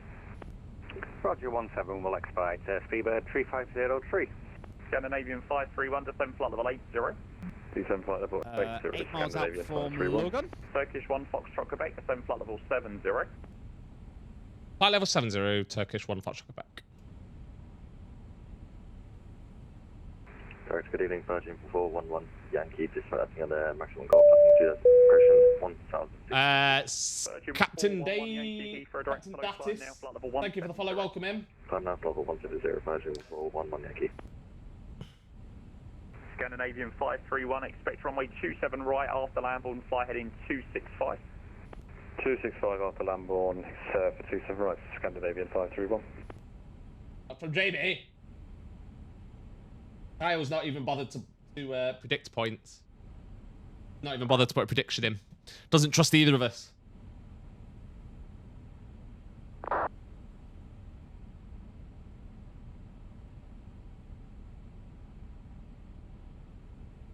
Speed 3503, turn left heading 360 degrees, descend to altitude 3,000 feet.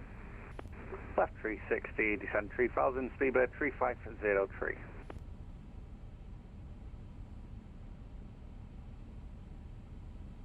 Oh, it's so cold. Virgin 411 Yankee, turn left heading 130 degrees. That's 130 degrees, Virgin 411 Yankee. Speedbird 71 Alpha, no further ATs available, monitor Unicom 122 just double eight, bye-bye. Unicom 71 Alpha, cheers. It's a lose-lose. Fuck you, Kyle. Fuck you. Hey, hey, hey, hey. Fuck you.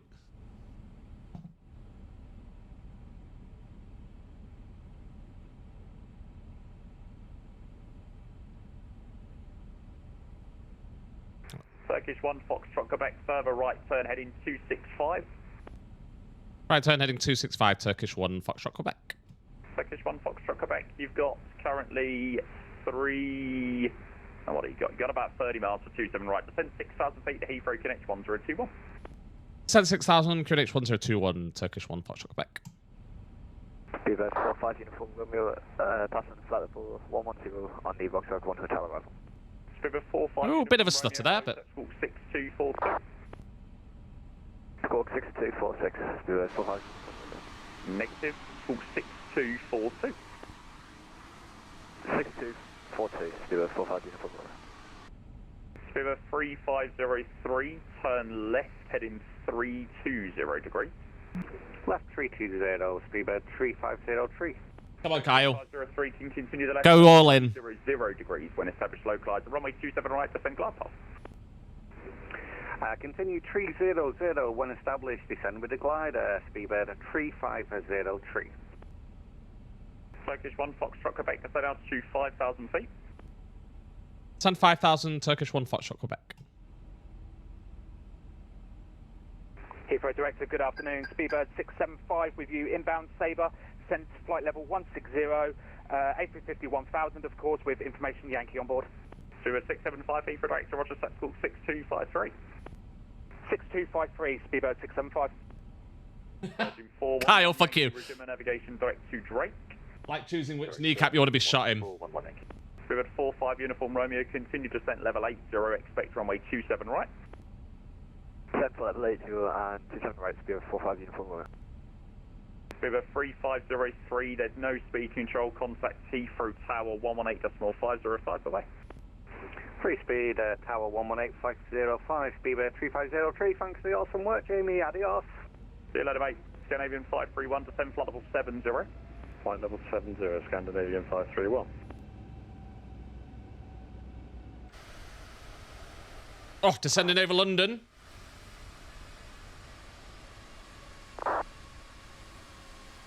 Scandinavian 531, make a left turn now to a heading of 195 and speed 220 knots or less. Left turn heading 195, 220 or greater, Scandinavian 531. Scandinavian 531, sorry, 220 or less, please. 220 or less, Scandinavian 531. Turkish 1 Foxtrot Quebec, descend altitude 4,000 feet. Send 4,000, Turkish 1 Foxtrot Quebec.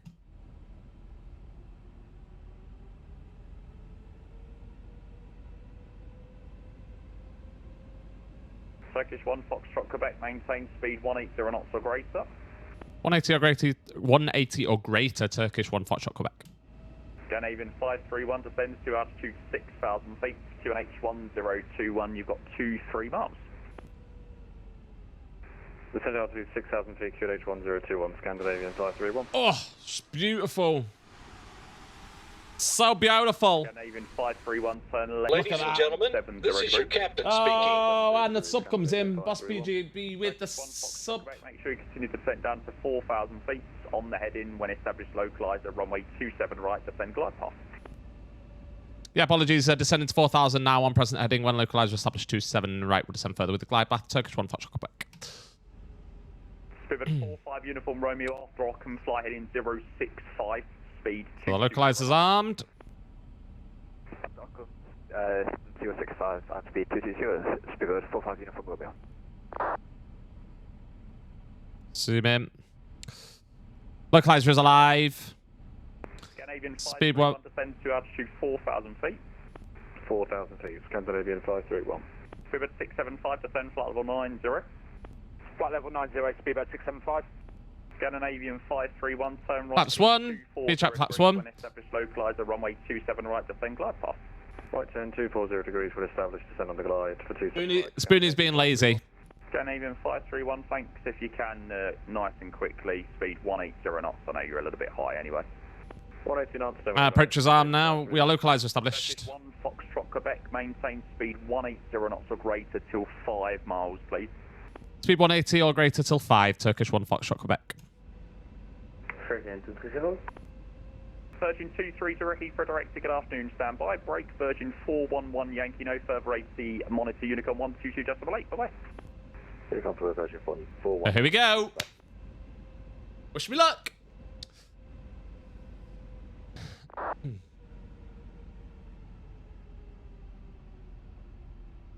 We are now fully established. Descending. Let's get the Heathrow Director 035. landing lights on. Jetland 2 Gulf climbing 2,000 for 5060. 3502 Heathrow Director, good afternoon, Roger. Flaps 2. Speed check flaps 2.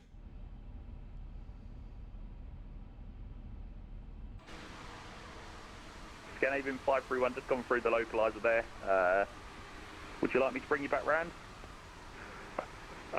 We can take a right turn to get back on, follow the Scandinavian 531. Okay, cool. Make a right turn now, 310 degrees. A little bit of crabbing. Scandinavian 531. Actually, Scandinavian 531, I will just chuck you around again quickly, just I've got a couple coming in from the north. Just for now, fly heading 255 and maintain 4,000 feet on reaching, please. Apologies, 255 and 4,000, Scandinavian 531. Head down, grab your ankles, yeah. Brace, brace. Brace, brace.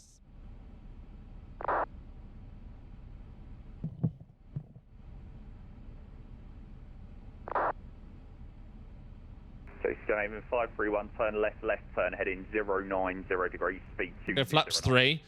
We'll say flaps full for till we slow down at 5 miles. It's left 090 and speed 220 knots. Left turn to 090. No, the predict's closed, I think. Oh no, the predict should still be open. Great, start reducing speed back now. Contact tower 118505, by the way. Okay, can we just speed back in tower 118505? Cheers, Jamie. Have a good one. See you, mate. Okay, so manage speed. Heathrow Tower, very good. Afternoon, Turkish 1 Foxtrot Quebec, ILS 27 right, 6 miles. Turkish 1 Foxtrot Quebec, Heathrow Tower, hello. Continue approach from my 27 right, surface in 330 degrees by none. Continue, 27 right, Turkish 1 Foxtrot Quebec. We're continuing. Let's get the gear down. Let's get flaps full. Let's the speed brakes. A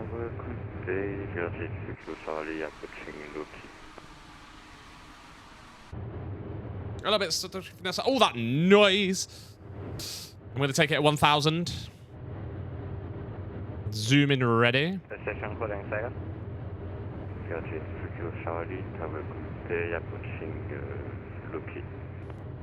Then 3 Kilo Charlie Heathrow Tower, hello. Hold November Bravo 3.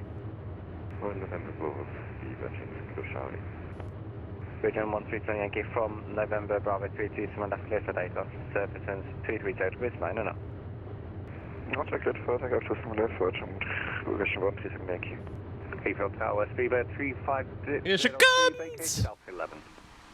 Sir 350. Look at that crab. You're still not past the whole short bar, but no worries. You can taxi first right and Alpha. First right Alpha, Speedbird 35003.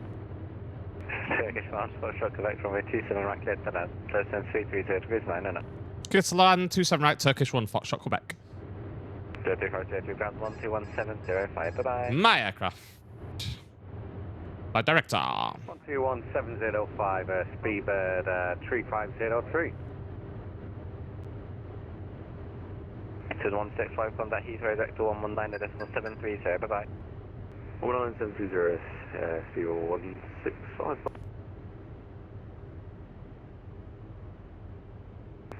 Heathrow director, good afternoon, Speedbird 165, 4,600. Looking good. 105 Challenge Tower, it's 119.730. Billion 3 Kilo Charlie by November Bravo 3, line up from my 27 left. Whoever that is following, I will say thank you in a minute. 400.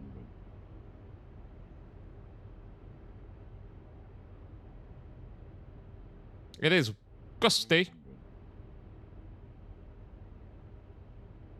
100 above. A little bit high. Oh. 200. Minimum. Continue. Billion 3 Kilo Charlie Searching 330 degrees 9 and up from my 27 left clear for takeoff. 50. 40. Billion 137 Yankee contact Heathrow direct 119 left. Ah! No! 873, several location Virgin 137 Yankee, bye bye. Break to okay, roll out. That wasn't too bad in the end. I thought I'd lost it.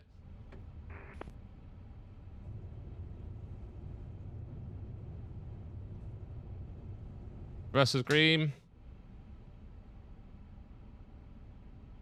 Disarm. Manual brakes. Get off the runway.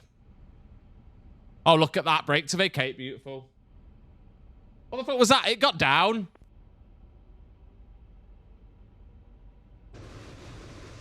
Speedbird 998 holding Lucky. You're so critical, you. Heathrow Tower, good day. Speedbird 998 Heathrow Tower, hello. Hold Lucky front. Impact, hold November Bravo 3. Do. Speedbird 998. Heathrow Tower, good day. Speedbird 43 Lima 1. Shirt 43 Heathrow Tower, hello.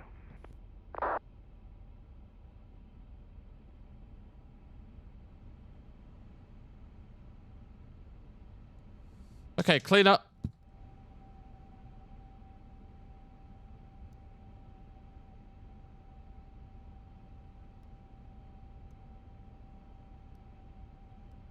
Two, three. Turkish 9, correction, Turkish 1, Foxtrot Quebec, vacated Alpha 9 Echo. Turkish 1, Foxtrot Quebec, left on Alpha. Left Alpha, Turkish 1, Foxtrot Quebec.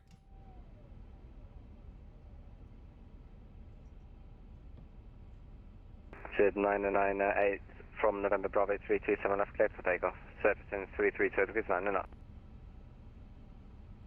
Clear for takeoff, runway 27 right, speedbird 998. Shows 40 hold November Bravo 3. Hi, Canito, welcome in. Available the fuel dump. The fuel dump. 43 hold November Bravo 3. Fuel jetting is available on the A350, just not this one. I haven't turned it on this one, but yeah, you can do fuel dumping. 3 kilo Charlie, contact Heathrow director 119.730. Bye bye. 119.730. Bye bye. Charlie, thank you for the service.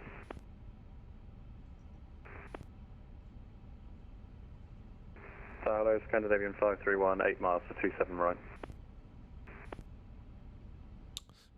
We'll look at our scores in a minute. Hello, continue approach 27 right, number 2. So since 330 degrees 9 knots. Continue, Scandinavian 531.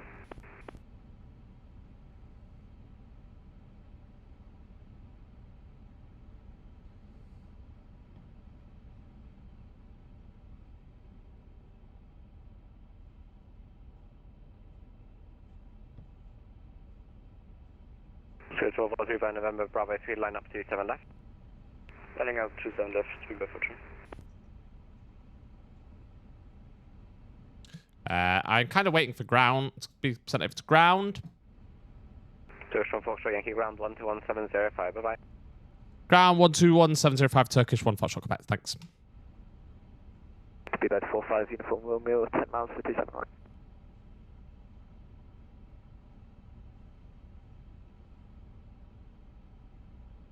Oh, that's the wrong one.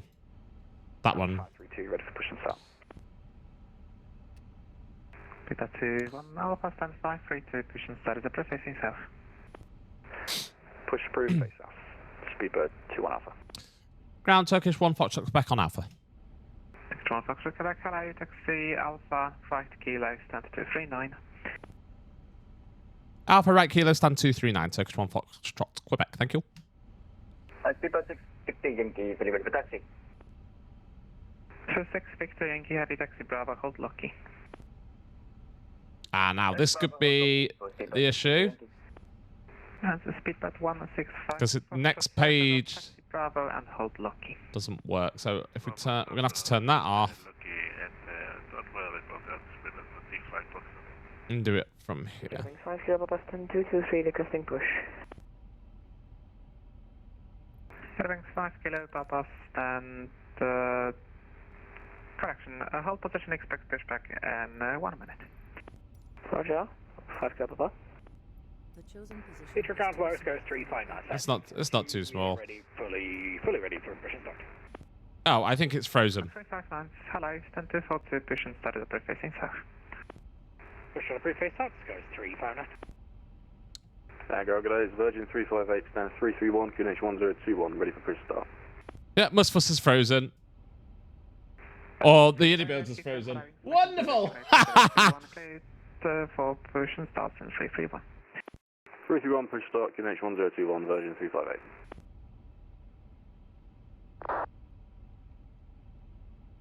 What? I don't understand what's going on here. So it's not letting me zoom in and out.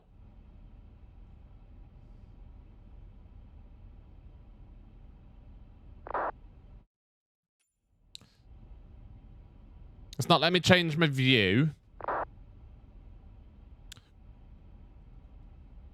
Ground, Speedbird 2 and Bravo 10533, request push start. Right, we're disconnecting. Okay. We've disconnected from that sim because of... See, that's working. That's... That makes no sense. Oh, there we go.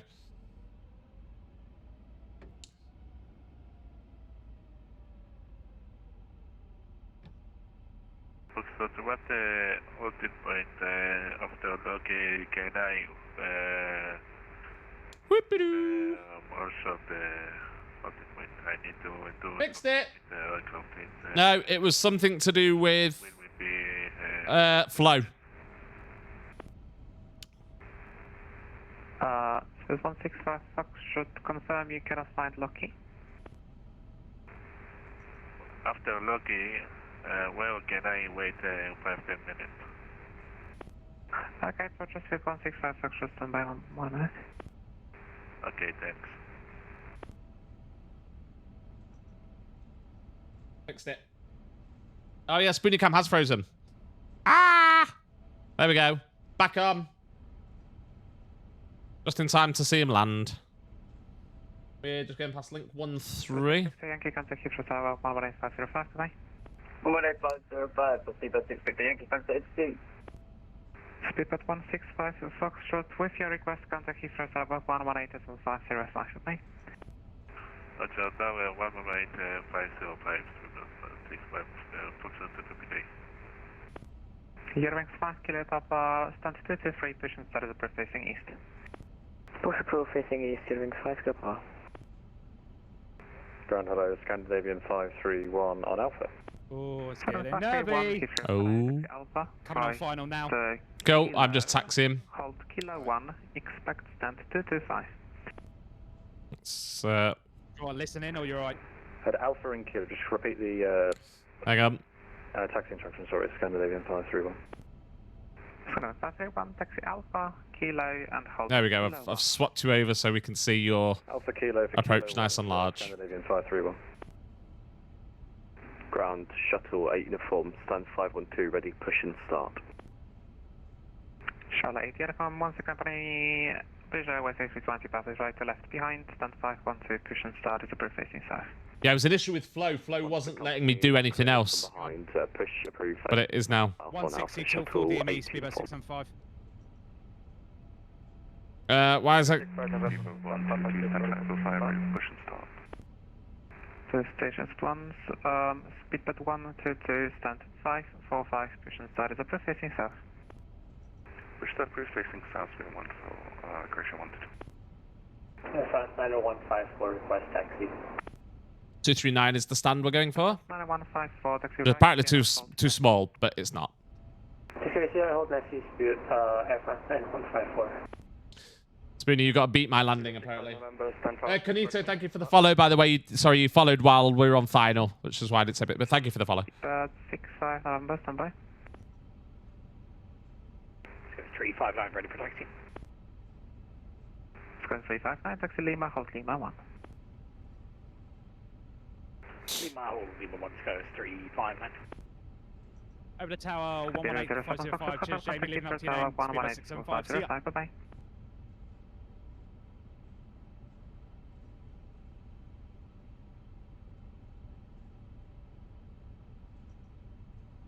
Iberia 07 Foxtrot Hotel, contact Heathrow Tower 118.505, bye-bye. Contact Heathrow Tower 118, decimal 505, Iberia 07 Foxtrot Hotel, 5 with you, fully established, to some right. 45 uniform Romeo on Alpha. So 45 uniform Romeo Heathrow, hello, taxi. Midland, Speedbird 675. Midland! 51 will be blocked, are you able to take stand 505? You can take stand 505. Ah, my yeah! So 45 uniform Romeo, Roger, taxi Alpha, link 56, stand 505. Alpha, link 56, and then stand 505, 45 uniform Romeo. Oh, here we go. London, for ground, good day, your disc was in the way of my cam, by the way. Pardon? That's right, it's gone. Oh yeah. Heathrow, hello, stand 562, push and start as a facing south. God damn, I'm sweating buckets. I was like, I'm not screwing up on Jamie's stream, not doing it. I'm going to nail this. Push and start.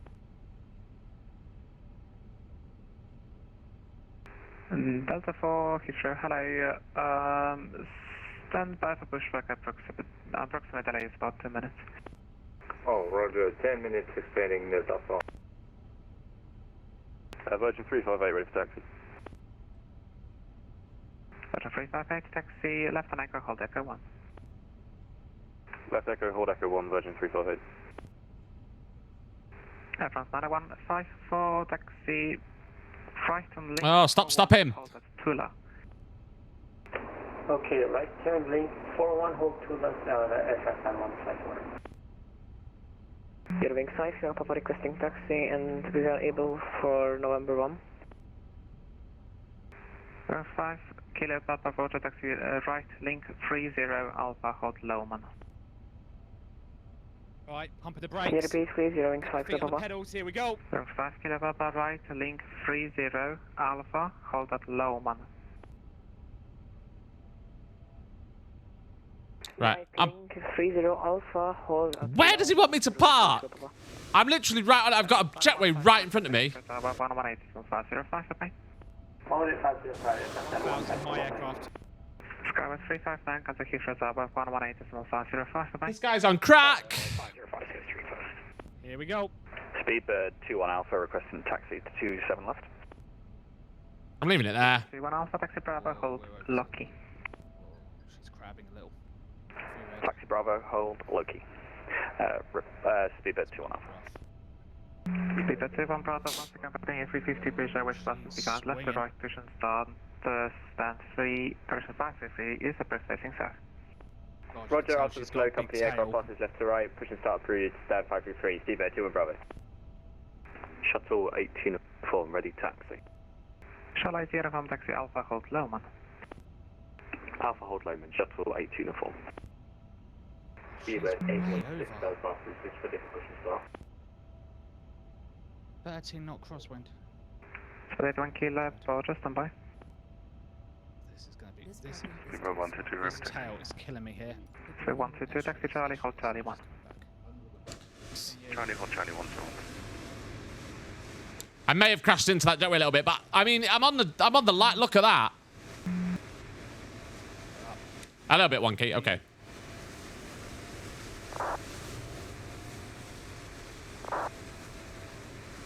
And 4, stand 513, request start. So 294, stand 513, push and start as a processing south. Floated this unbelievably. Push start approved, facing south. Ooh, big float. Heathrow ground, good afternoon, Virgin 505, it's stand 325, request push and start, please. No, 241. Virgin 505, Heathrow, hello, stand 325, push and start as a drift. Push start approved, Virgin 505. Float. 5 Kilo, Papa, you missed your turn. Yeah, we just realized your wing side, Papa. Can we just follow the A350 front of us? No, didn't bar it. The question is, did I? During 5 Kilo, Papa, the British Airways is stationary now for 5 to 10 minutes. Contact Heathrow Tower, 118.505. So. 18505, thank you so much. Your wing side, Papa, bye. 11531, taxi right, Bravo, stand 225. Right onto Bravo, 225, Scandinavian 531. Speedbird 65 November, stand 556. Are we ready for this? Are we ready for the landing rate? Heathrow ground, good afternoon, Speedbird 364. Oh, hang on, what do you mean he beat me? Kyle, what are you about he beat me? 364 Heathrow, hello, stand 309, push and start is approved. What are you talking about? Push and start approved, Speedbird 364. Was that for Speedbird 675? Speedbird 81 Kilo, stand 536, push and start is approved, facing south. Should we... Right now for Speedbird 675. The landing rate... Not according to this. My Volanta, I didn't. Taxi right, link 30 Bravo. I'm just going to leave that there. Apologies, my bad. Link 30 Bravo, stand 225, Scandinavian 531. Speedbird 122, taxi second left, Alpha, hold Lowman. Alpha, hold Lowman, 2 months. That's what Volanta says. 21 Alpha, hold short of Foxtrot. 21 Alpha, hold short Foxtrot. Delta 4, stand 544, push and start is approved, facing south. Caution company, are you behind this push as well? I'm just leaving that there.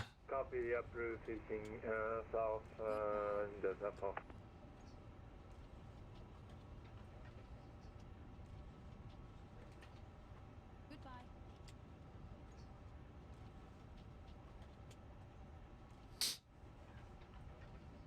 I don't know. Is that when I spawned it? I don't know.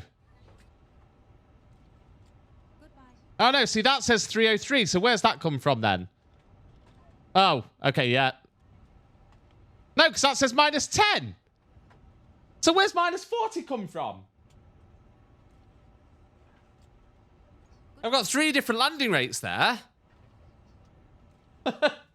Which one do we believe? Where's the minus 40 come from then? No, I didn't bounce. Did I land 3? Yeah, I landed 3 times. Look, no, there's only because there's only one landing thingy there. But that, and that says 303. On your right, taxi behind right box. Oh, Hold Lowman. Keep away to A350. And then that says minus 10. Foxtrot Alpha, hold Lowman. Speedbird 21 Alpha.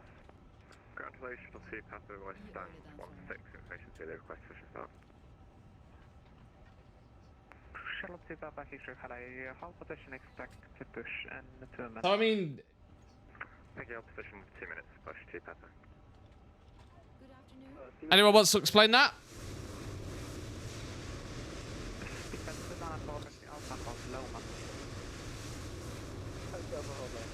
Are we counting that as a win?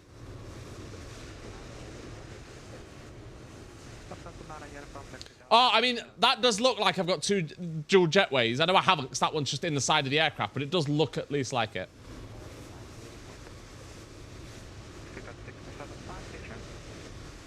Heathrow ground, 675, now with you holding on Alpha. Yeah, but it says minus 40 for my landing for that flight. Left Delta 566, thank you very much, Speedbird 675. And although it was a little bit wobbly, the landing, it wasn't that hard. 7505, taxi calls, left echo, hold echo 1. Golf Echo and hold Echo 1, version 5.1. Ground Speedbird 21 Bravo, requesting taxi. I don't know what to tell you. Speedbird 1 Bravo, Roger, taxi... Taxi Bravo, hold Lucky. Taxi Bravo, hold Lucky, Speedbird 21 Bravo.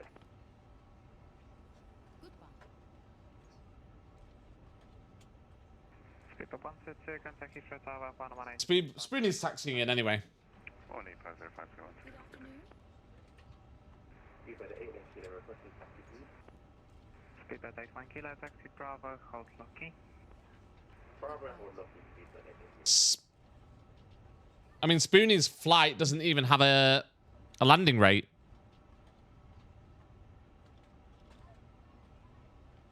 Oh, there's minus 232. After company British Airways, A320 buses behind, right to left, position side of the Brisbane 516 to south. Thank you for the company British Airways A320 pass. I mean, it's up to you what you want to believe. It's up to Vista, really, because he's the one that was gifting the subs. Shuttle 2 copy. Good afternoon.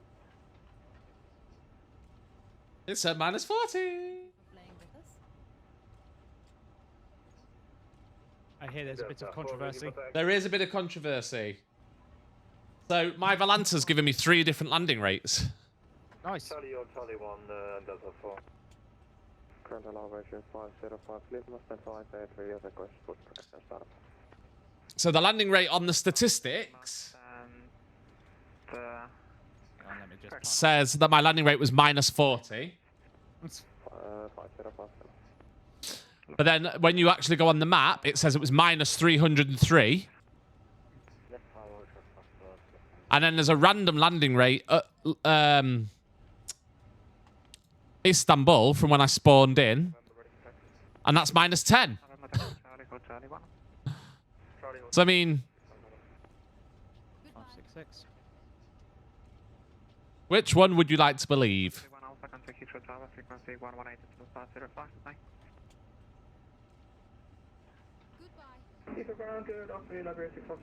Easter says he doesn't know which one to believe. Hello, taxi left Delta, stand 561.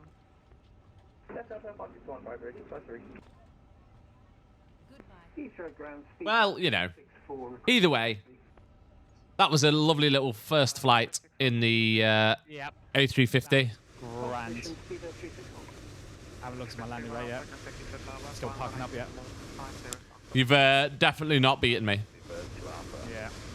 Oh, well. Kyle says that Oh, there's loads of virgins here. Wow, Heathrow is busy. Busy.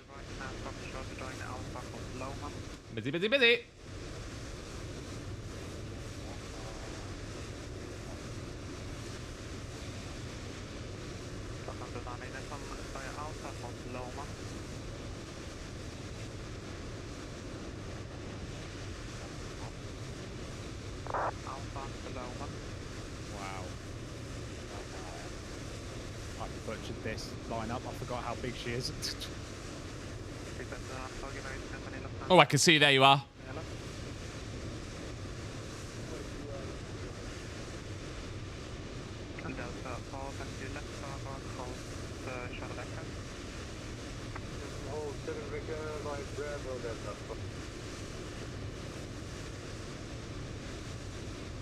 Apparently my luck Look at Heathrow. Just look at this.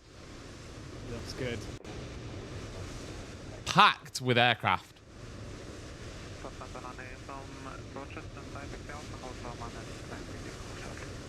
And parked. Spoony, what does your landing rate say on your I think his agrees. Oh, I've closed Volanta now. Volanta. Hang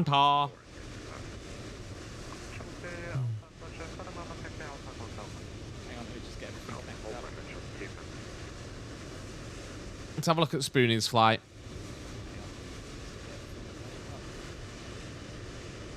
His statistics don't even have a landing rate because he's not ended his flight yet.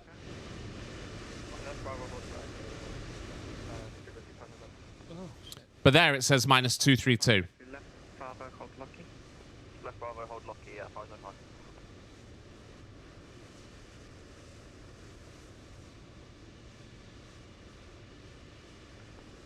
Speed at 81 kilo, constructive, Heathrow, 118, 505, thanks. Oh, deboarding side. Speed at 364, taxi straight ahead, 4 shots, Bravo. Straight ahead, hold short Bravo, speedbird 364. Delta 4, taxi Bravo, hold short of Foxtrot. Yeah, Spoony's landing rate was -231.86. 232. There you go. So his is right. 231.86, 232 because it rounds it up. So his landing rate's right. He had no passengers on board though, apparently. Who had no what? According to your statistics, you had no passengers on board. Won't surprise me. Because I had that weight issue, didn't I? It was saying there was a discrepancy. I mean, Spoony's statistic and his landing icon agree. Mine don't. My statistic says 40.31 and my landing icon says 303. Shall we call it a draw? So what was yours? What was your average? So my landing icon was 303. My landing rate on the statistics was 40. So yeah, I've got 241 and Second left onto Alpha, hold lane, speedbird 364. what's the thingy where it shows me landing rate? Yeah, 241, 231. So I've got a discrepancy of 10. Yeah, I got a discrepancy of 260.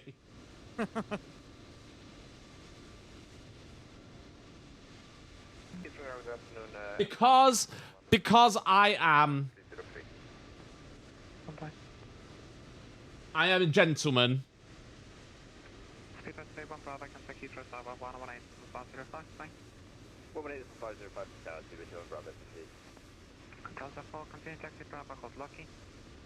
There you go. You whingy bunch of... What's that? What have you done? I put you as the winner. Because... I need to, yeah, fix Heathrow. My Heathrow scenery is a little balked. Yeah, mine is. None of the visual docking guidance systems are working anymore. No. When they should have been. So, I mean, there we go.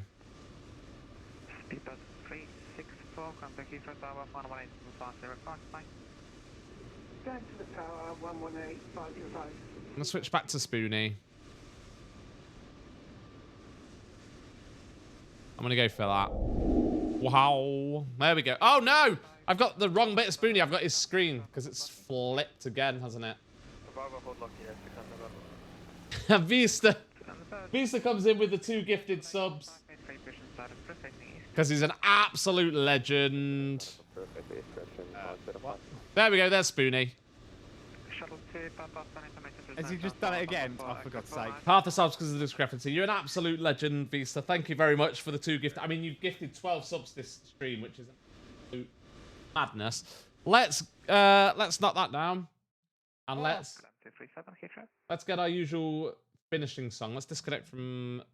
Surly wants to know what my landing rate was. It's my landing 9 million. 9 million. 231. Mine was 40. It was definitely 40. You just added me. What, on Volanta? I didn't even know I wasn't... Oh, lots of people added me. I've got friends. That was a good little flight, though. That was amazing. That was perfect time as well.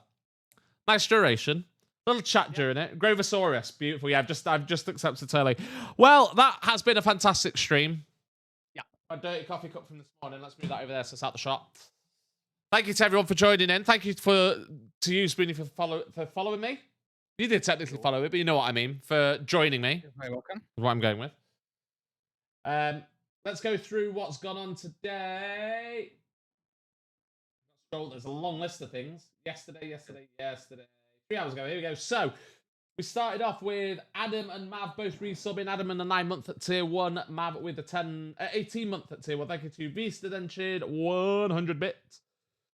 James UN UK gave us a follow. Vista gave out 5 gifted subs and started a hype train. Panditech cheered 16 bits. Vista gave a further 2 subs.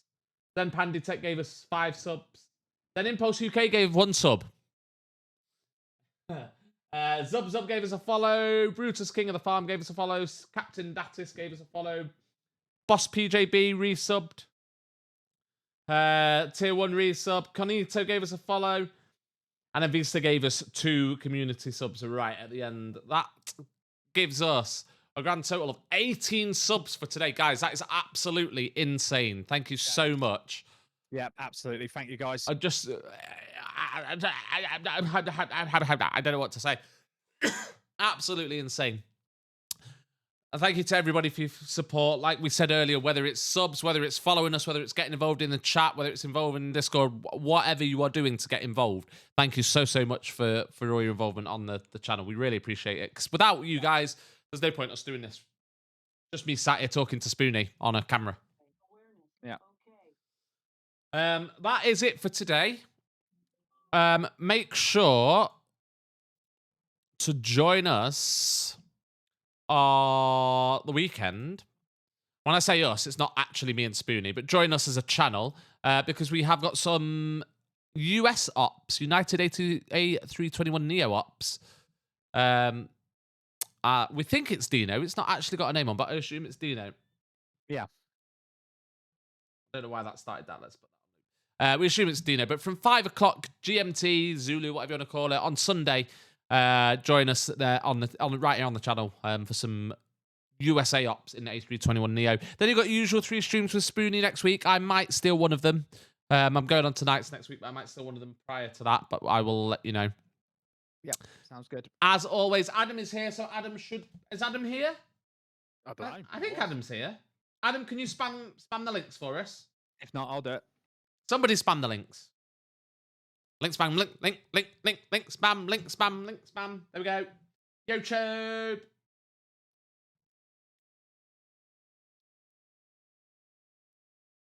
Oh, wrong one. Discord, everything, everywhere. They're all coming in now. Everybody spam the links. Make sure you get over to the Discord. Loads of chat on there. Loads of us being idiots. And also that's where our stream schedule is kept most up to date. So you can get on board there. And also you can post your screenshots from flights that you do. Show us what you've been doing. Head over to YouTube. Give us a... What do they call it over there? It's a subscribe is like a follow, isn't it? Yes, subscribe to follow. And then you can also get a membership, which is like a subscription on Twitch. Membership, that's only $1.99 at the minute. Discount price. Because none of us have bothered... Apart from Spoony, none of us have bothered to set up multi-streaming. That is it from Aviators TV for today. Make sure you keep, like I say, make sure just get onto all the socials. I don't really know what I'm saying anymore. Spoony, say bye-bye. Bye, Spoony. Thanks, everyone, for following. Thanks, everyone, for joining in today, getting involved in the chat. Thank you to all our subscribers, all our followers, and all of you guys from Aviators TV. That is us done and dusted. We will see you again soon. Bye.